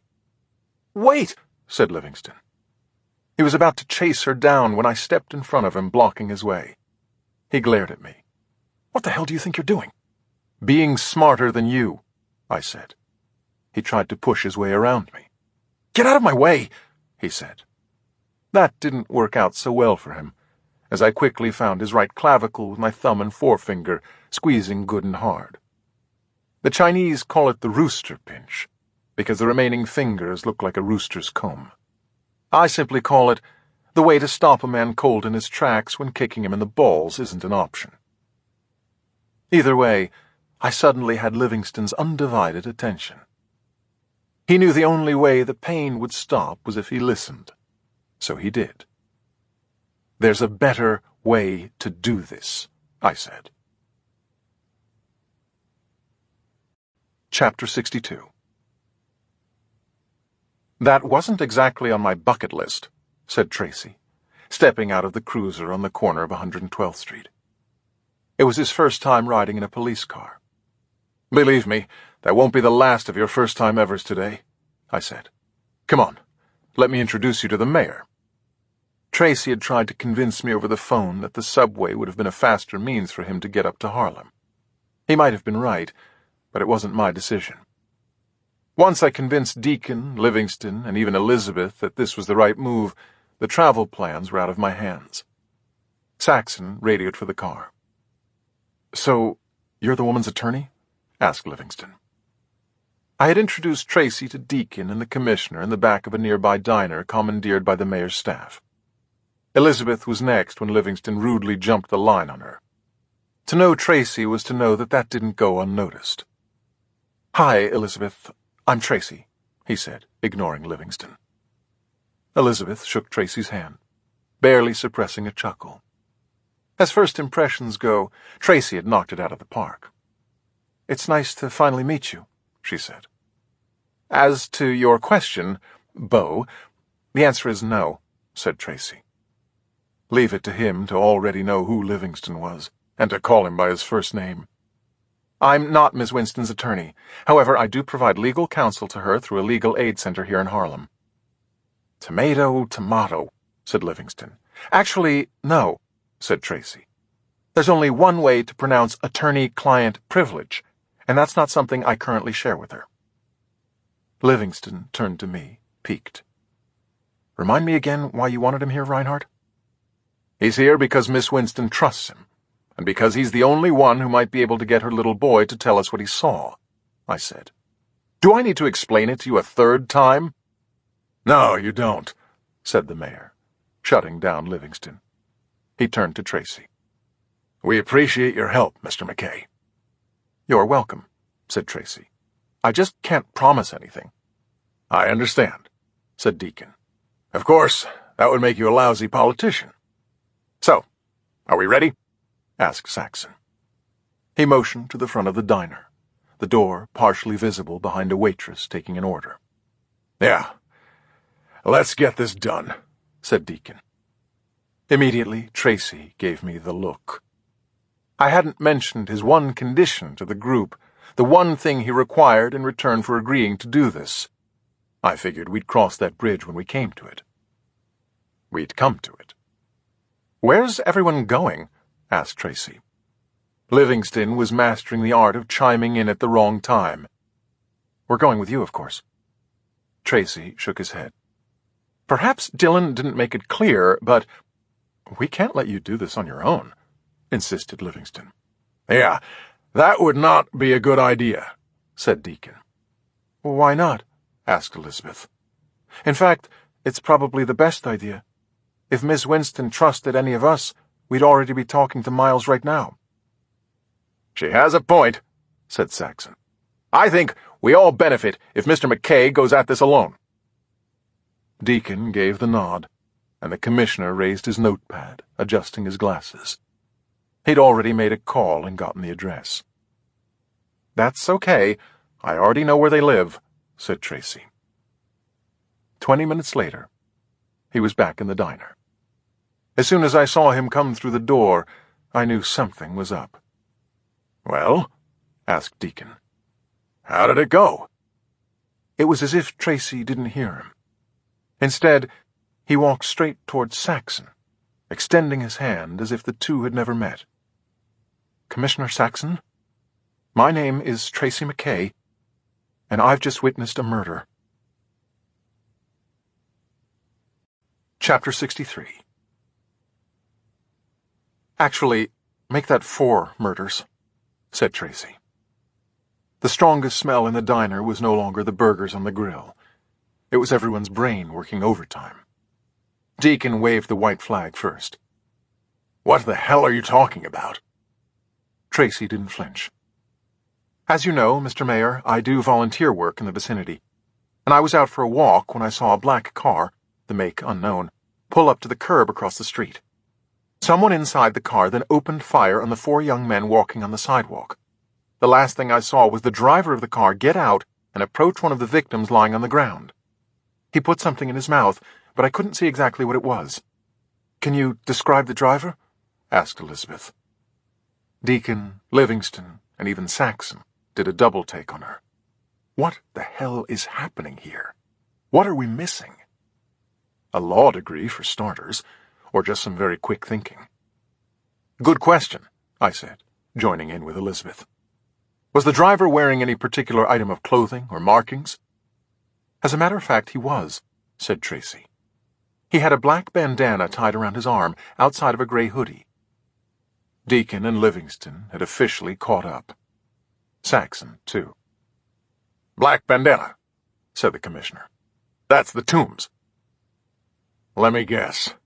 Another new gang name I have to learn, said Deacon sarcastically. The mayor knew all too well that keeping track of street gangs in the city was like keeping track of restaurant openings. The Tombs actually broke off from the broad-day shooters, said Saxon. Apparently they didn't do enough shooting for their liking. For better or worse, Saxon's job required that he keep track of every gang, as well as what it takes to prosecute and convict them. He turned back to Tracy. You can't do this, Mr. McKay, he said. Do what? Asked Tracy. Substitute yourself as a witness for someone else. If this was a gang killing, we can protect the boy and his mother, said Saxon. It was actually fun watching Tracy give the look to someone other than me. He simply stared at Saxon long enough to make the words redundant. You can't protect them any better than I just did. For fuck's sake, Hank. What are you going to do? Arrest him? Asked Deacon. Saxon was resolute. If this were ever to go to trial, do you mean if the gang member who shot 4 members of a rival gang actually lives long enough to make it to trial? Said Deacon. Is that what you're worried about, Hank? There is no gambling like politics, said Benjamin Disraeli. Deacon dismissed Saxon's concern as fast as he dismissed Saxon himself, his frustration boiling over. Livingston was a mere bystander, too. So what in God's name just happened? He asked Elizabeth and me. Mostly me. Remember the idea of taking the deck out of the dealer's hand? Someone beat you to it, I said. A gang saw an opportunity and grabbed it. Did one of them see or hear about the Jack of Spades before Lang's body was discovered? Maybe. Better than maybe, even. So he posed as a serial killer to take care of his own business. Members of a gang can live and die with the threat of retaliation from the street, but at least they won't have the police to worry about. Or so went their plan. After all, no witness would be foolish enough to come forward. You'd have to be sick in the head. Or maybe just 6 years old. Amazing. Tracy, without the slightest hesitation, was willing to do everything he could to protect Miles. Your witness, Gateway Adoption Agency? Any more questions about Tracy being a suitable parent?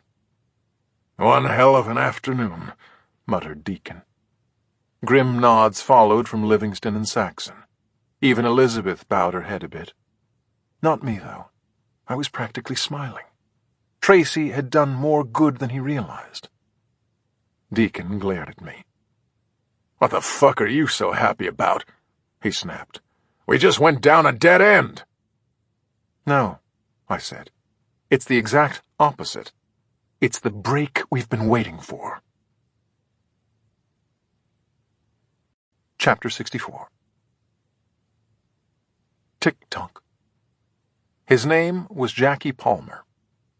Back in the early 1970s, he was a member of the Black Spades, a gang that ruled the Bronx like no other before it, or after it. They were violent, extremely territorial, and built to last, with Palmer as one of their warlords. But then Palmer got political. Not run for city council political. Instead, he blew up an army recruiting station because of the way he thought the U.S. government was exploiting African American soldiers in the Vietnam War. That kind of political. Palmer had visited the recruiting station in the Bronx under the pretense of obtaining enlistment brochures. While there, he asked if he could use the bathroom, where he allegedly planted a pipe bomb with a timer set to explode that evening after the station was closed. Allegedly. What he didn't know was that the recruiting officer was using the supply room as a bedroom for the night because his apartment was being fumigated. The officer was killed in the blast. There were no witnesses, but a log sheet was recovered from the wreckage showing that the officer had listed Jack Palmer as the sole visitor to the station that day. More incriminating were the bomb-making materials the police found in Palmer's apartment after they obtained a search warrant. But none of that actually proved anything beyond a reasonable doubt, especially because this was before the days of sophisticated forensic evidence. Palmer never even admitted that he'd set foot in the station. Ultimately, no charges were filed. One very committed detective, however, never let go of the case. 10 years later, courtesy of advanced CSI techniques, a hair sample from the station was shown to be a match with Palmer's. It positively placed him at the Army recruiting station. With no statute of limitations on murder in the state of New York, Palmer was arrested and tried. He was found not guilty. The case against Palmer began unraveling when his attorney successfully challenged the admissibility of the hair sample based on a technicality: the temperature at which it had been stored over the years. Still, the prosecution continued, abetted by a jury that seemed ready to convict regardless. That's when it happened. Jackie Palmer came forward. A different Jackie Palmer, but similar in many ways. He was black, roughly the same age, and lived in the Bronx. He claimed he was the Jack Palmer who had gone to the recruiting station that day. The reason he never came forward previously was that he feared he'd be charged with planting the bomb. He was terrified, he said. Of course, he was also lying. No one could prove it, though, and that gave the defense just enough reasonable doubt to prevent a conviction. Palmer was a free man. I remember reading about the trial in an article that discussed the various tiers of morality. In this case, someone was willing to obstruct justice in the name of avenging a perceived larger injustice. Vietnam, as it turned out. The Jack Palmer who took advantage of a common name and came forward had not only been a conscientious objector, but also an outspoken critic of the war. Funny how the mind works. Tracy was protecting little Miles Winston for all the right reasons. The poser in the Jackie Palmer trial was protecting the real Jack Palmer for all the wrong reasons.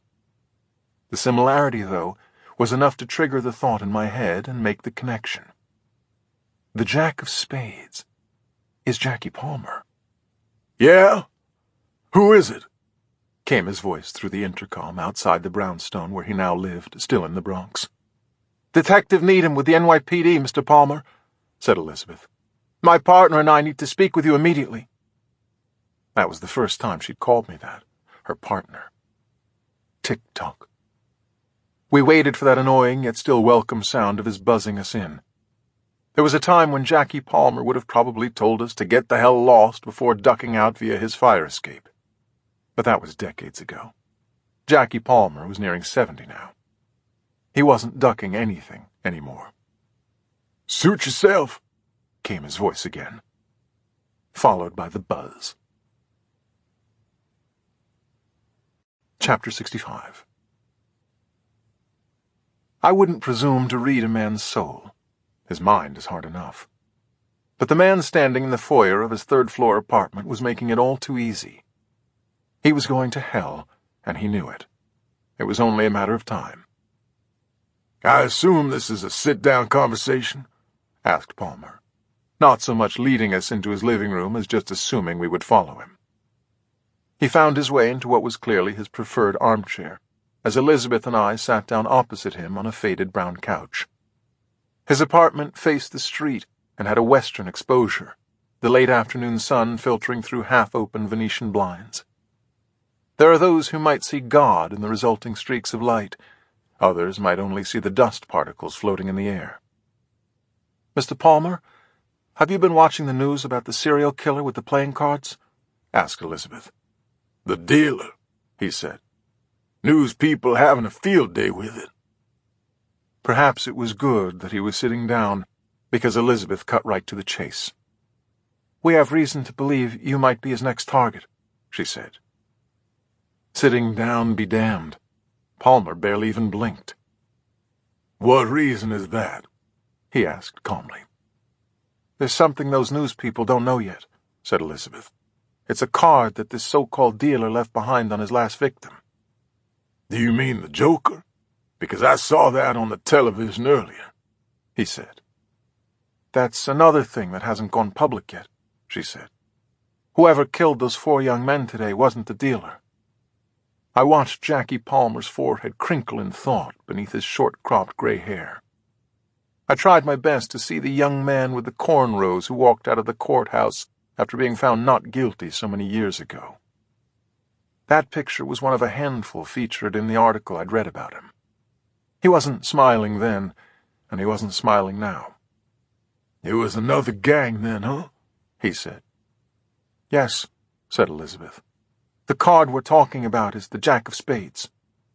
"You think that's supposed to be me, huh?" he asked. "We do, Mr. Palmer," she said.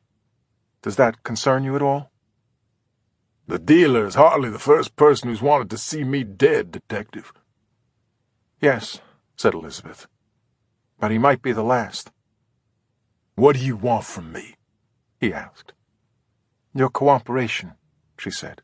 "Help us catch this guy." "You mean you want to use me as bait?" he said.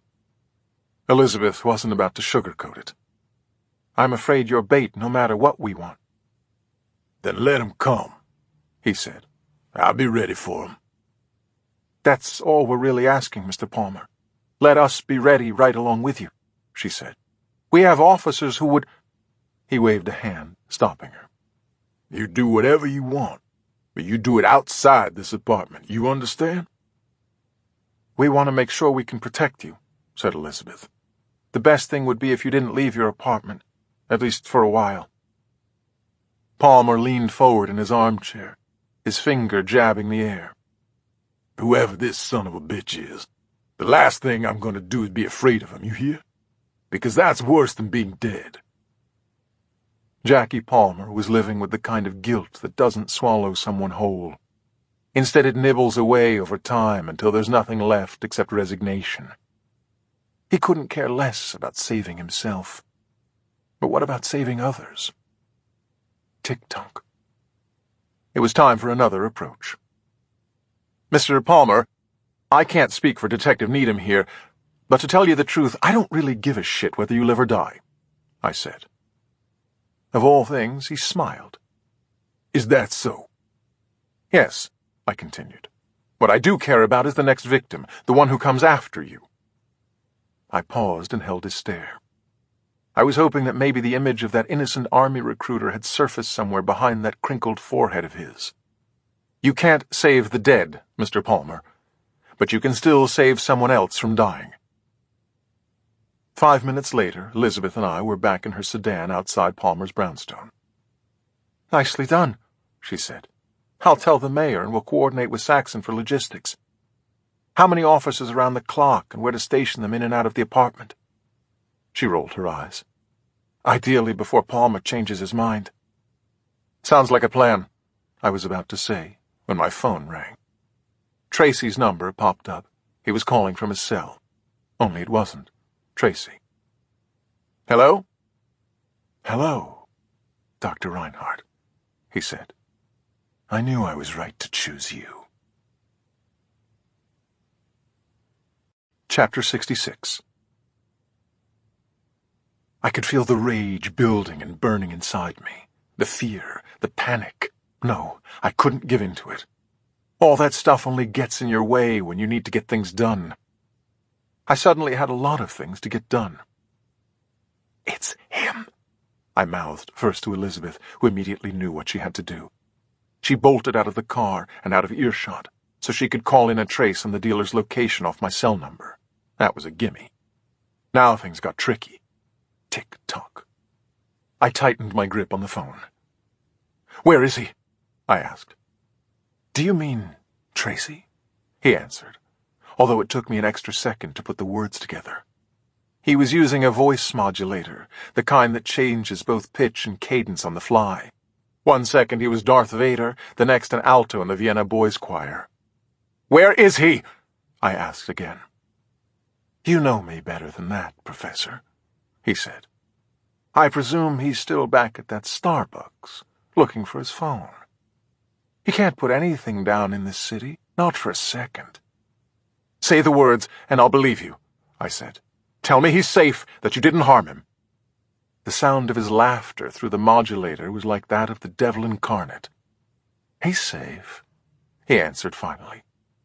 "This isn't about the innocent.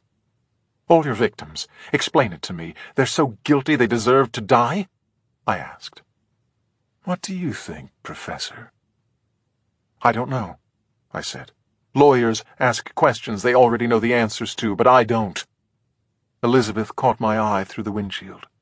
Her head was cocked, her phone wedged between her ear and shoulder. She was pinching her fingers, pulling her hands apart as if she were stretching taffy.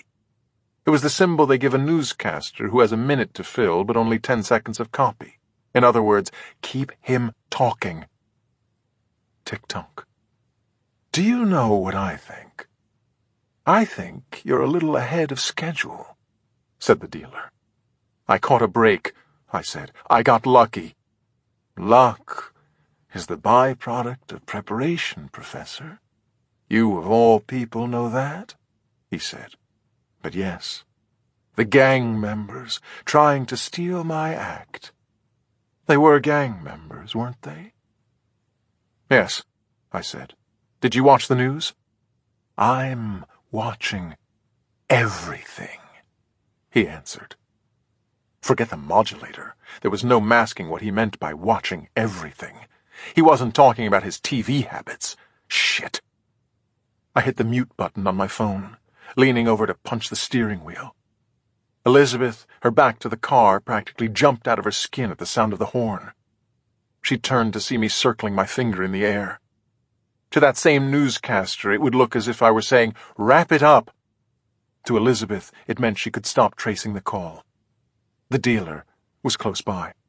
So close that he was watching us. Maybe worse. "Elizabeth!" I yelled, opening the door. I was frantically waving to her. "Get in the car!" She was out in the open, exposed. "No, no, no," came the dealer's voice. My phone was still on mute. Wherever he was, he could see us. "I need you to get out of the car too, Professor. There's something I want you both to see," said the spider to the fly. I took the phone off mute, putting it on speaker as Elizabeth returned. She got back behind the wheel, her face asking, "What gives?" Tribeca 212. The lobby. The dealer shooting at us from the mezzanine. "We're not about to be your target practice again," I said. "If I wanted to kill you at the hotel, I would have," he said. "And don't pretend you haven't already figured that out, Professor. You're no good to me dead. Now, both of you, I need you out of the car." I looked at Elizabeth, my face doing the asking now. Tick-tock. What do you want to do? Chapter 67. Sometimes you talk out a big decision, weigh the pros and cons, cover all the bases. This wasn't one of those times. Elizabeth and I both reached for our doors without so much as a word between us. A spoken word, at least. Maybe it was pure stupidity. But if the dealer wasn't going to kill us, the curiosity was. "You're no good to me dead," I kept repeating in my mind. Everything I knew about human behavior was telling me I could believe him. but there was no shaking the first rule of being human. We all make mistakes. "Okay, we're outside the car," I announced, holding the phone up in front of my mouth as though it were a slice of pizza. Elizabeth was right alongside me in front of Palmer's brownstone. We were both slowly walking in a circle, our eyes moving along the rooftops.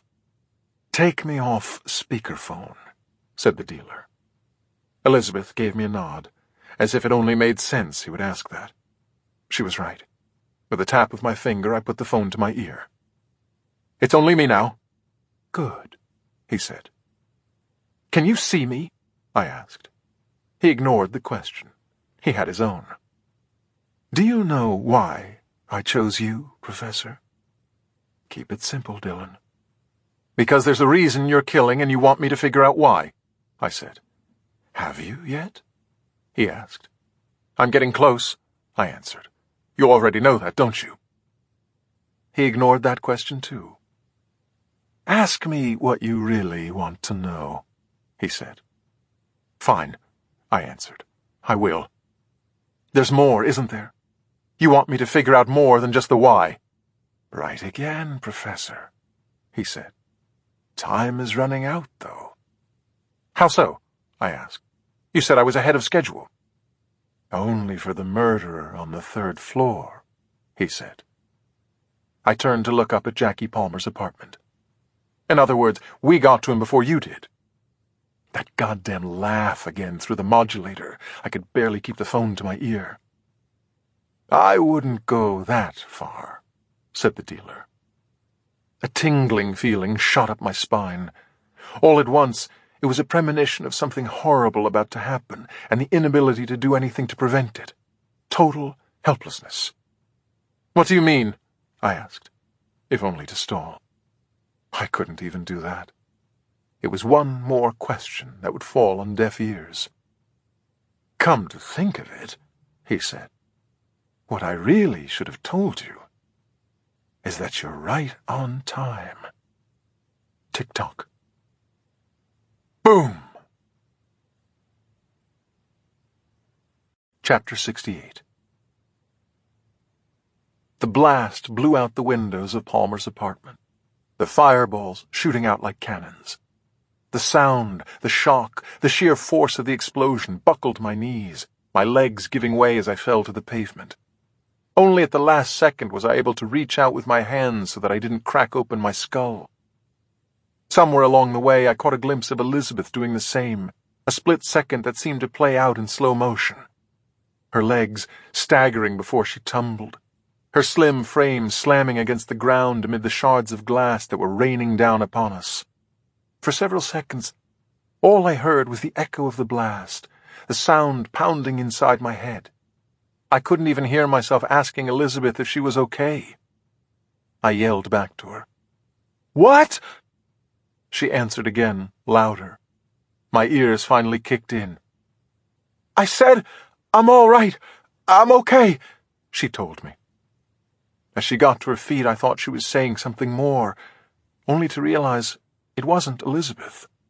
There was another woman's voice I was hearing. It was faint. It was also familiar. I turned, looking around me along the street. The voice was coming from my phone. Huh? My phone. I dropped it while I was falling to the ground. The screen was shattered, but through the cracks I could see that the call hadn't ended. The line was still live. "Thinking about a life of crime." I looked up again at Palmer's apartment, the black smoke billowing out from every window, the place entirely engulfed in flames.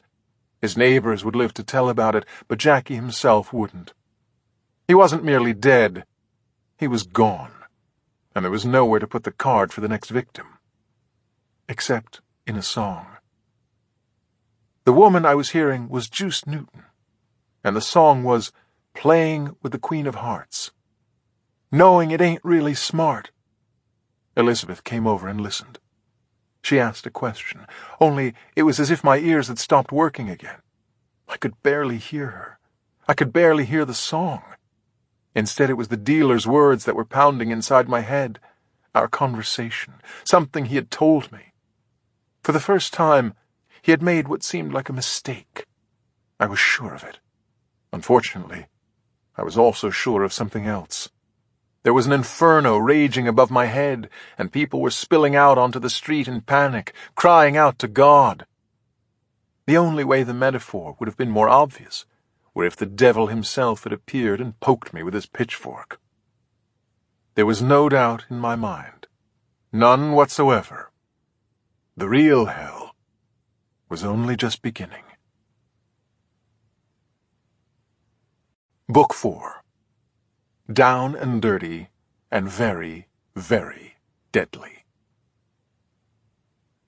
Chapter 69. The guy at the table next to us the following morning was eating pancakes and reading the Gazette. The front cover was staring right back at me. Taunting me, maybe.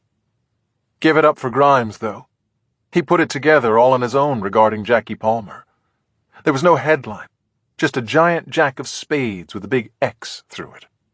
Of course, Grimes had already called and left 3 messages for me trying to find out who was next. "It's you," said Elizabeth. "It's not me," I assured her. She was hardly assured. "It could be you," she said. "At least admit that." "Fine, it could be me," I said. "But it's not." She sighed, exasperated. "You're so stubborn, Reinhardt." "No, what I am is right," I said. "Stubborn and arrogant." I smiled. "You say that like it's a bad thing." "I'm glad you're amused," she scoffed. "The supposed psychology genius who doesn't even know he's in denial." "Supposed?" I asked. "Christ," muttered Tracy. Elizabeth and I both turned to him. "What?" we asked in unison. Tracy put down his mug. Other diners had food that was just as good, but the Rooster and Rabbit, 2 blocks from our apartment, poured the best coffee by far. "You two are like an old married couple," he said. "Only we're not," Elizabeth shot back. "Do you know why? Because one of us happens to be—" "I haven't told him yet," I said, cutting her off. "Told me what?" asked Tracy.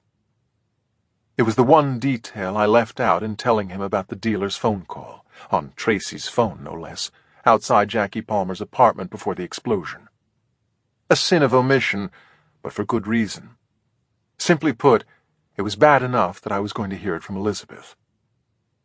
"The Queen of Hearts," I said. "That was the card?" asked Tracy.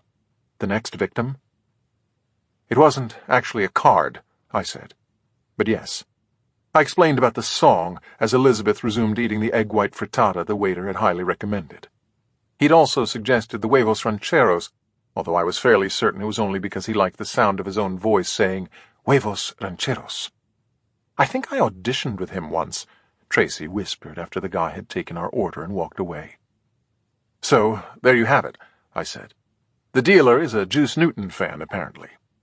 "You're hardly a queen, at least as far as gay slang goes," said Tracy. "But, taken with your last name, yeah, Dylan Reinhardt could definitely be the Queen of Hearts." "Only I'm not," I repeated. "Why am I even debating this with you?" said Elizabeth. "I already arranged protection for you starting this afternoon. It's done."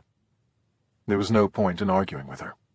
I may have lapped Elizabeth when it came to arrogance, but we were neck and neck in terms of stubbornness. Sometimes you fight, sometimes you retreat. Sometimes you strike a deal. "Tell you what," I said. "Postpone the start of that protection until tomorrow, and I won't say another word about it." "Why tomorrow?" she asked. "Because there's something you and I need to do today," I said. "Just the 2 of us." "Gee, thanks," said Tracy. "I didn't mean it like—" "I'm kidding," he said. "Besides, I've got my own plans, beginning with buying a new phone. That's still freaking me out, by the way. The fact that this psychopath was in the Starbucks with me." "Yeah, but that was the break we were waiting for," I was about to say. I didn't, though. Truth was, as much as I thought the dealer had finally made a mistake, I couldn't know for certain yet. He still could have been playing me, or at least trying to. One way or the other, I was going to find out for sure. It's true what they say. A man can never fully leave his past behind. Chapter 70. It wasn't so much a blind spot as it was our laying down the shovel too early. In other words, we didn't dig deep enough. Now we needed a little more than a shovel. More like a backhoe, really. I knew just the guy. "You've got to be kidding me," said Elizabeth. We had walked from the diner to the parking garage near my and Tracy's apartment. "I'm hardly kidding," I answered, handing her a blindfold, which was really just the sleep mask I wear when flying. "In fact, what I am is absolutely crazy to think I can bring you along." That softened her stance a bit, the mere possibility that I could change my mind.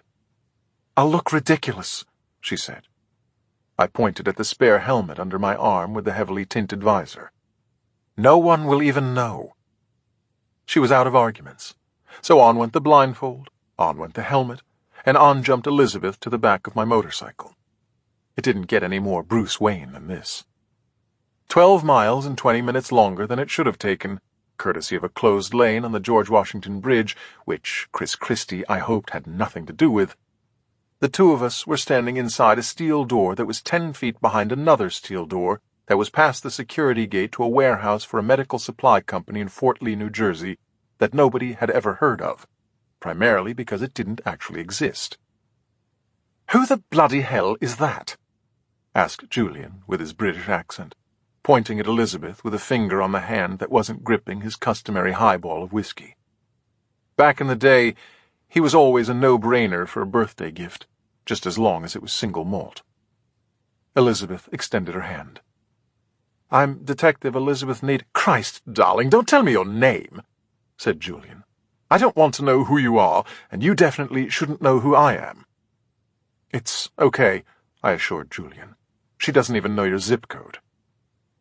Julian Bird, who single-handedly was keeping the word curmudgeon alive and well in the English language, managed to shrug. He wasn't actually mad that I had a +1. If he had been, we never would have made it past the security gate. "What is it with you and protocol, Reinhardt?" asked Julian as he turned and led us back to his office. "Yeah, I know," I said. "The thing is, yeah, I get it. This dealer guy could stand trial, and your detective friend needs to cover her tracks and have her own version of events for when she testifies," said Julian, always seeing a few moves ahead. The world was Boris Spassky, and he would forever be Bobby Fischer. He glanced back over his shoulder at Elizabeth. "She's rather good-looking, isn't she?" "You know that I'm actually here, right?" asked Elizabeth. "Yeah, he knows," I said. That was Julian, thoroughly British, but still like the original Marlboro cigarette. No filter. Throw in his crazy hair and even crazier beard, and he was either one of two things: Charles Manson's doppelganger, or what he actually was, the greatest hacker ever to work for MI6. As well as for the CIA. Chapter 71. "Whoa," said Elizabeth. "Yeah, I get that a lot," said Julian as we entered his office, or at least from the few people who've actually been inside here. It wasn't the massive terminals, or the fact that Julian's giant desk was made from the wing of an old Fokker Eindecker, the first German fighter plane. No, what had Elizabeth's jaw nearly scraping the floor was the view.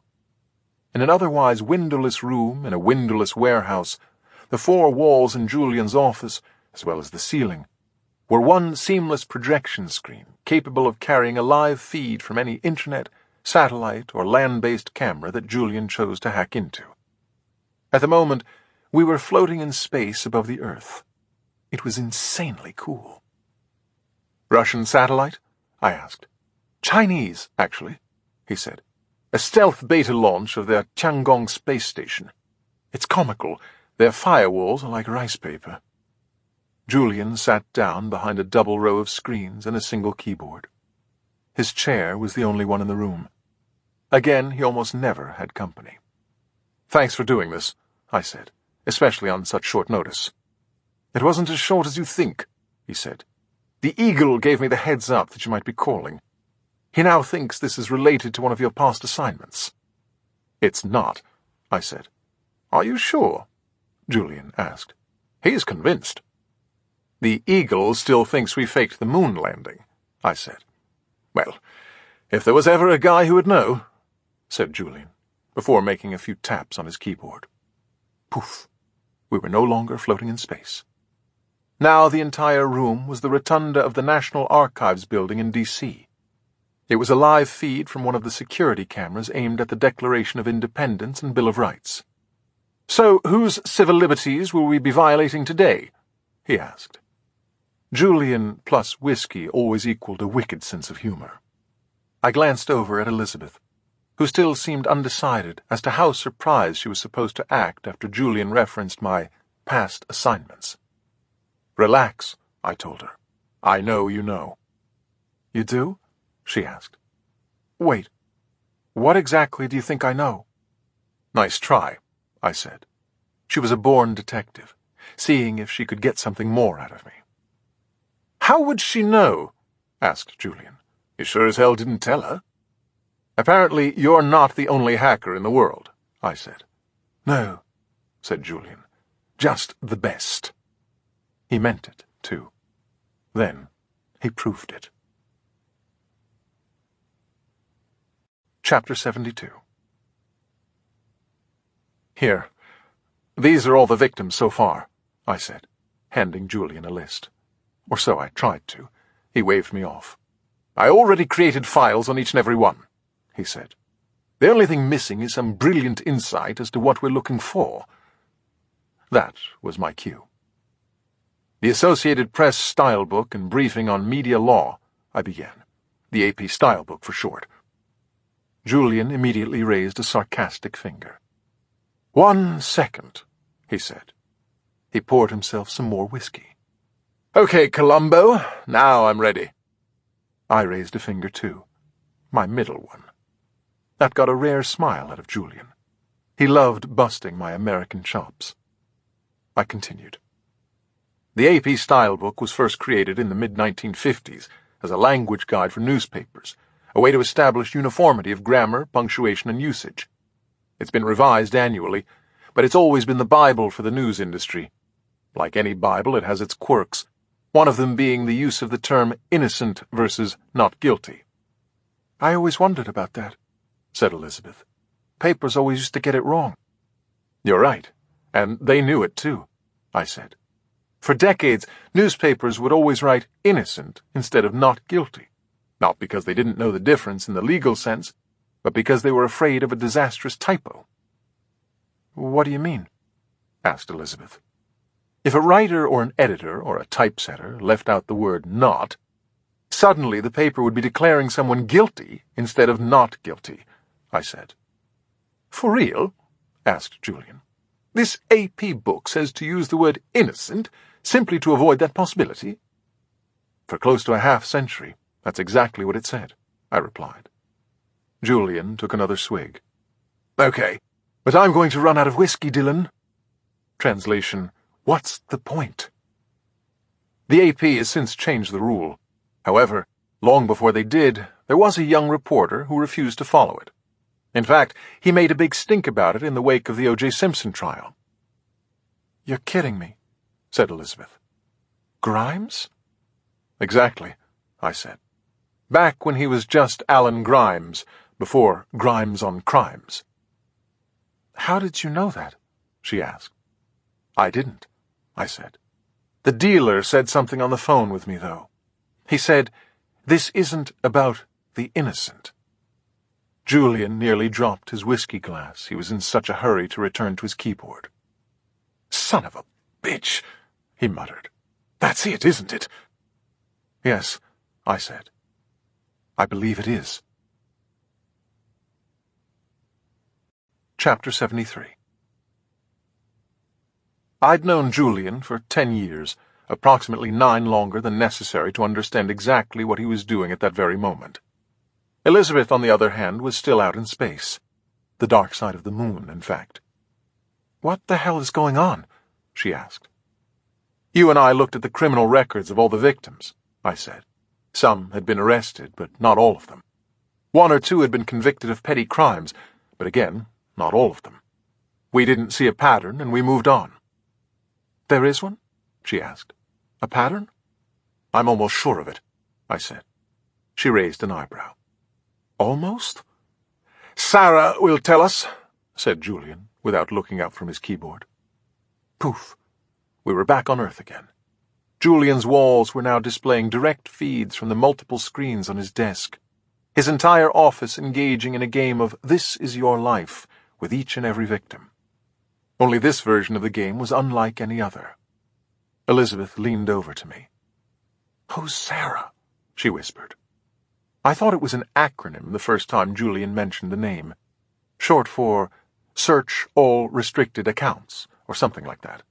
Instead, Sarah, the program, was named for Julian's older sister. She was always such a bloody know-it-all when we were growing up, he had told me.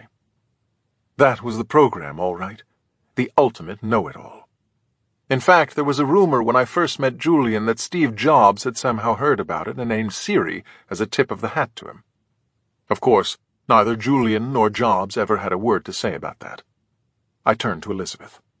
Just watch. Julian's walls were churning through an endless stream of pages, so fast that Elizabeth didn't notice at first that this was more than simply a Google search on steroids. This was sealed court documents, city, county, state, and federal. This was unfiled depositions. This was the ultimate digital crowbar into the legal troubles of all the victims. Jared Loudon, Bryce Von Miller, Rick Thorson, Cynthia Chad, Colton Lang, and Jackie Palmer. Was it legal? That depends on how you feel about Machiavelli, or for that matter, about serial killers.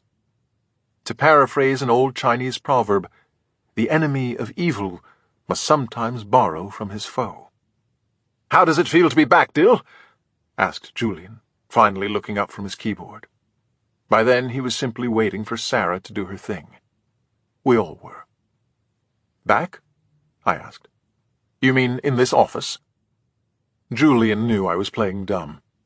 He also knew how to do a few impressions, although Al Pacino from The Godfather Part 3 wasn't necessarily one of them. Not that that was about to stop him. "Just when I thought I was out, they pull me back in," he shouted. "Always longing for the past," I said. "What is it with the British? I told you, whatever this is, it isn't that." "But you miss that, don't you?" he asked. "I know you do." "Ah, who's analyzing whom now?" I said. "And that's a non-denial denial," he retorted. I looked over at Elizabeth, sizing me up. Whatever she did or didn't know about my past, it was as if she were seeing me for the first time. "What are you looking at?" I asked, doing my worst Jack Nicholson imitation. "You tell me," she said. Suddenly the sound of Julian clapping filled the room. Sarah had found something, or rather, someone. "Well, what do you know?" said Julian, staring at one of his monitors. "I do believe we have our answer." Chapter 74. I waited until we were back over the George Washington Bridge, well into Manhattan, before telling Elizabeth she could lower the mask covering her eyes. It was in keeping with the general theme developing for the day. John chapter 9, verse 25. "Whereas I was blind, now I see." "Can't this damn thing go any faster?" she was soon yelling into my helmet. Two things. First, complaining about the speed of a beautifully and painstakingly restored 1961 Triumph TR6 trophy was, in my very biased opinion, like standing in front of the Mona Lisa at the Louvre and wondering why Leonardo didn't use a bigger canvas. Second, we were already pushing 70. Make that 80 as we got onto the Henry Hudson Parkway. Next stop, the Bronx and Riverdale, the neighborhood that contains the northernmost point in New York City. We were headed for the Hudson Hills section, to be exact. If Riverdale is the diamond of the Bronx, then Hudson Hill is the diamond you get at Tiffany's. About a mile past the Wave Hill house, where Mark Twain once lived, I pulled into the driveway of a sprawling Tudor home half covered in ivy. "Do you mind taking your shoes off?" asked Arthur Kingsman. greeting us at the front door. It's not a dirt thing, I just hate the sound of heels against my floors. Elizabeth and I promptly removed our shoes. If Kingsman's reputation for eccentricity preceded him, what he was wearing above his yellow wool socks all but confirmed it. Technically a red robe, it looked like the silken love child of a smoking jacket and a kimono. "I have tea. You want tea?" he offered. "No thanks, we're good," said Elizabeth. The words were polite. Her tone, though, was impatient. I couldn't blame her. I was feeling the same way. It was as if our minds were still back on my bike, hovering near the red line. This was happening fast, yet there was no shaking the feeling. Was it fast enough? The dealer's game. Did we finally catch up? "Excuse the clutter," said Kingsman, leading us into his study. "You know, I can still hear my wife's voice telling me to tidy things up." Fact. Kingsman's wife had died of breast cancer 5 years ago. Somewhere underneath the stacks of files and books was the desk he took a seat behind while pointing us to a couch, the leather so worn and cracked it looked as if it were shedding. Not that Elizabeth noticed. We had barely sat down before she was rattling off the dealer's victims.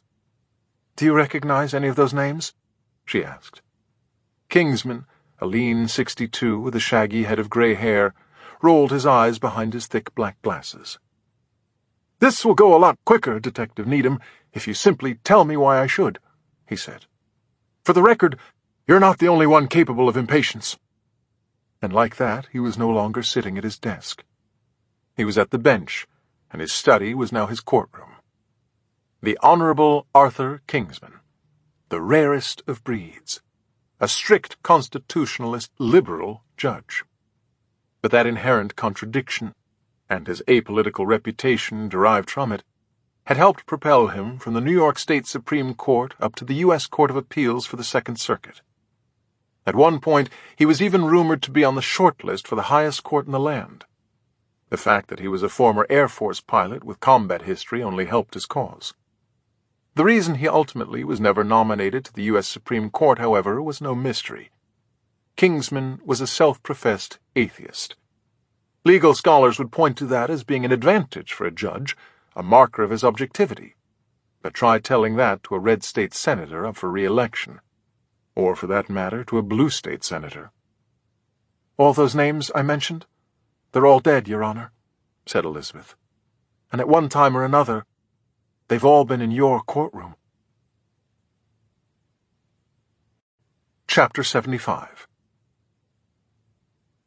"I know," said Kingsman. "Wait, what?" said Elizabeth. "How could you—" "I mean, I recognize the names," he said. "All of them except the woman's, that is. Can you say her name again?" "Cynthia Chadd," said Elizabeth. Kingsman shook his head. "I know the name of every person who has ever stood trial in one of my courtrooms," he said. "There's never been a Cynthia Chadd." He was right. Unlike all the other victims, Chadd had never stood trial in front of Kingsman. She had, though, been in one of his courtrooms. She had testified for the defense in a hit-and-run case involving the death of an elderly man mowed down in a crosswalk. As for the defendant's name, the person she swore under oath she'd never met before, it was Rick Thorson, the man shot to death with her in the hotel room at Tribeca 212 while in flagrante delicto. Leave it to Julian and Sarah to track down the witness list buried in the Manhattan DA's 128-bit encryption file server. Sure, it was borderline Rain Man that Kingsman had retained the names of every defendant who had come before him over a nearly 30-year career on the bench. Even more hard to believe, or so it seemed, was that he hadn't already made the connection between himself and the victims. Elizabeth squinted at Kingsman. "You've been following the news about the serial killer, right?" she asked. "The dealer?" "Following would be too strong a word," he answered. "I've seen the headlines." Usually that's a figure of speech. Not in Kingsman's case. He literally meant he'd seen the headlines and nothing more. "Surely you've seen stories about the victims on TV," said Elizabeth. "I don't own a television," said Kingsman. "We used to have one in the den that my wife would watch. I got rid of it when she passed. I do read the Times and the Journal, but only the headlines in the front and the pontifications in the back, the editorial pages. I was listening to Kingsman the entire time, but something had caught my eye. "What are you staring at, Professor Reinhardt?" he asked finally. "My book," I said. "Your book?" He looked confused. I pointed opposite the couch. "Second shelf on the right." I stood and walked across his office, then pulled the book from his bookcase, which was caked with dust. Ironically, the book itself was missing its dust jacket. I held up the spine so he could read the title, Permission Theory, along with my name. "That's me," I said. "So it is," said Kingsman. He still looked confused. "You haven't actually read the book, have you?" I asked. "I didn't even know I owned it," he said. "What's it about?" "Abnormal behavior," I answered. The corners of his mouth tilted upward, a slight smile. "Abnormal behavior. I always found that term to be a bit redundant." Good line. "Me too," I said. "So, what is it?" he asked. "This permission theory of yours?" "You'll have to take my class, Your Honor," I answered. "For now, let's just say it addresses the reasons why someone would be killing people who were indicted for serious crimes but ultimately found not guilty in your courtroom." I was all prepared to continue. That was merely my opening statement. Hell, it wasn't even a question. But Judge Arthur Kingsman still had the answer. Chapter 76. "Helplessness," he said. "The most dangerous people in the world are the ones who think they've run out of options. So they invent their own," I said. "They grant themselves permission." Kingsman nodded. "The very nature of vigilante justice." The cases were all legal layups. At least that's how they looked on paper. Reams of evidence and corroborating witness testimony for the prosecution and the Matterhorn of uphill battles for the defense. Then again, not all defense attorneys are created equal. At $1,000 an hour, some aren't even really lawyers. They're magicians. Jared Loudon, victim 0 on the dealer's kill list, had been caught dead to rights bribing and extorting people in exchange for insider information on behalf of his hedge fund. The recordings made of Loudon revealed him to be ruthless, malicious, and borderline pathological. But it wasn't the feds who secretly planted the bug in his office. It was an employee acting as a whistleblower. His name was Bob. Problem was, the feds didn't carefully read Bob's employment contract. Loudon's defense team certainly did. During the trial, Judge Kingsman ruled that while Bob was trying to do the right thing, he had indeed violated the morals clause of his employment contract with Loudon's firm. Anything recorded on that bug was therefore inadmissible. Sorry, Bob. Nice try, feds. And if it wasn't a high-priced lawyer pulling a legal rabbit out of a hat, it was a rookie cop making a rookie mistake. He left out a line from his Miranda warning to Bryce Von Miller after arresting the spoiled punk for selling ecstasy on a playground. That's right, a playground. Technicalities, loopholes, perversions of the law. They were the get-out-of-jail-free cards at one time or another for all the victims. Now, whether a few years later or many, the dealer was making them pay. Did he know that Rick Thorson was never carjacked, as he claimed? That he was the one who ran over that elderly man in the crosswalk with his BMW? Or that the woman who came forward as a witness, Cynthia Chadd, was actually his mistress? He had to have known. Just as he had to have known that Colton Lang, while still in high school, had raped a girl at a party, even though the rape kit from the hospital was ruled inadmissible by Kingsman. Once the lab technician stopped to go to the bathroom and left the kit unattended outside his stall, the chain of custody could no longer be verified. So it went with all the trials, all the way back to Jackie Palmer and the negligent homicide indictment that came a decade later. The smoking gun hair sample was disallowed, and yet another not guilty verdict was rendered. "I do what the law tells me to do," said Kingsman, slumping back in his chair. He removed his glasses, pinching the bridge of his nose. "It's not always what my conscience tells me, and sometimes it's not even what a jury tells me. I've overruled them before." "Because you thought you were doing the right thing?" asked Elizabeth. "What is the right thing?" asked Kingsman. "Is it what I think? What you think? What the judge in the next courtroom thinks? That's why we have laws in the first place, detective, and no law can protect the innocent without occasionally helping the guilty. I offer no apology for that." "We didn't come here for an apology," I said, sliding my book back onto the shelf. "We came here to stop a murder, and if past is prologue, there's not a lot of time. What we want from you is your help." "The Queen of Hearts, that's the next victim," said Elizabeth. "Assuming it's not you, Your Honor, then who is it? What was the case? Who was on trial?" Kingsman thought for a few seconds. "Here," he said finally. "This is the key to everything." Chapter 77.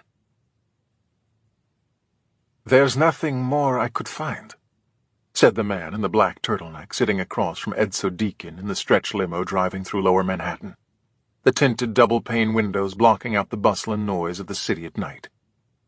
Nothing more he could find. The mayor stared back at the man as if he didn't hear him, something he did a lot when he got answers he didn't like. This answer in particular he despised. "Do you know where the expression tit for tat comes from?" asked Deacon, picking a piece of lint from the sleeve of his Keaton K-50 suit. "Some people think it's a shortened version of this for that. Others think it derives from the fencing term tap for tap, which would make sense from a standpoint of retaliation. Still others believe it to be less adversarial and more about equality.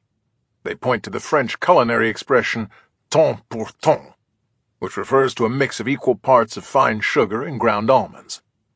Which one makes the most sense to you?" "I don't know," said the man. Deacon nodded. "That's okay," he said. "Do you know why it's okay?" He leaned forward in his seat, clasping his hands over his knees as his jaw tightened. "Because I didn't pay you to tell me that." "Mr. Mayor—" "Shut up," said Deacon. "You said you could get more on Dylan Reinhardt if I paid you more, so that's what I did." "Do you want your money back?" "I want what I fucking paid for!" screamed Deacon. A lot of men would have reacted somewhere between wincing and wetting their pants after being yelled at by the mayor of the country's largest city, especially a mayor as wealthy and connected as Deacon. The man in the black turtleneck, however, barely blinked. He was untouchable, and they both knew it. Most former Mossad agents are.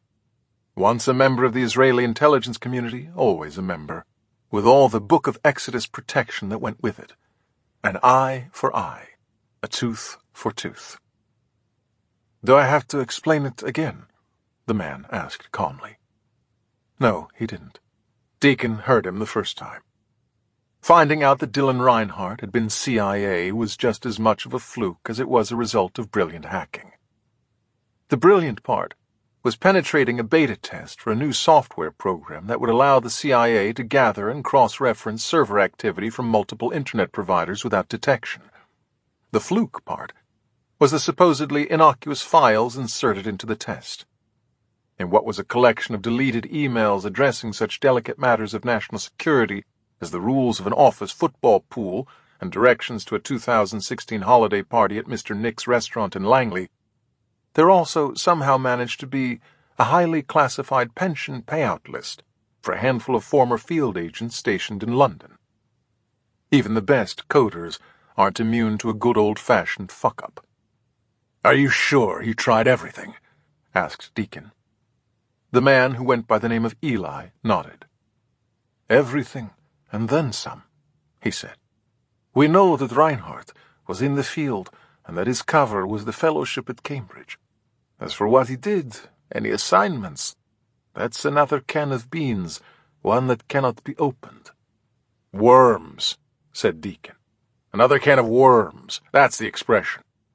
"Whatever," said Eli. "That can can't be opened either." "So you say." "Why is this information so important to you?" Why must you know? Because if Reinhardt is who you say he is, there's hardly anything he can't also know about me, said Deacon. Eli smiled, his teeth stained by years of nicotine and neglect. You Americans and your mutually assured destruction, he said. Everything is a Cold War to you. No, you idiot. Everything is an election. That's what Deacon wanted to say. The only reason he and Eli, or whatever his real name was, were even sharing the same air was because Deacon had secretly funneled money to a key member of the Likud party for his election campaign to the Knesset. In return, Deacon was given access to the likes of Eli and an untraceable source of intelligence. Tit for tat. So much for that, though. Deacon pinched the skin of his forehead, as if that somehow could relieve the pressure. It couldn't.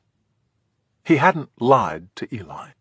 Having dirt on Reinhardt was a savvy political move, no matter how paranoid it was. But it was what he hadn't told Eli. Deacon wasn't convinced that the link between Reinhardt and the dealer didn't go beyond the professor's precious little book. Maybe, just maybe, it had something to do with Reinhardt's CIA past. All the mayor knew for sure was that he wasn't ruling anything out. Except, of course, his re-election, if the killings continued. Chapter 78.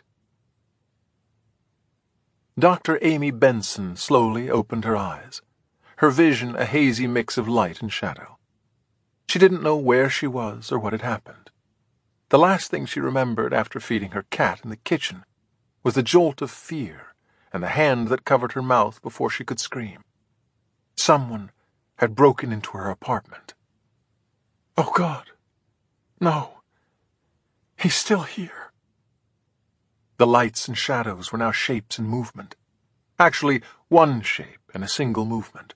Back and forth. Back and forth. A figure pacing before her at the foot of the bed. Like a Polaroid from hell, his face gradually came into focus. His eyes.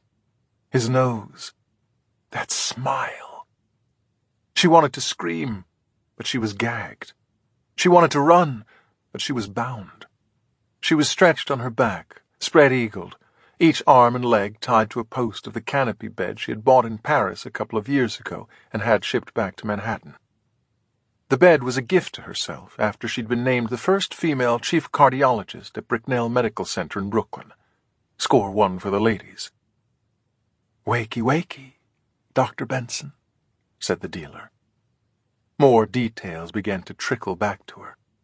She could feel the hand slapped over her mouth to stop her from screaming, followed by the other hand over her nose. Chloroform, for sure. That's how he knocked her out. That's how she ended up in her bed. He's going to rape me. She was sure of it. He'd already removed her blouse, her bra as well. She was naked from the waist up. It was only a matter of time before he removed her skirt and underwear. He probably wanted her awake for that part, and every part of the nightmare that was sure to follow. Dr. Benson started to cry. She cried because she knew she couldn't scream, because she knew she couldn't escape, because the feeling was something she'd never truly felt in her entire accomplished life. Helplessness. The dealer walked to the side of the bed, staring curiously at the tears falling from the sides of her eyes. So many tears. He reached down, catching one on his index finger. For a few seconds he simply gazed at the wetness. "You never did cry in court, did you, Doctor?" he said. He then slowly licked the tear from his finger and smiled again. That smile. She had seen it before, hadn't she? She had seen him before. It was all coming back to her now. No mere trickle, a sudden wave. She was suddenly drowning in a memory she had tried so hard to forget. It was so long ago. That's what you tell yourself, isn't it? Said the dealer. That voice inside your head, so willing to assure you that you're a different person now, that all is forgiven. It's almost as if you've forgotten all about it. He leaned down, so close to her ear that she could feel the heat of his breath. It was like fire. That's why I'm here, Doctor. Because you need reminding. People need to be reminded. As he turned and walked away from the bed, Dr. Amy Benson realized that she was wrong. She wasn't about to be raped. She was about to be murdered. And the second he returned, the very moment she saw what was in his hands, she knew exactly how he was going to do it. How fitting. Chapter 79. "Anything?" asked Elizabeth. "No," I answered. "You?" She shook her head, pushed her hair back behind her ears, and pulled out the next file. Between the two of us, we'd already gone through 10 boxes. There were 20 more to go. A long day was becoming an even longer night. Judge Kingsman had called it the key to everything. It was, but only in the literal sense, so far. He'd handed us his key for a small locker at a self-storage facility in Yonkers, about 20 minutes north of his home. In the locker were 30 large boxes containing files of every case he'd presided over in the past 30 years. That was it. That was everything. There was nothing else Kingsman kept in the locker besides the files. There was something not quite right about it all. I just couldn't figure out what. Whatever it wasn't obvious. The boxes were organized by year, and the files within them were alphabetized according to the last name of the defendant. Within minutes, Elizabeth and I had easily found the files for each of the victims. They were right where they were supposed to be in their respective boxes. So what is it? What's not right? There was nothing out of the ordinary in terms of the labeling or the folders themselves. They were all the same color, that typical drab green. Beyond the alphabetizing, there was no system, no further means by which to differentiate one case from another. Murders were mixed in with assaults that were mixed in with drug smuggling, arson, and every conceivable form of racketeering. In the never-ending debate as to whether people are inherently good or evil, this was the motherlode of ammo for the evil argument. "Needle in a haystack," groaned Elizabeth, as she put the top back on a box and reached for another. She groaned again. Each box weighed a ton. "We should be so lucky," I said. "At least with a needle in a haystack, the needle exists." That was the fear, of course, that we would reach the last box and be no closer to knowing the identity of the Queen of Hearts. In the meantime, all we could do was guess. It was like a game, a brain teaser. We went back and forth. Who's the Queen of Hearts? "The writer of a romance novel," I said. "A prostitute," said Elizabeth. "A drag queen. A descendant of royalty. A female heart surgeon. A female champion hearts player. No," I said. "A female heart surgeon." Elizabeth looked up from the file in her hands to see me looking up from the one in mine. I had opened a new box and was about to go case by case, as with every other box, my thumb moving from tab to tab. Only this case was right on top. The file was lying flat on top of all the others. I couldn't miss it. That was the whole point. Chapter 80. Whoosh! We were back in Manhattan, the Upper East Side. "No way. Not unless you got a goddamn warrant," said the superintendent, standing in our path at 2 a.m. and trying his best to sound like a tough son of a bitch. The fact that he was fresh out of bed and wearing a fluffy blue bathrobe with little sailboats on it, however, wasn't exactly helping his cause. Still, what were the odds? A building super who was going to law school at night. How much he enjoyed telling us that, too. Almost as much as Elizabeth enjoyed telling him that he should probably ask for his tuition money back. There was only one thing we needed to get him to open the door of apartment 2402, and she practically had it pressed against his nose. Her badge. "Besides, we're not trying to arrest Dr. Benson, we're trying to protect her," Elizabeth added. "Now open the goddamn door!" So much for our tough-talking, soon-to-be law school graduate. The super dug into the pocket of his fluffy blue bathrobe and began fumbling with an overcrowded keychain. Benson's swanky high-rise building only looked like a hotel. There was no master key. "Shit!" Elizabeth suddenly shouted. "Move!" She'd heard the same loud crashing noise behind the door that we all did. The super, slow with the keys, was even slower to move. Elizabeth promptly shoved him to the ground. She reached for her Glock, took one step back, and raised her foot all in one smooth motion. You want to break down a door? There's only one way to do it. Never with your shoulder. Never with a running start. You need to kick, and kick hard, landing your heel a few inches to the left of the lock. Anywhere else, and you might as well be kicking a concrete wall. All that said, you still only have a coin flip of a chance. "Do you plan on just watching?" asked Elizabeth after her first failed attempt. I thought women kicking down doors was like men asking for directions, I said, sidling up next to her. "Count of 1, okay?" "1," said Elizabeth.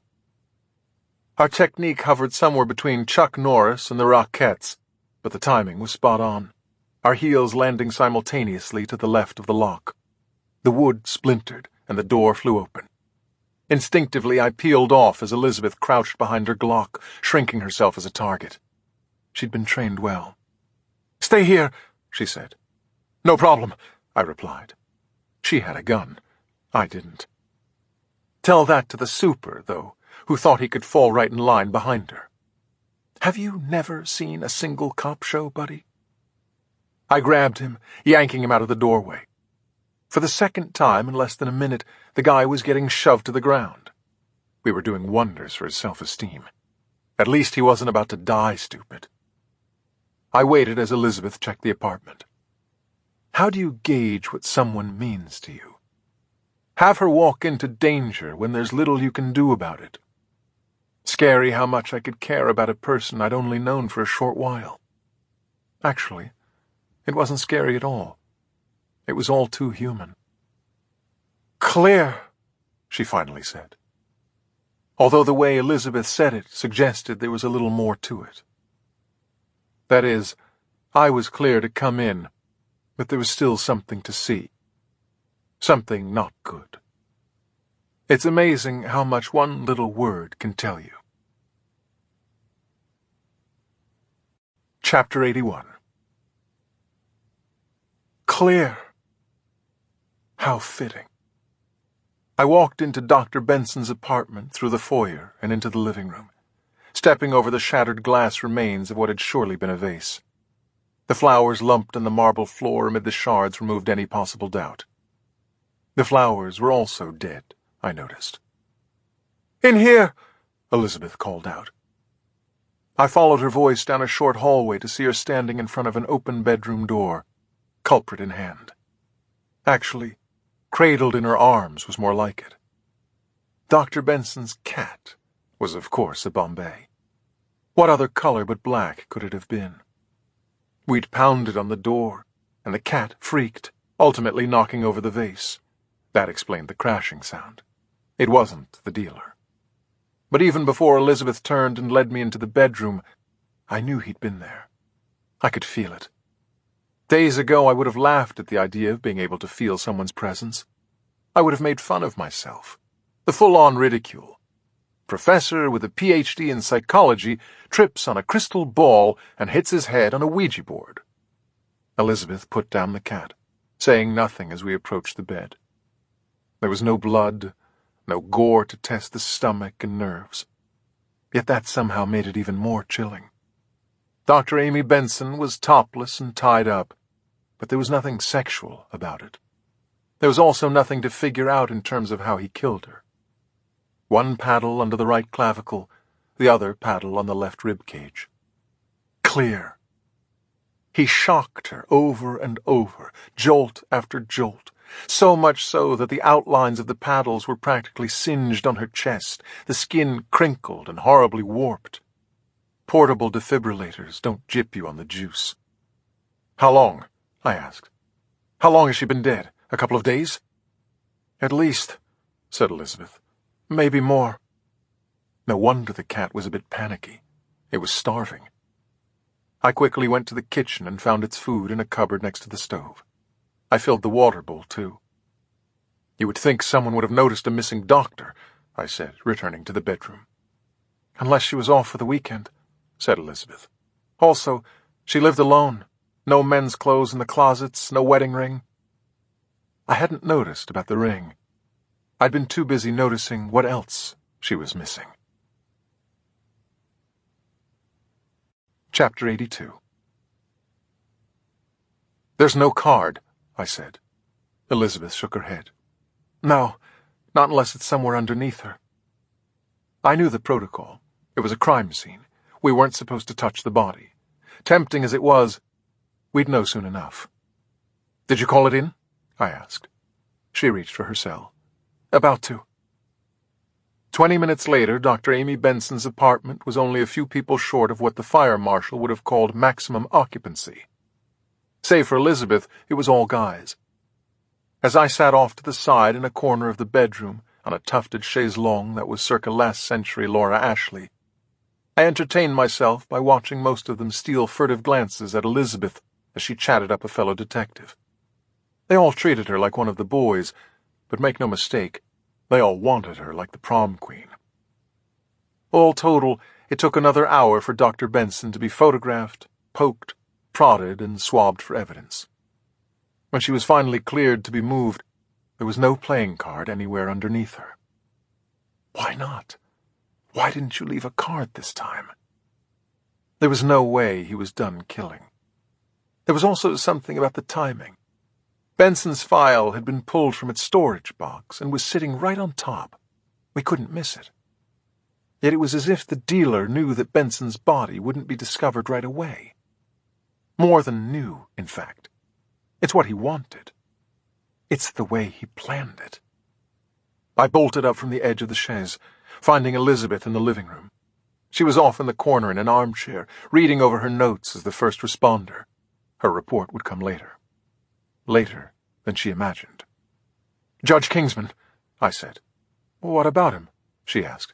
We need to get back to his house, I said. Right away. Elizabeth didn't budge from her chair. She didn't even flinch. It's 4 a.m, Dylan, she said. Are you saying he's the next victim? Because we'll call him and then— No. We can't call him, I said. Why?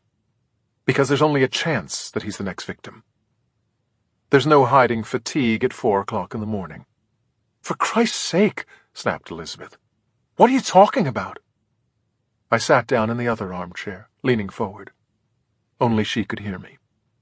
There are 2 possibilities, I said. The first is that Judge Kingsman is about to be killed. What's the second? I told her. She didn't ask if I was sure. She didn't even ask me to explain. Elizabeth didn't say anything to me, in fact. Instead, she reached for her phone, dialing the dispatcher at the 50th Precinct. She wanted a detail outside Kingsman's house, front and back. We were more than half an hour away, but the detail would only take 10 minutes to get there tops. No one goes in, Elizabeth said to the dispatcher, and no one goes out. 2 possibilities. Judge Arthur Kingsman was either a dead man or the dealer. Chapter 83. It felt like one of those sci-fi movies in which everyone else on the planet suddenly and mysteriously disappears. We turned the corner near Kingsman's house, in Riverdale's Hudson Hill, the first hint of sunrise casting a yellowish glow over the entire street. Elizabeth had been keeping her hands warm in the pockets of my jacket during the ride, but she now took one out to tap my shoulder and point at my headlamp. She wanted me to cut the light. Up ahead were the silhouettes of 2 cars parked at the bottom of Kingsman's driveway. I knew what she was thinking underneath her helmet. She didn't have to say it. Why are there 2 cars? There should have been only 1 in front. The other should have been on the street behind the house, covering the back. Moreover, why were the cars parked directly in front of the house? Too conspicuous. They should have been on the edge of the property, or down the street a bit. All they needed was a decent view, not a front-row seat. I cut the engine, waiting for Elizabeth to step off. It was hardly a wait. She was already swinging a leg before we even came to a stop. Sure, it was the graveyard shift, but did it have to be a rookie detail? With a huff, Elizabeth removed her helmet and practically shoved it in my hands. Some greenies were about to get an earful. No, they weren't. Elizabeth stopped 10 feet from the first car. I caught up to her, and we were both looking at the same thing. An empty Honda Accord, lights off, but the engine still running. Stranger still was that the front door on the driver's side was slightly open. I was about to ask if the NYPD counted Hondas in their unmarked fleet. Apparently they didn't, because before I could ask, Elizabeth had drawn her Glock. There was no doubt about the car behind the Accord, though. It was the same kind of sedan as Elizabeth drove. It was empty, too. The engine was off, all the doors closed. "Tell me you carry a bug," I said. That was a BUG, as in backup gun. My not having a weapon outside Dr. Benson's apartment was one thing. This was another. Something was up, and we were as out in the open as it gets. Elizabeth reached down to her right pant leg and removed the Glock version of a pocket pistol, the G42, from her shin holster. "Don't make me regret this," she whispered, handing it to me. She was only half joking. "Don't worry, I've only shot one other partner in the back," I whispered in return. I motioned with my hand. "After you." The look on her face was almost as priceless as her slight hesitation. The irony, of course, was that there was no chivalry in this situation. I was technically a civilian, and she wasn't. There was no way she was going to let me lead. But I had her back. We walked up the driveway, the grumble of that Honda engine fading behind us. Every window in Kingsman's house was dark. There was no sign of anyone, inside or out. Maybe there were some early birds chirping, but all I could hear was the sound of my own heartbeat. That and the words of my first handler, a Frenchman, with whom I was stationed in London. It was his version of "keep calm and don't panic." Le secret pour rester en vie? Ne jamais cesser de respirer. The secret to staying alive? Never stop breathing. "This way," said Elizabeth. Without discussion, she and I both knew where we were heading, the back of the property. The front was a little too quiet for our liking. Way too quiet. My kingdom for some noise. Elizabeth heard it first. We were halfway along the side of the house. Going on nothing but instinct, she plastered herself against the stucco of Kingsman's Tudor, her arm pulling me next to her. She pointed to her ears. That's when I heard it, too. Dim, but definitely there. Voices, as in plural. It was at least 2 men talking. It might have been the patrolman, but that wouldn't explain the Honda with the engine running. We needed to get closer to hear them better.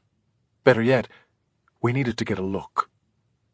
Slowly we edged along the side of the house, the corner toward the back no more than 10 feet away. We were as quiet as falling leaves. So was the guy behind us. Chapter 84. I almost shot his head off. I mean, seriously, who clears his throat before yelling, "Freeze!" A rookie, that's who. I spun around so fast that the kid nearly tripped over his own feet. Luckily for him, I saw the uniform. All he saw were our street clothes and our guns. God knows what would have happened if Elizabeth hadn't been so swift with her badge. "Whoa, whoa, whoa!" she screamed. That brought another officer running over from the back of the house in full sprint. With his buzz cut, he looked even younger than his partner. We were now the meat in a neophyte sandwich. Quickly, Elizabeth explained who we were and why we were there. The only reason they were there was because of her. Their turn. Why the Honda out front? Why were they out of their cars and on the property? "Follow me," said the buzzcut. We followed him to a patio off the back of the house, where 2 more officers were standing, hovering, really, over another man sitting in one of 4 wrought iron chairs, all of which probably had cushions on them a few months ago during the summer. Or maybe not. The chairs and the patio itself had that overly neglected look. There were cracked bricks everywhere underfoot, along with a few spots that were missing bricks altogether. Judge Kingsman didn't strike me as a relax-on-the-patio sort of guy. Maybe his wife had been, when she was alive. Elizabeth and I both stared at the guy in the chair.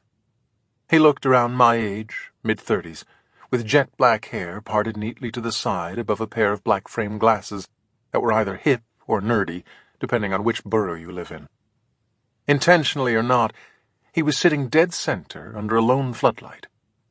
He wasn't in handcuffs, but his body language was unmistakable. He wasn't there by choice. "Who is he?" asked Elizabeth. "No wallet or any ID on him, but he says his name is Elijah Timmets," said the buzzcut. He motioned to the guy. "Go ahead. Tell them what you told me." Dead silence. The guy simply sat there, staring back at us. There was no fear, but it wasn't cocky either. The buzzcut rolled his eyes. "Okay, pal, I'll tell him." "He says he works for the judge and was dropping off some files," he began. I could read his nameplate now, courtesy of the floodlight. The buzzcut was Officer J. Glausen. "He claims it's research for cases, and he led us to the back here to show us where he drops them off." In unison, Elizabeth and I looked over at one of the other officers and the files tucked under his arm. Behind him was a footlocker-type box by the door to the house. "Is it?" asked Elizabeth. "Research?" She didn't even bother asking Timmets directly. "It's a bunch of notes and legal language," answered Glausen. "So maybe, yeah, it is. That's not the problem, though." I got it before he said it. The problem was math. Everyone was armed, but there was still one gun too many. In other words, everyone was armed. Timmets had been carrying. The gun in Glausen's hand was in addition to the one in his holster. "Do you have a license for that?" asked Elizabeth. Now she was talking directly to Timmets. He still wasn't answering. "Do you have a license to carry a firearm?" she repeated. Finally, he spoke. Sort of. "I want my attorney present," he said. Glausen snickered. "Do you know who asks for their lawyers? Guilty people," he said. "Or maybe people who have an understanding of the justice system and how it works and sometimes doesn't work," I chimed in. "Perhaps someone who works for a judge?" Elizabeth looked at me. She knew what I was doing. You catch more flies with honey. Glausen, meanwhile, had no clue. Neither did any of the other officers who'd been standing around like mannequins. "Yeah, and while we're at it, where is the judge?" asked Elizabeth. "Where's Kingsman?" Glausen had no clue about that either. "Good question," he said. Cue the sarcasm. "Maybe the guy who works for him knows." Chapter 85. "Did you call the home number?" asked Elizabeth. "The landline?" "Yeah, we did that too," said Glausen. "Twice." They had knocked, they had banged, they had rung the doorbell repeatedly and checked all the doors of Kingsman's house to see if any of them was open. None was. Elizabeth took off her jacket and began wrapping the sleeve around her fist. "Let's find the cheapest window to replace," she said. "Or you could just use the key." We all turned to Timmets. "What?" asked Elizabeth. "Judge Kingsman keeps a spare key underneath the middle flower pot by the back door here," said Timmets, pointing. "How do you know that?" asked Glausen. But that was the wrong question. "Why are you telling us?" That was the right one. Timmets was admitting he had access to Kingsman's house. Glausen tried again. "How do you know there's a key?" "I want my attorney present," answered Timmets. That figured. Elizabeth unwrapped her jacket from around her fist. Apparently there was no need to break any windows. She also knew there was a difference between asking and telling. "Don't just sit there. Go get the key," she told Timmets. He didn't need his lawyer to do that. Timmets got up, making his way over to a row of 3 flower pots on the ground next to the door to the house. They were more like dirt pots, really. That's all they had in them. Sure enough, there was the key under the middle one. Timmets grabbed it and walked over to Elizabeth, giving it to her. Glausen had a hand on his holster the entire time. Glock by my side, I was a bit twitchy myself. Timmets returned to his chair as Elizabeth started orchestrating. Glausen and I were to come with her inside the house. The other officers were to stay outside and keep Mr. Timmets company. 5 minutes later, we returned to the patio. "Would you still like your attorney, Mr. Timmets?" asked Elizabeth. He nodded. "Yes." "Okay, then," she said, reaching for her phone. She held it out for him. "Give your attorney a call, and have him or her meet you at the 50th Precinct in half an hour." "Are you arresting me?" he asked. "No," she said. "We'd like to ask you some further questions, and your cooperation would be appreciated. You would be coming with us voluntarily." Timmets thought for a few seconds. "Okay. But I'd like to make the call from my own phone," he said. "It's in a coat in my car." "The Honda out front," said Elizabeth, "right?" "Yes. It's also been running this entire time," he said. "I'll take care of it," Glausen announced, heading for the front of the house. No one objected, including Timmets. "So how long have you worked for Judge Kingsman?" I asked, filling the silence that followed. I wasn't sure Timmets would answer. He did. "Almost 10 years, he said. "So you were with the judge back when he was on the New York State Supreme Court?" "Yes," said Timmets. "You're not a clerk, though, right?" "I research cases for him, but I have no law training," he said. "Not in the traditional sense, at least." "What's the non-traditional sense?" I asked. "Being around a judge in his courtroom for 10 straight years. Best law school there is." "You're probably right about that," I said. "At the very least, you've learned the importance of having an attorney. Is he good, by the way, your attorney?" "I don't know," said Timmets. "I've never needed the guy before." I wasn't sure if Glausen heard that as he came back around the corner of Kingsman's house. Either way, his timing was perfect. In one hand was Timmets' cell phone. All eyes, however, were on his other hand. Glausen was clutching a large knife, his shirt sleeve pulled down over his fingers to prevent getting any prints on it. There was some added pep in his step, and as he crossed over into the shine of the floodlight, the top half of the steel blade toward the handle practically glistened. It was clean as a whistle. Not the bottom half, though. It was as dirty as dried blood. "I repeat," said Glausen, "what kind of people ask for their lawyers?" Chapter 86. "He knows we're watching him," I said. "No, he thinks we're watching him," said Elizabeth. "He doesn't know for sure. No one can. That's the point." I looked again at Timmets through the one-way mirror into the interrogation room at the 50th Precinct. He was sitting, his arms folded on the metal table, completely expressionless. "No," I said. "He knows." If there was any room smaller than the interrogation room, it was the viewing room where Elizabeth and I stood on the other side of that one-way mirror. At least, that's the way it felt with the lights off. The darkness also wasn't helping with what had become an unintended experiment in sleep deprivation. That dull ache in the joints had settled in, the eyes beginning to sting. Elizabeth checked the time on her phone. It was pushing 8 a.m. "Damn," she muttered. "Where the hell is this guy?" "Is there a statute of limitations on waiting for an attorney?" I asked. If there was, the one representing Timmets was cutting it close. Granted, Timmets had probably woken him up when he called from Kingsman's house, but that was more than an hour ago. Where was the guy coming from? Cleveland?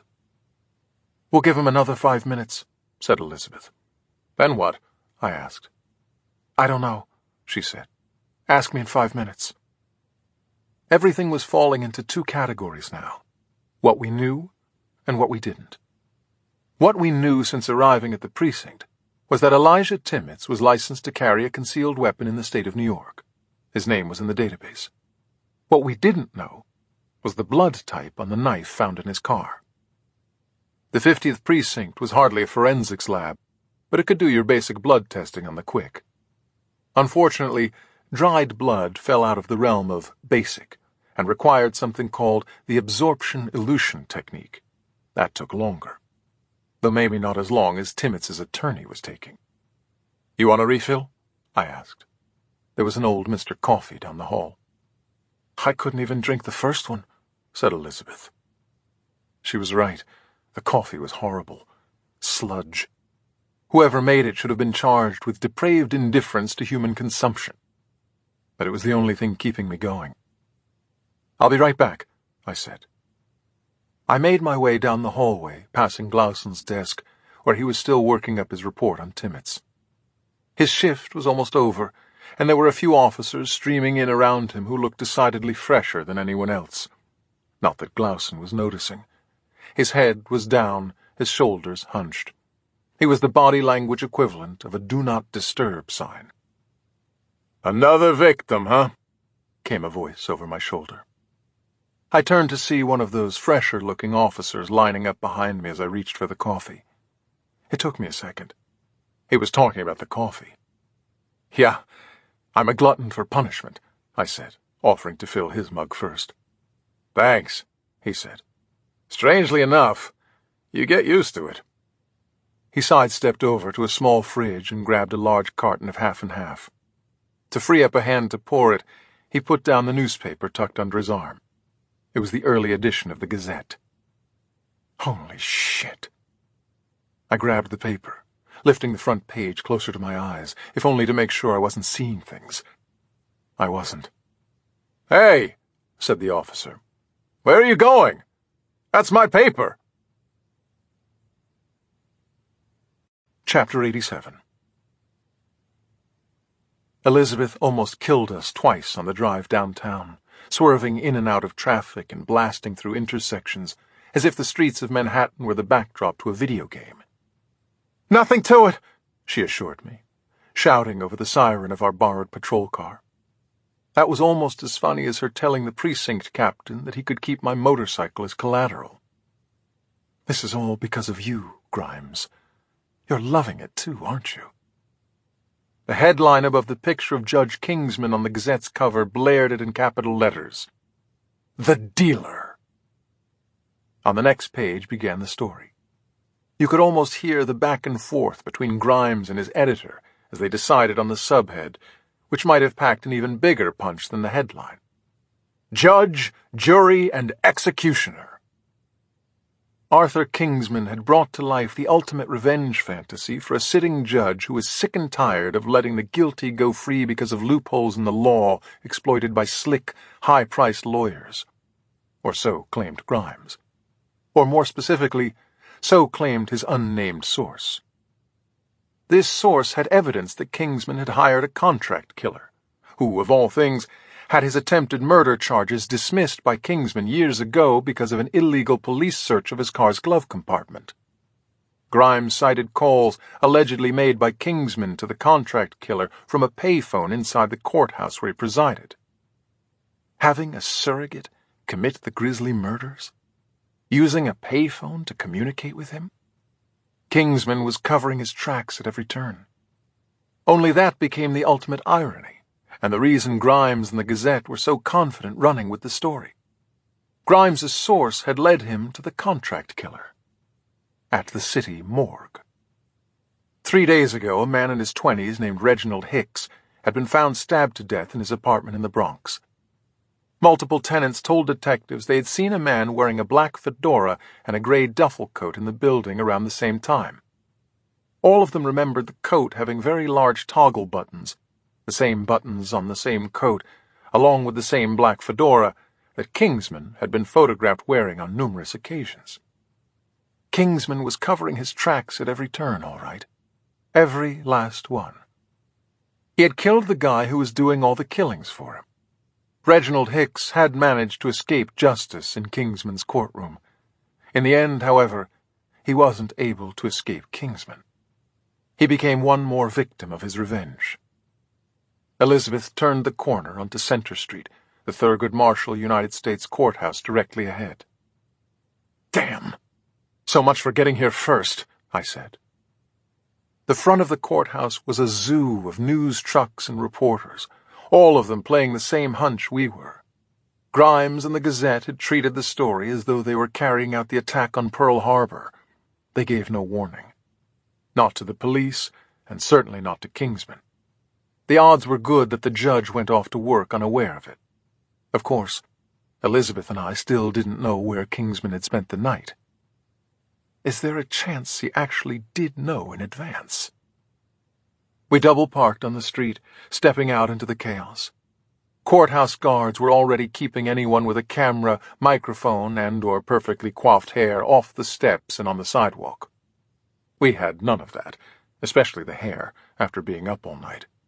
But Elizabeth did have her badge. "Go ahead," said one of the guards. No sooner did he move aside for us than one of the reporters pointed and shouted, "There he is!"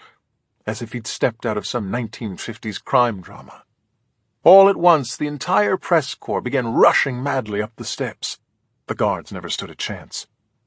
Kingsman, standing front and center on the landing in front of the courthouse, was engulfed within seconds.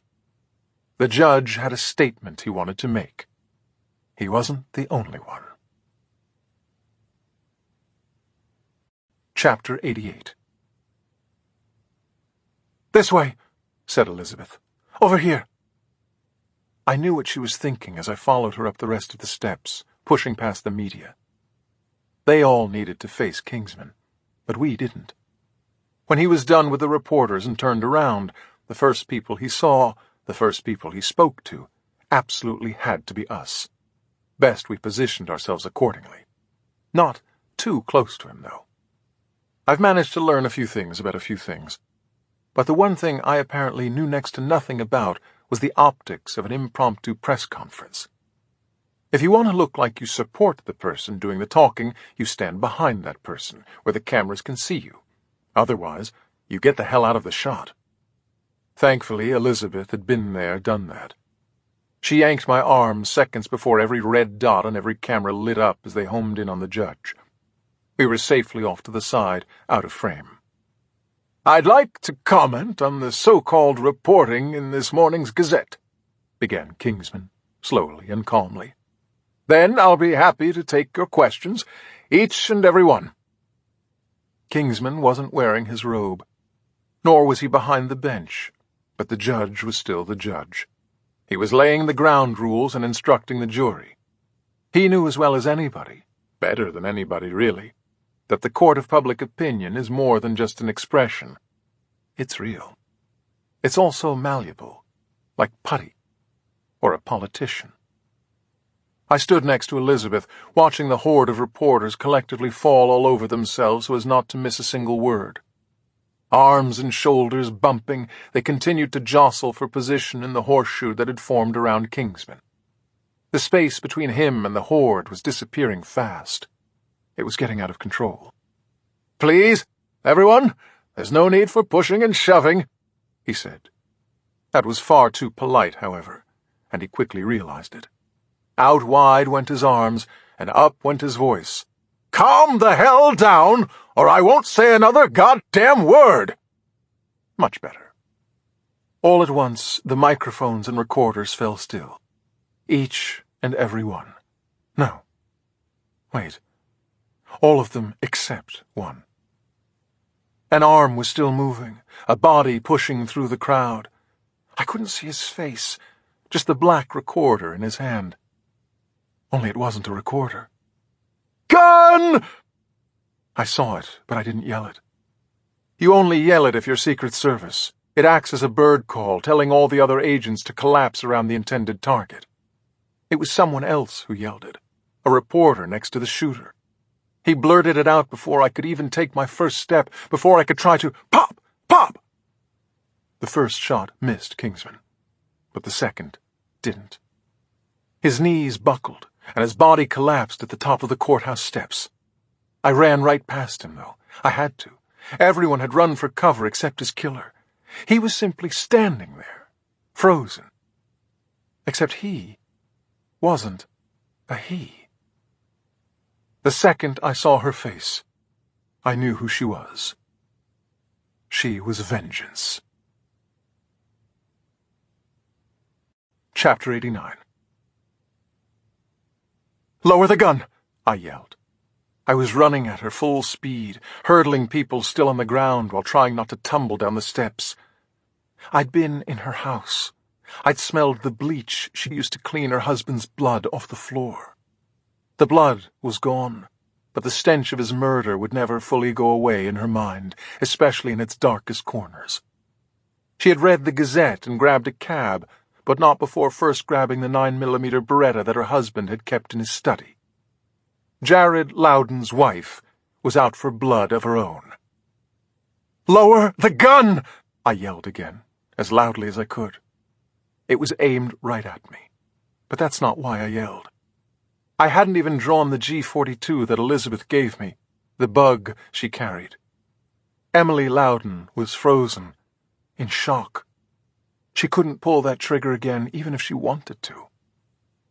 No, I yelled because as long as she had that gun raised, at least one of the courthouse guards would reach for his. Pop! Pop! I could feel the bullets whiz by me, one followed by the other. They both struck Emily Loudon in the chest, the navy blue peacoat she was wearing exploding with 2 red spurts as she toppled back and collapsed. She'd finally lowered her gun. Immediately I felt another breeze as 2 guards sprinted past me, straight for Loudon. I was the one now frozen. It was pandemonium outside the courthouse. Some people still scrambling for cover, others calling 911, and still others seizing the moment, especially those newspeople with cameras. If it bleeds, it leads. Some of the cameras were trained on Loudon, the rest on Kingsman. I could see another guard hovering over the judge, radio in hand. I couldn't read his lips, but I could tell from his face that he was gauging Kingsman's chances. There might be a vacancy on the court. This is crazy, huh, Elizabeth? I spun back around, my eyes searching the top of the steps where we'd been standing. I looked left and right before turning a full 360, trying to spot her in the crowd. There were too many moving parts, a hornet's nest of people. Elizabeth? There was shouting, pointing, crying, consoling, and even one woman praying. Her hands, clasped tightly, were shaking. Off in the distance, I could hear the sound of sirens. Kingsman and Emily Loudon weren't moving. Perhaps they weren't even breathing. But all I could feel was Elizabeth. Something was wrong. Terribly, terribly wrong. Chapter 90. 2 people shuffled to the left at the exact moment someone on the right leaned forward. For a split second, a space opened at the top of the steps, and I saw her profile. She was down, lying on her back, holding her chest. Her hand was covered in blood. I raced up the steps, pushing people out of my way. Before I could even drop to my knees next to her, I knew it was bad. The shot had hit her right below the collarbone, definitely piercing the lungs, but I hoped, not the heart. I hoped. I needed to see the entry wound to make sure. Who was it? She asked. She could barely get out the words. Let's focus on you, I said. I traded my hand for hers, keeping pressure on the wound while pulling back her blazer. Her white blouse underneath was soaked red. Who? She repeated. I told her only so she wouldn't keep trying to talk. Loudon's wife, I said. Elizabeth blinked and managed a nod. I nodded back. Enough said. Senseless violence will make you scream to the heavens, but the crimes you can understand, no matter how wrong, just seem to settle over you like a tablecloth. Elizabeth had been collateral damage, and she knew it. The ambulance is coming, I said. We need to take a look, though. Quickly, I lifted my hand, using the hole in her blouse to tear it. Exactly what I didn't want to see was right there underneath it. A larger hole. Medicine has a lot of words and phrases that sound worse than what they're describing. They also have some that bluntly nail it to a T. Sucking chest wound, for instance. The same people who had taught me how to kill had also taught me a few things about keeping someone alive. It wasn't quite med school, but it was a little more advanced than the Boy Scouts. Elizabeth had worse than a collapsed lung. The severe shortness of breath, jugular vein distension. Too much air had entered through the wound, leaking between the chest wall and her lung. She was in danger of what's called a tension pneumothorax, which also nailed it in terms of being as bad as it sounded. Next came shock, then death. Over my dead body. I put my palm back on the entry wound, applying pressure. With my other hand, I yanked off my belt. Ideally, I'd have something sterile I could use. Next best thing was the back of my cell phone, because the case was stainless steel.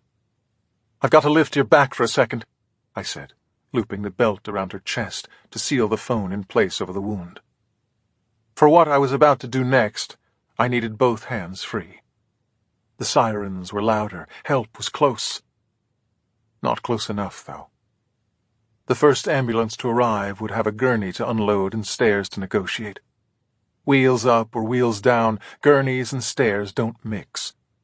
Most of all, the EMTs carrying it would have a decision to make as first responders. Whom to treat first? Unless I decided for them. Chapter 91. I looked over at the circle gathered around Judge Kingsman. I couldn't see him. There were too many people. Same for Emily Loudon. Making it even harder was the circle that had now formed around Elizabeth and me, including a cameraman and a few reporters.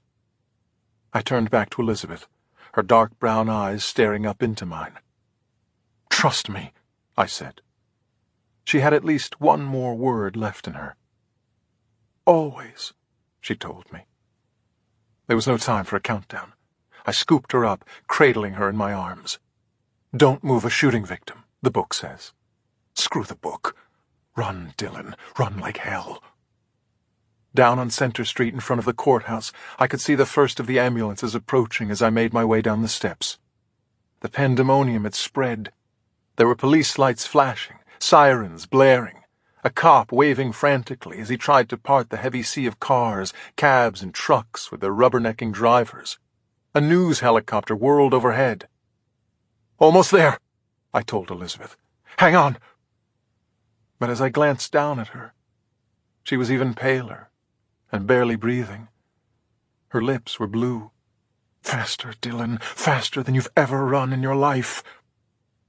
I reached the bottom of the steps and sprinted into traffic on a collision course with the grill of an ambulance. Stop or hit us, that was the choice. It stopped. Out came the driver. He was pissed for a split second, or about as long as it took for him to look down and see Elizabeth. "She's going into shock," I said. "Come on," he told me. He led us to the back of the ambulance, where his partner had already bolted from his shotgun seat, popping open the doors from the inside. I handed her off, the two placing her on a gurney and immediately strapping it down. I climbed aboard. "Out," said the driver. "But—" He grabbed my arm, nodding at Elizabeth's badge clipped to her slacks.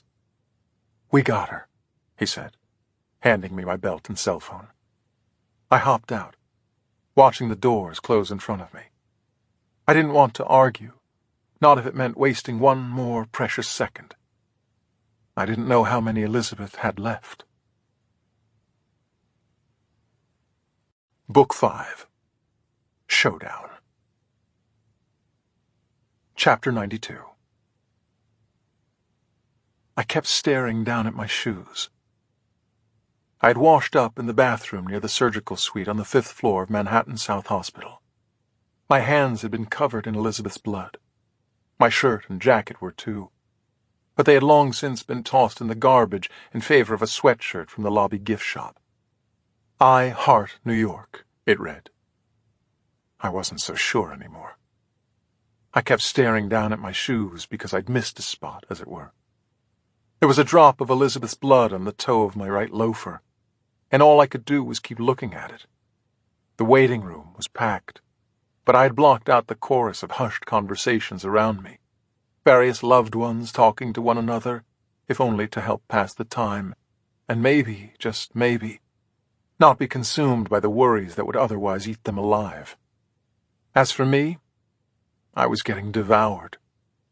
Will she make it? Please, please, let her survive.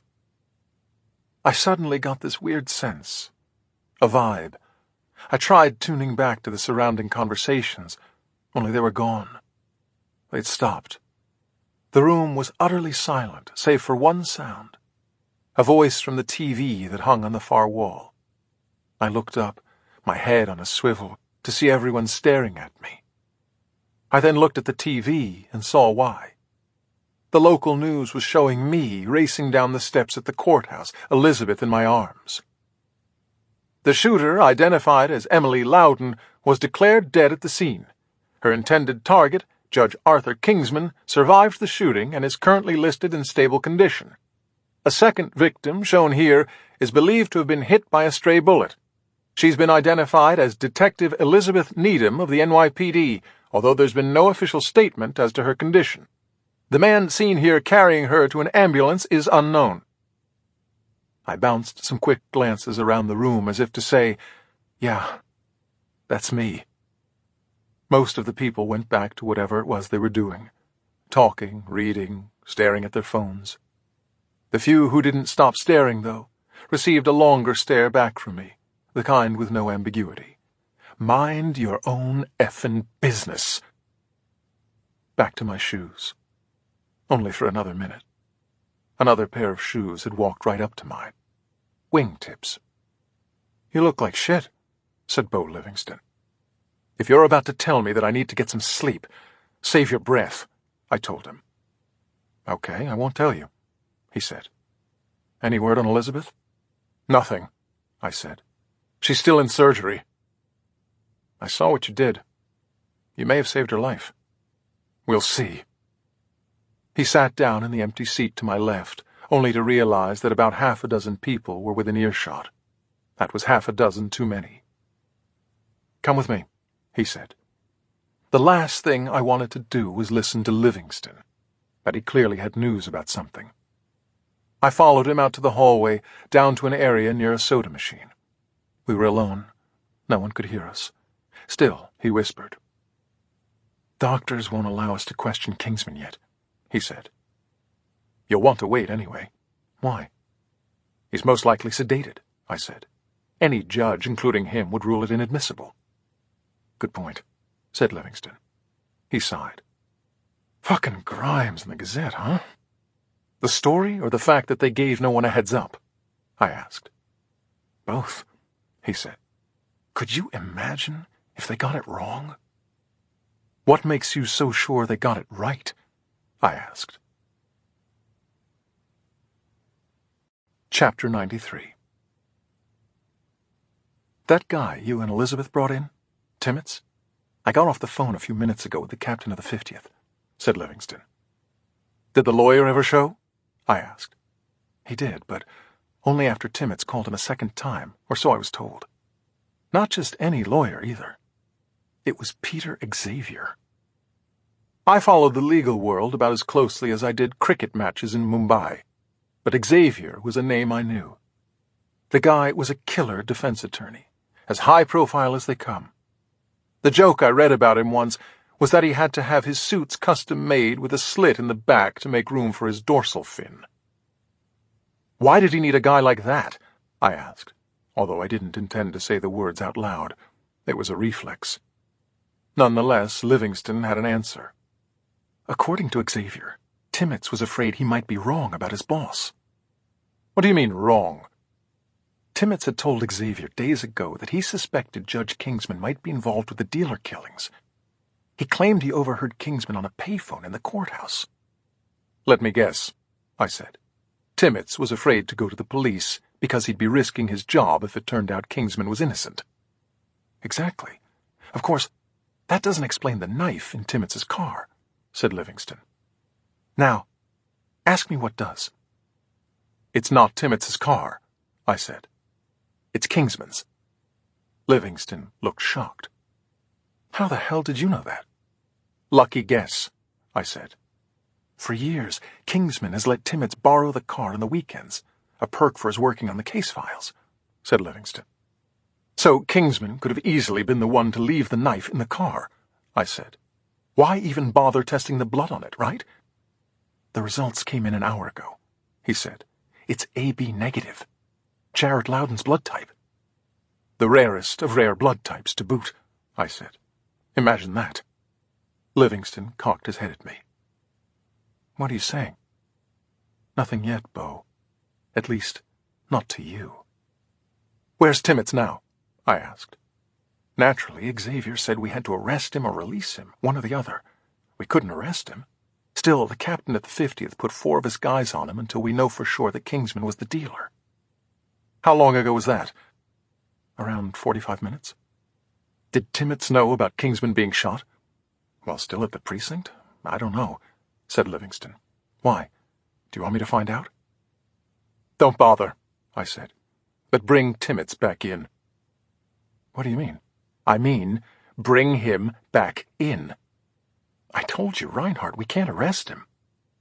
"I don't think you're going to have to worry about that," I said. "Just make the call." Chapter 94. I walked back to the waiting room and began staring at my shoes again, and that drop of Elizabeth's blood. 10 minutes later, Livingston's wingtips appeared again. "How did you know?" he asked. "Same as before," I said. "Lucky guess." "Bullshit." He sat down. He no longer cared who heard him. Word just came in. Timmets had gone home and then out to a supermarket after leaving the precinct. One officer had the front entrance, another had the back.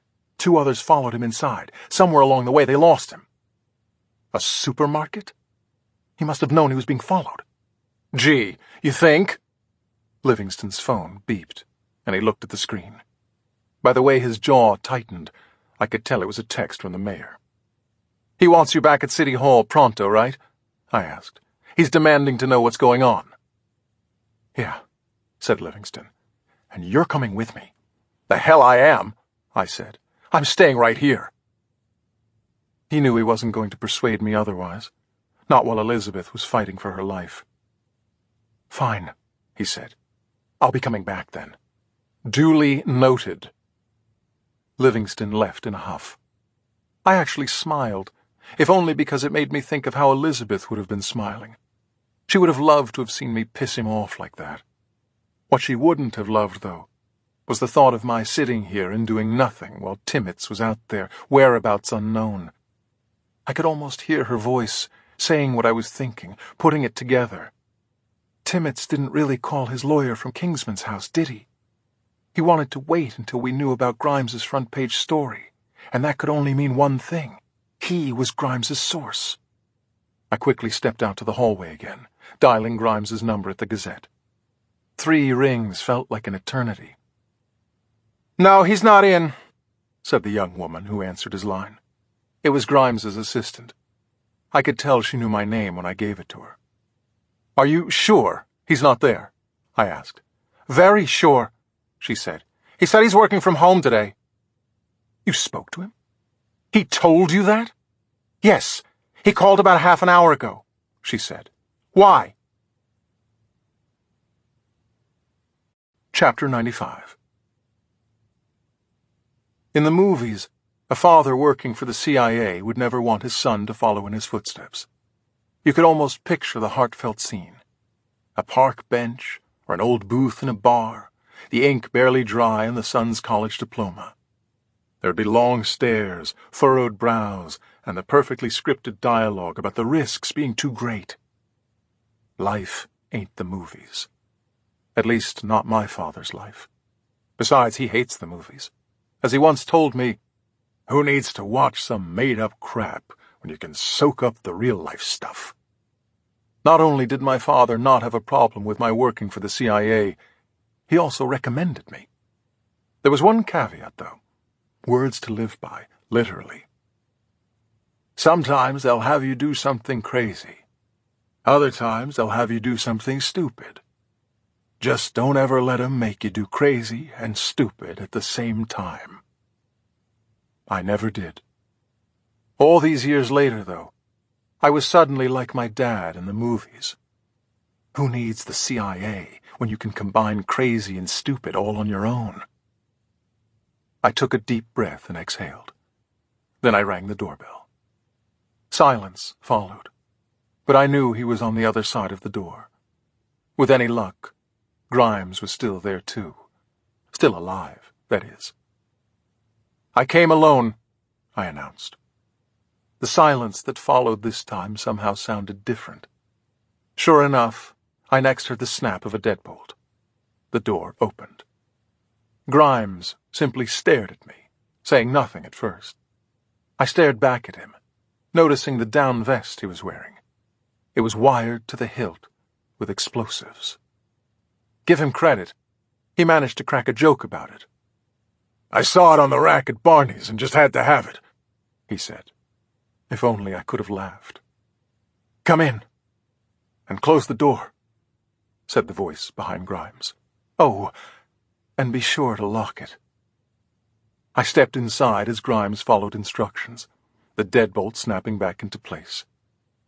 In front of me, past the foyer, I saw Timmets sitting on one of the couches in the living room, a lit cigarette in one hand and a detonator in the other. He held up the cigarette and smiled. "I know. These things will kill you, right?" Grimes walked past me, sitting down in an armchair kitty-corner to Timmets. In front of the chair, on a glass coffee table, was an open laptop. "What are you writing, Grimes? And what's with all the scribbled pages spread out around you?" "You should sit as well, Professor," said Timmets. He was dressed in a black suit now, with a white shirt open at the collar. He was freshly washed and scrubbed, a shine to his face. However he managed to elude the cops tailing him, he apparently never broke a sweat. I walked the length of the living room, settling into the couch opposite his. All I knew was that I wanted to be facing him, and the detonator. The thing was the size of a roll of quarters, with Timmets's thumb resting on top of the pressure release, aka the dead man's switch, which was surely linked to the vest via Bluetooth. All in all, easy to make if you know how. Thanks a lot, Internet. There are two types of serial killers: those who want to get caught, and those who really want to get caught. "You never intended to get away with this, did you?" I asked. Timmets took a drag off his cigarette, ignoring the question. "This is quite an apartment," he said, glancing around. "Don't you think?" Grimes had clearly done well for himself. High ceilings, sleek furniture, gallery-quality artwork. The ultimate bachelor pad. "It's very nice," I said. Timmets smiled again. "Who says crime doesn't pay?" I glanced over at Grimes as he forced a smile. His strategy was clear. Go along, get along, and maybe get to live. "At least answer me this," I said, my eyes locked on Timmets and the detonator. "Have you been planning this moment all along?" "It crossed my mind," said Timmets. "More than crossed," I said. "I've learned you leave nothing to chance. Almost nothing, that is." He knew exactly where I was heading. "Yes, our grieving widow this morning," he said. I nodded. "A wild card, right?" "Yeah," said Timmets. He leaned forward, his thumb twitching on the detonator. "I hate wild cards." Chapter 96. My mind raced with thoughts of Timmets's childhood. Possible OCD, anger issues, a stunted internal conscience. None of it mattered, though, not now. He was on a couch, but it was too late for therapy. Still, there was a mind to pry, answers to get. "Judge Kingsman is only good to you alive, isn't he?" I asked. "Of course," said Timmets. "You want him healthy and on display, an innocent man jailed for all the guilty people he set free," I said. "That wouldn't make him innocent now, would it?" "Exactly the point you wanted to make," I said. "Well, if we're laying all our cards on the table," said Timmets, "I don't need a conviction. The indictment would be enough." "But would it be the end?" I asked. "Would you be done killing?" "Do I look like I'm done?" he asked. Timmets leaned back into the couch again, crossing his legs. He was calm, too calm. "What happened this morning simply means we speed things up a bit. Clever of Alan here, though, the way he signaled you." "Not clever enough, apparently," I said. "According to an interview in the Observer a few years back," said Timmets, "the infamous Alan Grimes never writes his column at home. He's always out and around the town somewhere. He brags about it, too, like it somehow makes him more of a New Yorker. Had you read the same interview, Professor?" "No. I heard it straight from the source," I said. Timmets smirked. "I rest my case." He turned to Grimes. We'd both been talking about him as if he weren't in the room. He wished. "Of course, there's a first time for everything, right? How's it looking so far, Alan?" So that's what Grimes was writing. Timmets was using Grimes's column as a mouthpiece, a chance to tell the world his side of the story. It also explained the endless scribbled pages. Every inch of every paper spread around Grimes was covered with the musings and motives of a serial killer. The dealer had his own manifesto. Grimes tilted the screen of his laptop, gazing at what he'd written. Or was it transcribed? "I think it's what you want," he said. I had a real bad feeling about where this was all heading. I could picture it, the scenes flickering in my head like a movie. Grimes finishes the piece, hits send to email it to the Gazette, and Timmets thanks him for his time before bidding us both adieu. That damn detonator keeps our asses plastered to our seats right up until the moment that Timmets, along with Elvis, has left the building. At which point Timmets lifts his thumb, triggers the vest, and the only thing left of Grimes and me are some DNA samples. At least Grimes would probably win a Pulitzer posthumously. I could picture it all right. I just couldn't believe it. Maybe Grimes had served his purpose for Timmets, but my role still seemed underwritten. There had to be something more, something I was missing. Every instinct I had was telling me the same thing. The dealer still had something up his sleeve. Chapter 97. Timmets stubbed out his cigarette, using nothing but the glass of Grimes's coffee table as an ashtray. With his free hand he motioned inside his jacket. "How rude of me," he said. "Would you like a smoke, Professor?" "That depends," I said. "Will it be my last?" "I haven't decided yet," he answered. "I think you have." "You do, huh? Have I become that transparent now?" Engagement. I could see it in his eyes, the way they lit up from anything or anyone that challenged him. "Wasn't that the idea?" I asked. I leaned back against the couch, matching his pose. "Wasn't that what you wanted? To challenge me?" "You say challenge. I say use," he said. "Either way, here I am," I said. "Why me, though? Why my book?" "Don't you know?" asked Timmets. "Let's just say I have a theory," I said. "But you don't agree with it." "The opposite," said Timmets. "I think permission theory is an excellent approach to understanding abnormal behavior. In fact, much of what I've done is modeled after it." "A simple fan letter would have sufficed," I said. "In a way, you'll get that too," said Timmets. He turned to Grimes. "Did you send it yet?" Grimes nodded. There was something almost poetic about the faith Timmets placed in Grimes to email what might be his very last column. Timmets didn't need to watch him hit that send button, or even read exactly how he'd distilled his manifesto. Grimes loved to drink and chase women, but he lived to write. It was only fitting that was how he'd spend his last remaining hours before dying. As if on cue, Timmets leaned forward again. He held the detonator out in front of him. His words were all too familiar. Can we ever really judge behavior simply by the behavior itself? What else can you quote from the book? I asked. Go ahead. Tell me that the differences between normal behavior and abnormal behavior have nothing to do with behavior, but rather the circumstances in which they happen. Tell me all the exceptions to thou shalt not kill. Tell me about wars and self-defense, or capital punishment. Then tell me how killing us will help you prove your point. It's not my point. It's yours, said Timmets. There'll be a lot written about me. That I was evil, that I was cruel and unjust.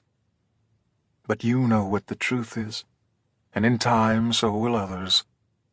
Because you know me, Professor. You've already written about me. For everything that I am, everything that I've done, the one thing I'm not is abnormal, and you know it. I'm the asterisk, the exception that proves the rule. Crazy is our security blanket, the word we use instead of the truth when the truth scares us even more. Justice isn't blind. It's lazy. Timmets locked his elbows, his arms shooting straight out in front of him. His grip tightened on the detonator, every knuckle going white. Shall we count down together? He asked.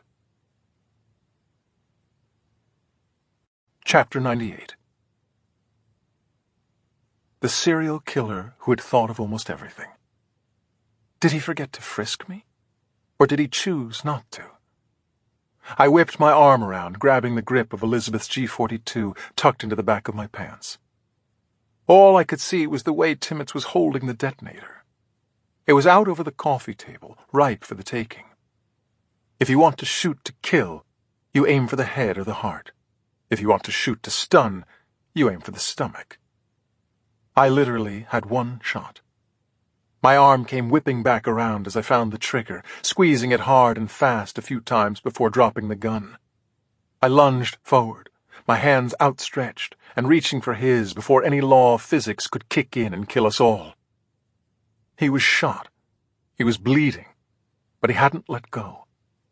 His thumb was still lodged on top of the dead man's switch as I slammed my palm down to keep it that way until I could pry it from him. You getting this all down, Grimes? Grimes? He was gone. No, he was behind me. He'd scooped up the gun. Don't! I yelled. I knew what he was thinking. Shoot Timmets again. He wanted to help, to do something. But Timmets and I were now one big moving target above that glass table, and I could practically hear Grimes's hand shaking. I was bigger than Timmets. I was stronger. He was bleeding out and losing strength. It was only a matter of time. The only thing I needed to do was keep that thumb of his... Huh? Whatever fight Timmets had left in him drained out of his arms in an instant. He wasn't pulling or pushing anymore. He wasn't doing anything except surrendering. You win, he whispered. I'd sooner lick an electric fence than trust a serial killer. But he was coordinating the transfer of the detonator, moving his thumb just enough underneath my grasp so I could take control of it without triggering the switch. Suddenly, it was all mine. You son of a bitch. Are you kidding me? It took only 2 seconds of holding it in my hands to realize the detonator was fake. A Fugazi. It had the weight of an empty Pez dispenser and was just as hollow.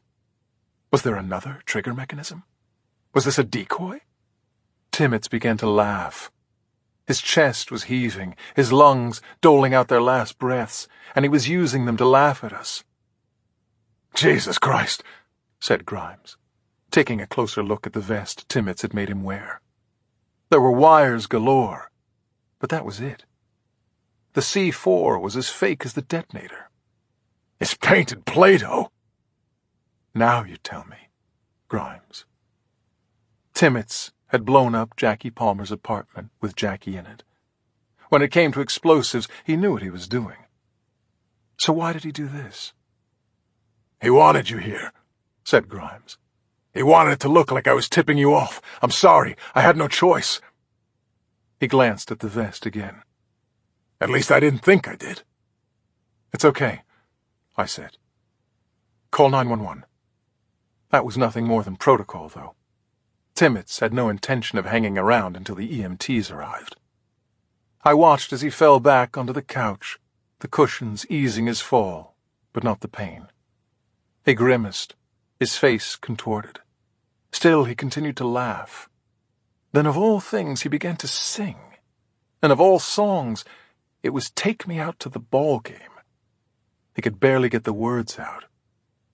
"Buy me some peanuts and Cracker Jack. I don't care if I—" The words stopped. There was no more singing. There was no more breathing.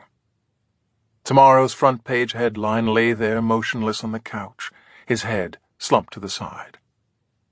"He's the real dealer, and he's dead." Chapter 99. Rules are rules. No one was allowed to see Elizabeth in the ICU in Manhattan South Hospital after she came out of surgery. Not even her immediate family, even if they had arrived. Her sister was still en route from Boston, and her mother's flight from Seattle was almost 3 hours from landing. The phrase often heard is critical but stable condition. Elizabeth was in only one of those conditions. Critical. She had lost a massive amount of blood.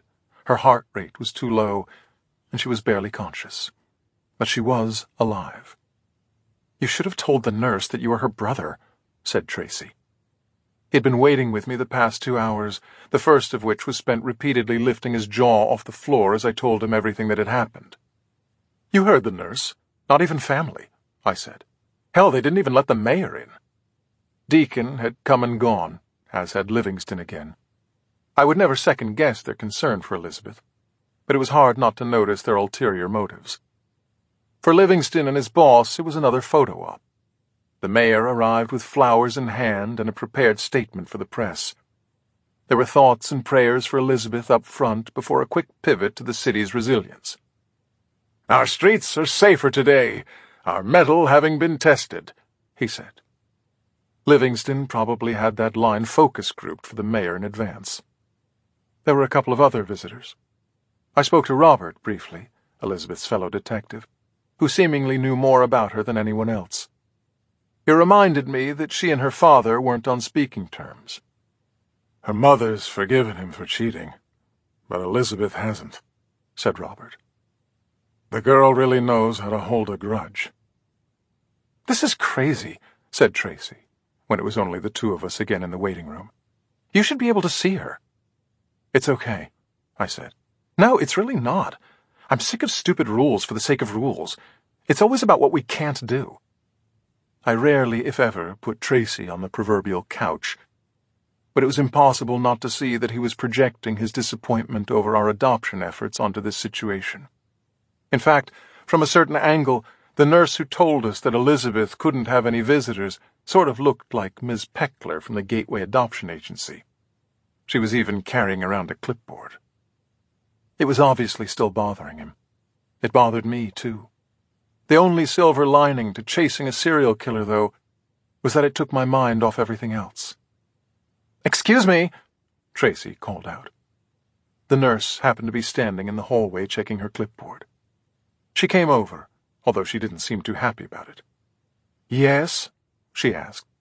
"I know you said Detective Needham can't have visitors while still in the ICU," said Tracy. "And I know there's probably a good reason for the rule, but—" "Good," said the nurse, cutting him off. "Then there's no reason to revisit the conversation, right?" I looked at Tracy, who was blinking in disbelief. The words were forming on his tongue. He was loaded for bear. Oh, shit. Here we go again. I was so busy bracing myself that I didn't notice the other nurse who had come over. I could tell she was from inside the ICU. She had that look of experience, of having seen it all. "Are you Dr. Reinhardt?" she asked. I nodded. "Yes." Detective Needham just regained full consciousness," she said. "You must be pretty special to her, because you're the first person she asked for." "Can I see her?" I asked. "Normally you're not allowed to," she said before giving me a smile. "But what good is a rule if you can't make an exception to it?" Chapter 100. Elizabeth was bruised and bandaged and pale as a ghost. There were wires and tubes sticking out of her, a tangled mess. She took one look at me, though, and cracked a smile. "Christ, I thought I was the one in bad shape," she said. "Yeah, well, only one of us has gotten any sleep." We both left the subtext unspoken. She almost didn't wake up. "Are you in pain?" I asked. "Only when I breathe." She smiled again, reaching for my hand. "Thank you for everything." "Nothing that you wouldn't have done for me," I said. The story of what happened at Grimes's apartment could wait, or that was my thinking. I should have known better about Detective Elizabeth Needham. If she was breathing, she was working. "I overheard 2 doctors talking about Timmins," she said. "Tell me everything." I did. I told her everything, including the one thing I hadn't told anyone else yet. "When we were first at Kingsman's house, in his study," I said, "there was something about my book on his shelf." "I remember there was no dust jacket," she said. "There was no dust, period. The last time that bookshelf, let alone the study, got a cleaning was probably while Kingsman's wife was still alive. Mine was the only book not covered in dust, though," I said. "Timmins put it there." As it turns out, we couldn't know it at the time. "But you picked up on it," she said. "Then you heard Timmins had called his attorney a second time." The book, the knife in Kingsman's car, Timmins was framing him. I still couldn't be sure, though. Then before I went to Grimes's apartment, I made sure. "How?" "Julian," I said. "The storage facility where Kingsman keeps his files uses an online backup service on their security cameras. Julian was able to find Timmins going in and out of the building. He had a key." "So Timmins pulled Dr. Benson's file and made sure you couldn't miss it," said Elizabeth. "He was leading you to Kingsman all along." "That's the part I still don't understand," I said. "Did he really need me? He had everything he wanted with Grimes, a guy to tell his story." "Grimes was his pawn. You were his challenge," she said. "You made it interesting for him. He admitted as much." "Maybe," I said. "For sure, Grimes is going to be a busy guy for a while." Grimes had a story to write. A bunch of stories, actually. He also had amends to make. He'd been duped by Timmins into thinking Judge Kingsman was the dealer. The mistake nearly cost Kingsman his life. If it had, it would have also cost Grimes his job, if not his entire bank account. Luckily for him, Kingsman hardly seemed like a guy who would file a civil suit. You could almost hear him citing the absence of malice. Not only did Grimes now have the dealer's manifesto, he also had his own eyewitness account of how the man who wrote it died. For the next couple of weeks, his paper would essentially be renamed the Grimes Gazette. "You're going to use it, aren't you?" I asked him on the phone when he called me to check on Elizabeth. Grimes knew what I meant. The nickname. "You better believe it, Dr. Death," he said. "Don't worry. By the time I'm done, you'll probably get a book deal out of it." "For the record," I told him, "I think I'm done writing books for a while." The last one was quite the troublemaker. "All right, that's enough talking, you two," came the voice of another ICU nurse. She'd come over to take Elizabeth's blood pressure. "Our girl needs some rest." I watched as the nurse looked me up and down, practically wincing. "Don't say it," I told her. She said it anyway. "You could use some rest yourself, my friend. A shower wouldn't hurt either."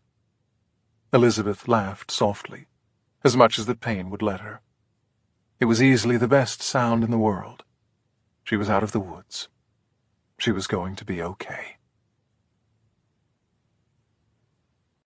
Chapter 101. Tracy? I returned to the waiting room. He was gone from his seat. He wasn't in the hallway either. I figured maybe he went to the bathroom or to get some coffee. Perhaps he wanted some privacy somewhere to make a call.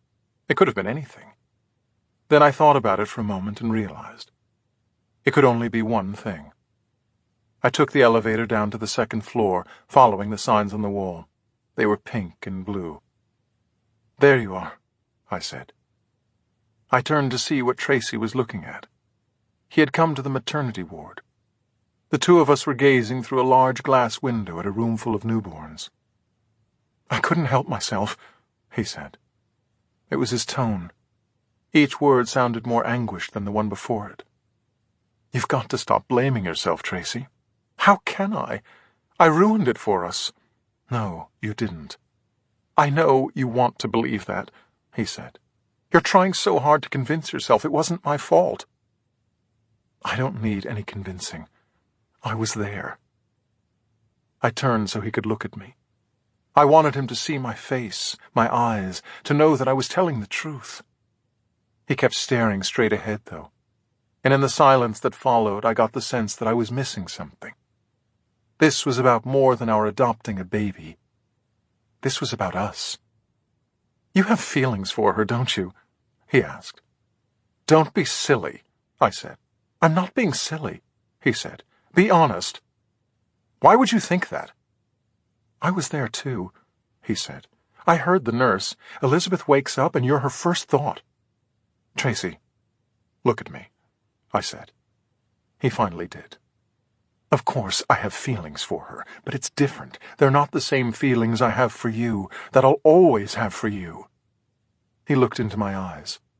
He could see the truth. "I'm sorry. I guess I just needed to hear you say it." "It's okay," I assured him. He smiled.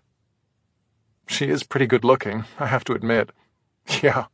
If I were straight, I'd be all over her," I said. "Yeah, me too," he said. It felt good to laugh. It felt even better to hear Tracy laugh. He turned back to the window, pointing. "You see the one in the back row?" I followed the line of his finger. "Second from the right?" "Yes," he said. "Are you thinking what I'm thinking?" A healthy baby boy, very healthy, was fast asleep in his bassinet, his chubby round face all scrunched up. His little blue cap had slid off his head, revealing not a stitch of hair. "Uncle Fester from the Addams Family," I said. Tracy laughed again. "Totally, right? Another classic TV show, by the way." "How did I know you were going to say that?" "Because you know me all too well." "I do," said Tracy. "Don't I?" "Yes," I said, taking his hand. "You do." Chapter 102. I never understood the expression, sleeping like a baby. All the babies I've ever known or heard about slept like alarm clocks, waking up their parents every few hours without fail. "How did you sleep?" asked Tracy late the next morning. "Like a log," I answered. "Logs make much more sense. They lie there and don't move." That was me. 10 hours of blissful sleep, followed by a shave, a shower, some coffee, a bagel, and some more coffee. Elizabeth had been moved out of the ICU. I checked in with her briefly. Her mother and sister were with her, and I told her I'd stop by later in the afternoon after I picked up my bike from the 50th Precinct. "Have you watched any of the news on TV?" she asked. "No, not yet," I said. "What about the Gazette? Have you seen it?" "Do I want to?" "I don't know, Dr. Death. Personally, I think your ego was too big to begin with," she said. I hung up and checked out the online edition of the paper on my laptop. Grimes was true to his word on both counts. 1, I had a new nickname whether I liked it or not. 2, he made me look good. Of course, the better I looked, the better he looked. In fact, the way he described hunting down the dealer, one would think that Elizabeth and I were attached to him at the hip. Even Brian Williams would have snickered at that. To his credit, though, Grimes took sole responsibility for getting the story wrong about Kingsman. He could have hid behind the Gazette and its editors, but he stepped up and shouldered all the blame. Multiple witnesses had seen a man wearing Kingsman's fedora and duffel coat, the one with the toggle buttons, in the building where Reginald Hicks lived. He was the supposed contract killer Kingsman had hired and subsequently murdered to cover his tracks. It was Kingsman's fedora and coat, all right. Only it was Timmets wearing them. He had taken them from Kingsman's home while the judge was away giving a lecture at the Pritzker School of Law at Northwestern University.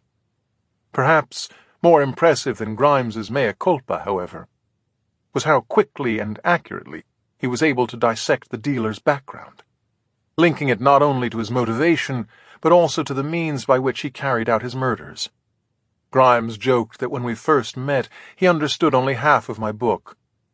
Truth was, he had it down cold. Elijah Timmets was the troubled adopted son of Bill and Mallory Timmets from Buffalo, New York. Bill was a demolition contractor whose company specialized in felling major structures using targeted explosions. Mallory worked as a technician at a platelet and neutrophil immunology laboratory. In other words, Elijah Timmets grew up around blood and dynamite. He was smart and had high standardized test scores, but was known as a loner. As for his propensity for guns and knives, Grimes noted that Timmets had participated in survival camps in upstate New York and paid membership dues at 2 different shooting ranges. Grimes was even able to discover how Timmets could have known Jared Loudon's rare AB-negative blood type. As a research assistant for Judge Kingsman, Timmets had access to a police report of a DUI arrest in which Loudon refused a breathalyzer test in favor of having his blood drawn.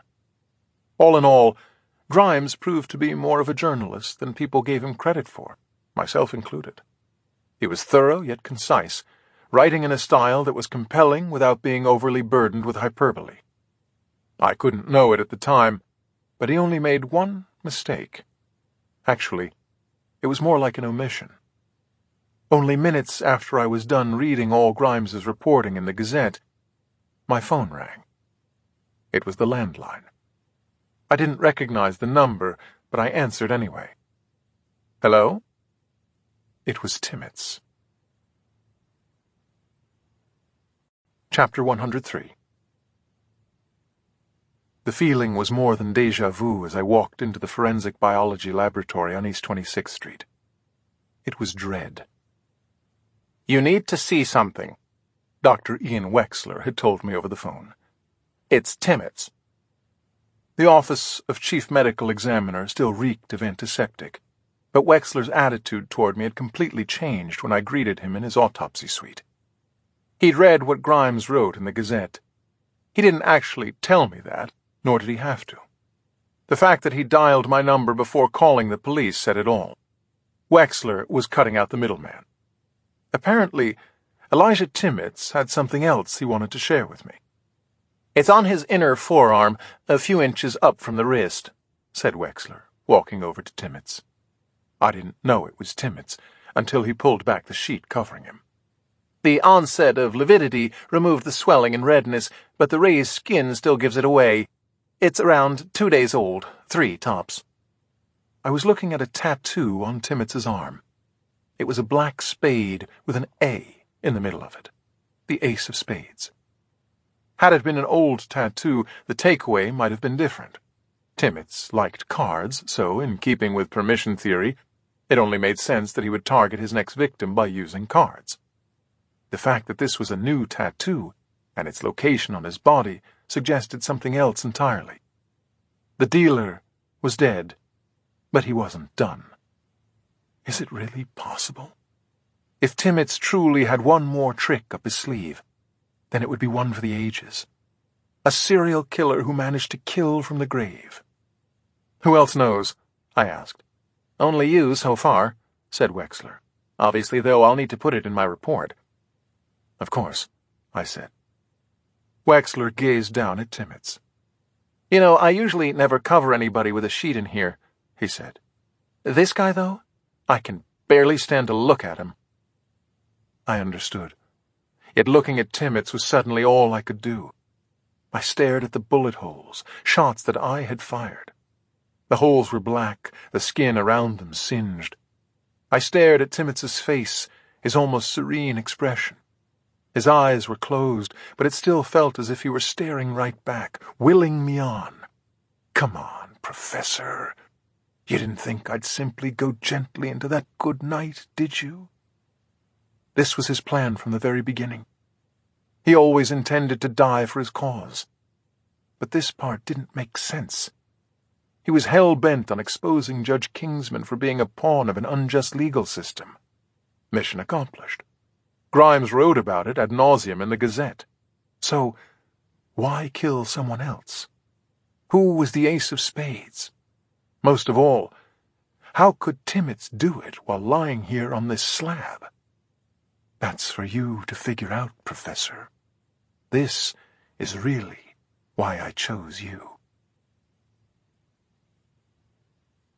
Chapter 104. Tick-tock. With a picture of the tattoo on my cell phone, I was quickly in a cab again and heading north to the 50th precinct to retrieve my bike. The other destination was on my way. I was going to stop back at Kingsman's house in Riverdale. All things considered, the judge had gotten lucky. As Elizabeth could attest to, Emily Loudon wasn't exactly a crack shot. The bullet that hit Kingsman got him cleanly in the arm. It was in and out and only flesh, no bone.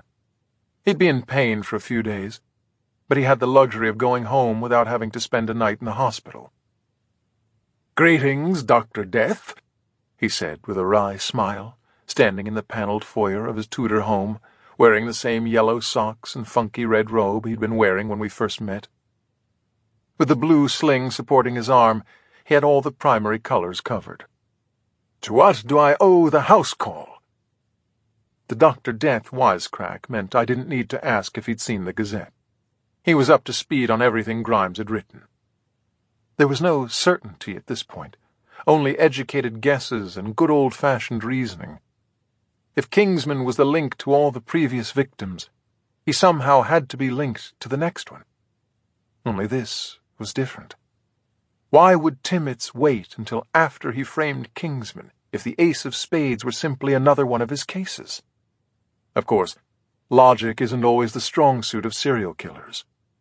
For one reason and one reason only, I didn't begin by showing Kingsman the photo of the tattoo or even mention it.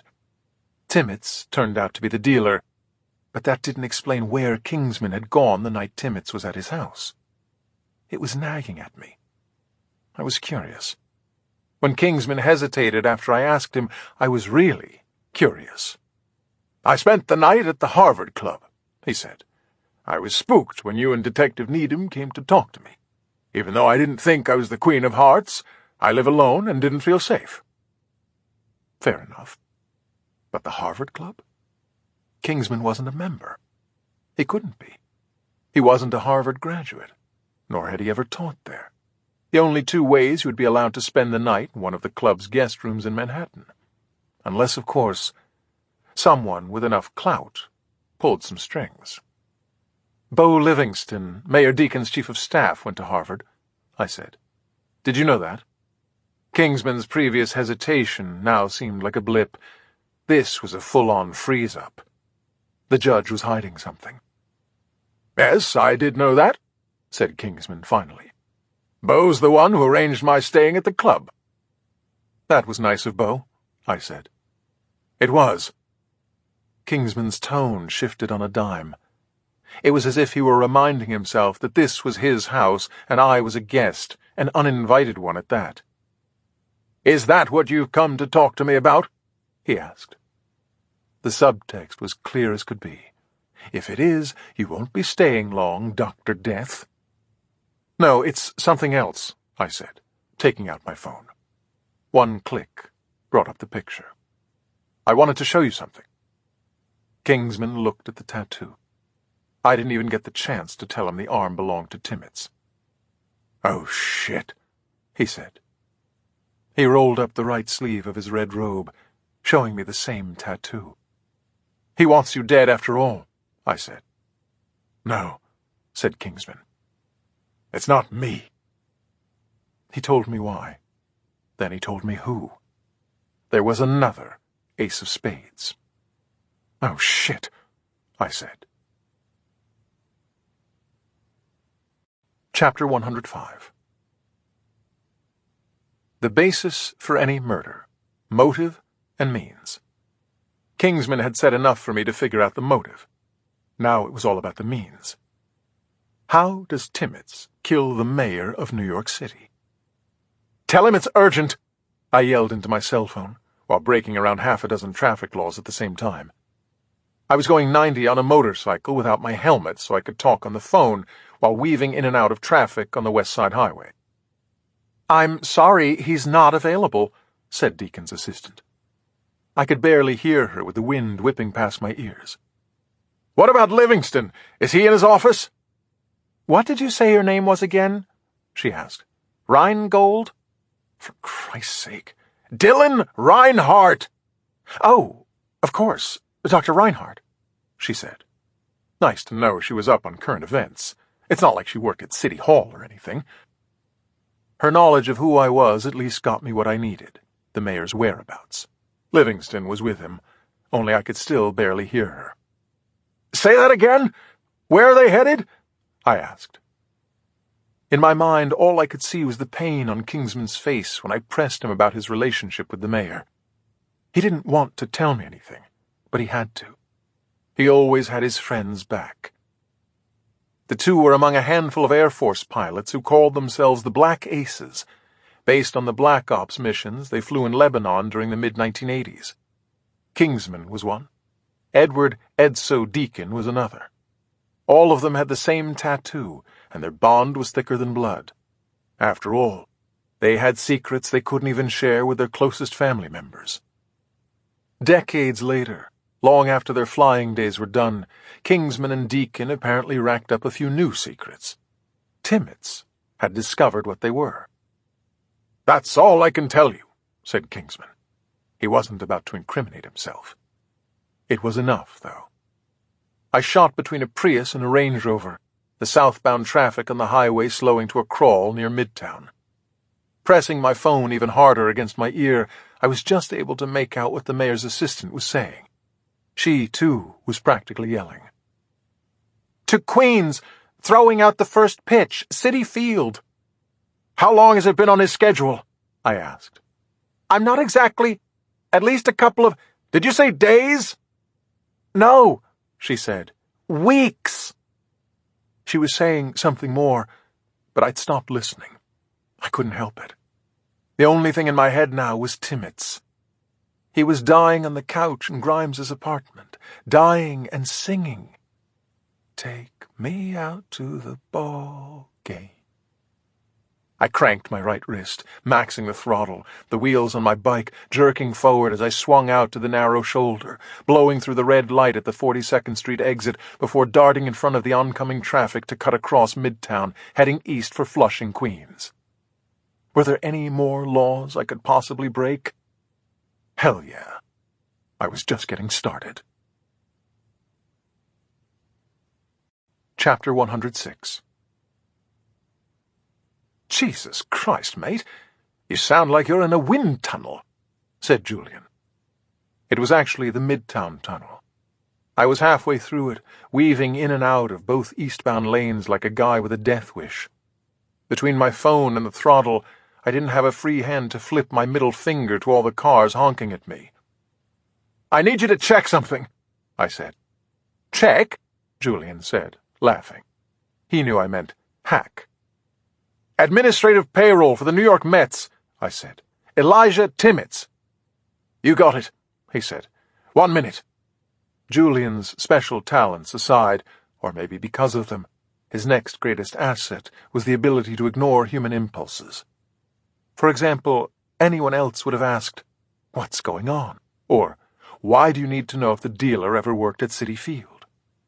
If I was the one asking, that's all he needed to know. The details could come later over a bottle of very expensive whiskey, my treat. Julian had asked for a minute. All he needed was half that. "No," he said, coming back on. "No Timmets with the Mets. Entire payroll? Unless he was an intern. No, that wouldn't make sense. Wait, There's something else I could try, he said. What? I asked. But that was my human impulse. Stupid question. Got it, said Julian, another half-minute later. They farm out some of their overnight security. A company in Queens called Guardian. Timmets started there 6 months ago. Anything else? Yeah, I said. One more thing. In 2006, Alexander Litvinenko, a former officer with the FSB, Russia's version of the CIA, died in London from acute radiation poisoning after being exposed to polonium-210. It didn't happen by accident. Whoever did it never wanted to be caught, and to this day he still hasn't been. Rest assured that the culprit wasn't a serial killer. If you wanted to kill someone from the grave, one man and one man only, and he's about to throw out the first pitch at Citi Field in 10 minutes, how do you do it? I asked Julian. Are we talking about Elijah Timmets, the son of a demolitions expert? If we are, you do it the same way I know that at this very moment you're on Northern Boulevard, exactly 4/10 of a mile from the stadium, said Julian. Make that 3/10 now. Then, with one more sentence, he explained exactly what he meant. I hung up with Julian, shoving my phone away to get the maximum RPM from my bike, the first glimpse of Citi Field up ahead. Forget about that bottle of expensive whiskey, Julian. You, my friend, are getting a case and then some. Chapter 107. Hey, you can't park there. That was the first cop chasing me after I sprinted from my bike. The second was the one who saw me hurdle the turnstile into the stadium without breaking stride. Neither was fighting in his desired weight class, to put it mildly, but they were able to stay close on my heels because the people crowding the walkways, still making their way to their seats, were blocking my path. I was back to weaving in and out of traffic again, only now on foot. Tick-tock. I didn't need to check the time because I could hear the public address announcer asking everyone to stand for the national anthem. I had 2 minutes at most to get to the mayor. Every year, you can bet the over-under in Vegas on the length of the national anthem performed at the Super Bowl. The average for the past 10 years has been 1 minute and 57 seconds. As a Mets fan, I knew Citi Field pretty well. Even if I didn't, I'd still know where I was heading. Deacon would be coming out of the home dugout along the first base line immediately after the anthem. Right up until then, he'd probably still be taking his practice throws in the batting cages near the clubhouse. President George W. Bush ruined it for every other politician, especially in New York, when he threw a perfect strike at Yankee Stadium before Game 3 of the World Series after 9/11. He threw it from the mound, and didn't cheat it by a foot. There was no way Deacon would attempt anything different. He'd throw it from the mound, too. The bombs bursting in air. Whoever was singing the anthem was getting close to the end. I kept running and weaving, stealing glances at every section opening to see where I was in relation to the field. I had to time the turn just right. Damn! Up ahead I could see 2 cops running toward me. Word was out. There was a crazy Mets fan on the loose. What they didn't know was that I was a New York Knicks fan as well. Time for the pick and roll. Slashing toward a concession stand, I drew the cops toward me, waiting until the last possible moment to spin around them, a condiments table running interference for me. Thank you, mustard, ketchup, and sauerkraut. Stop him! I kept hearing. No one could, though. Not yet. I passed another section opening, spying the end of the Mets dugout down by the field. On a dime, I turned, blowing past the guy in charge of checking tickets to race down the steps. "O'er the land of the free." I had a clean shot over the railing, catapulting myself over it and onto the field. No less than 6 police and security guards were on my tail down the aisle, with more coming at me from every angle. The one who finally got me, though, was the cop in the dugout the second I tried to reach the tunnel to the clubhouse. He was definitely fighting in his weight class. There was no evading him. "Gotcha, you son of a bitch," he said, slamming me down. Chapter 108. "Get the mayor!" I said. "Tell him it's Dylan Reinhardt." The crowd roar drowned me out, though. The anthem had just ended. I'd been all over the news, but no one was about to recognize me with my face smooshed hard against the concrete floor of the dugout. I was surrounded by arms and elbows, all of them angry and eager to keep me down. There was a heel digging into the back of my neck. "The mayor!" I tried again. "He can't go out to the mound!" The crowd was still too loud. The only voice that rose above it belonged to one of the cops hovering over me, who instructed the rest.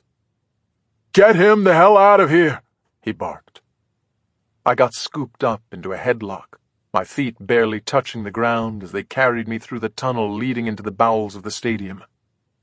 The crowd noise dimmed, overtaken by the echoing voice of the public address announcer asking everyone to welcome a special guest to throw out the ceremonial first pitch. Immediately to my left, a door burst open. The mayor, surrounded by a posse of guards and staff, came walking out in a shiny blue Mets jacket as I passed by. I tried to call out to him, only to get a thick, heavy hand from one of the cops slapped over my mouth. From the corner of my eye, I saw my last chance. Livingston was bringing up the rear, busy looking at a folder. No way he was going to see me unless— "Fuck!" the cop cried out, pulling away his hand in pain. I'd bitten the hell out of his finger. "Livingston! It's Reinhardt!" I yelled as loud as I could. He couldn't see me, but he heard me. "Wait," he said. "Stop!" The cops stopped as Livingston walked over, confused. He knew enough, though, to tell them to let go of me so I could explain. Only there was no time. The crowd roared again, albeit with a smattering of booze mixed in, as Deacon exited the dugout. I could see over Livingston's shoulder as the mayor stopped for a moment to turn and wave, holding up a baseball in his other hand. Then he was gone, heading to the mound. That made two of us. Without a word of warning, I shoved my way past Livingston, bolting back toward the dugout. I could hear the snapping sounds of hands on leather as the cops reached for their holsters.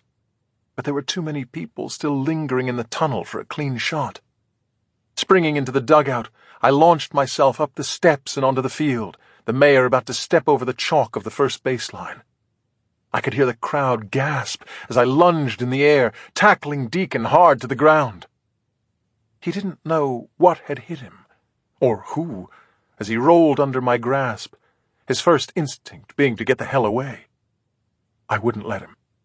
Every cop with every gun, every photographer with every lens, they all ran toward us. Deacon was livid.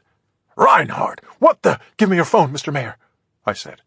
"My what? Your phone! Give me your phone!" Deacon hesitated, and the cops began to close in. Call it faith, or call it curiosity, but he raised a hand for them to stand down.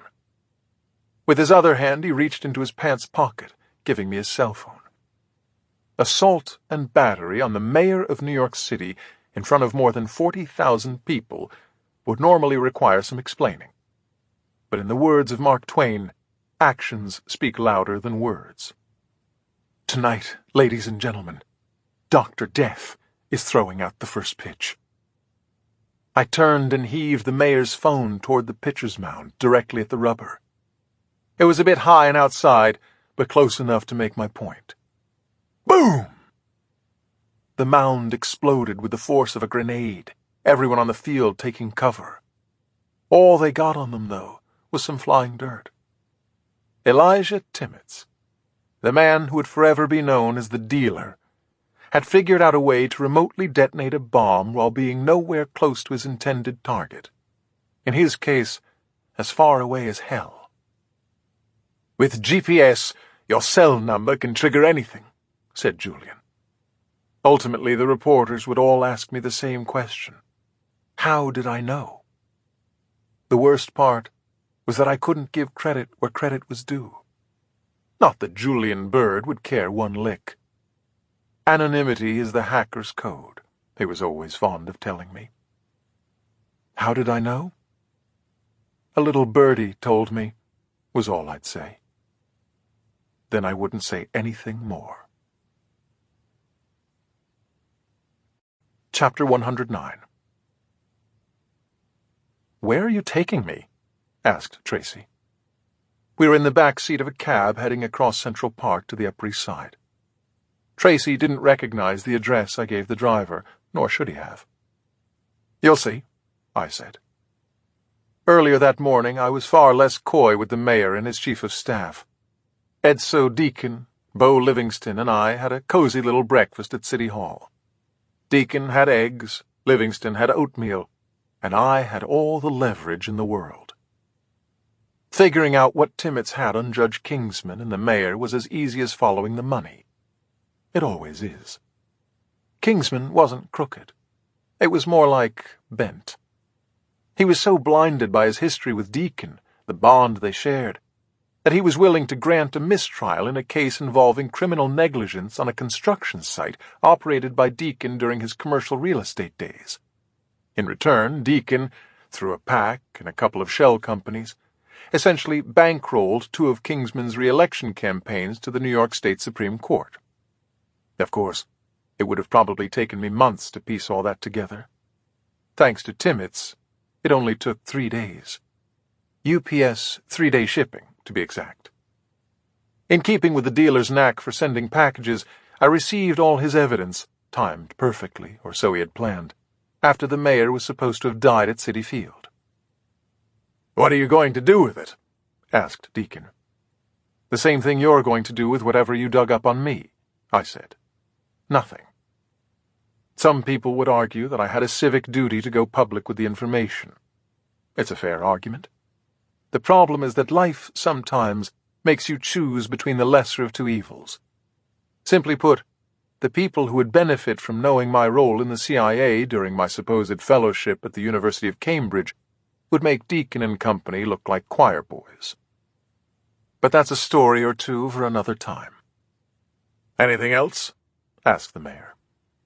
He was all but assured re-election, thanks to his surviving an assassination attempt, provided that the motives for the attempt never saw the light of day. He was doing everything in his power to make sure they didn't. "Yes, one more thing," I said. "You're now going to tell me what Elizabeth had the integrity to keep to herself. Why did you originally have her transferred to your security detail? Life can often be messy and mystifying, as when an attractive young detective gets what looks like a promotion, only to discover that she was assigned to the mayor in order to provide cover for an affair he was having.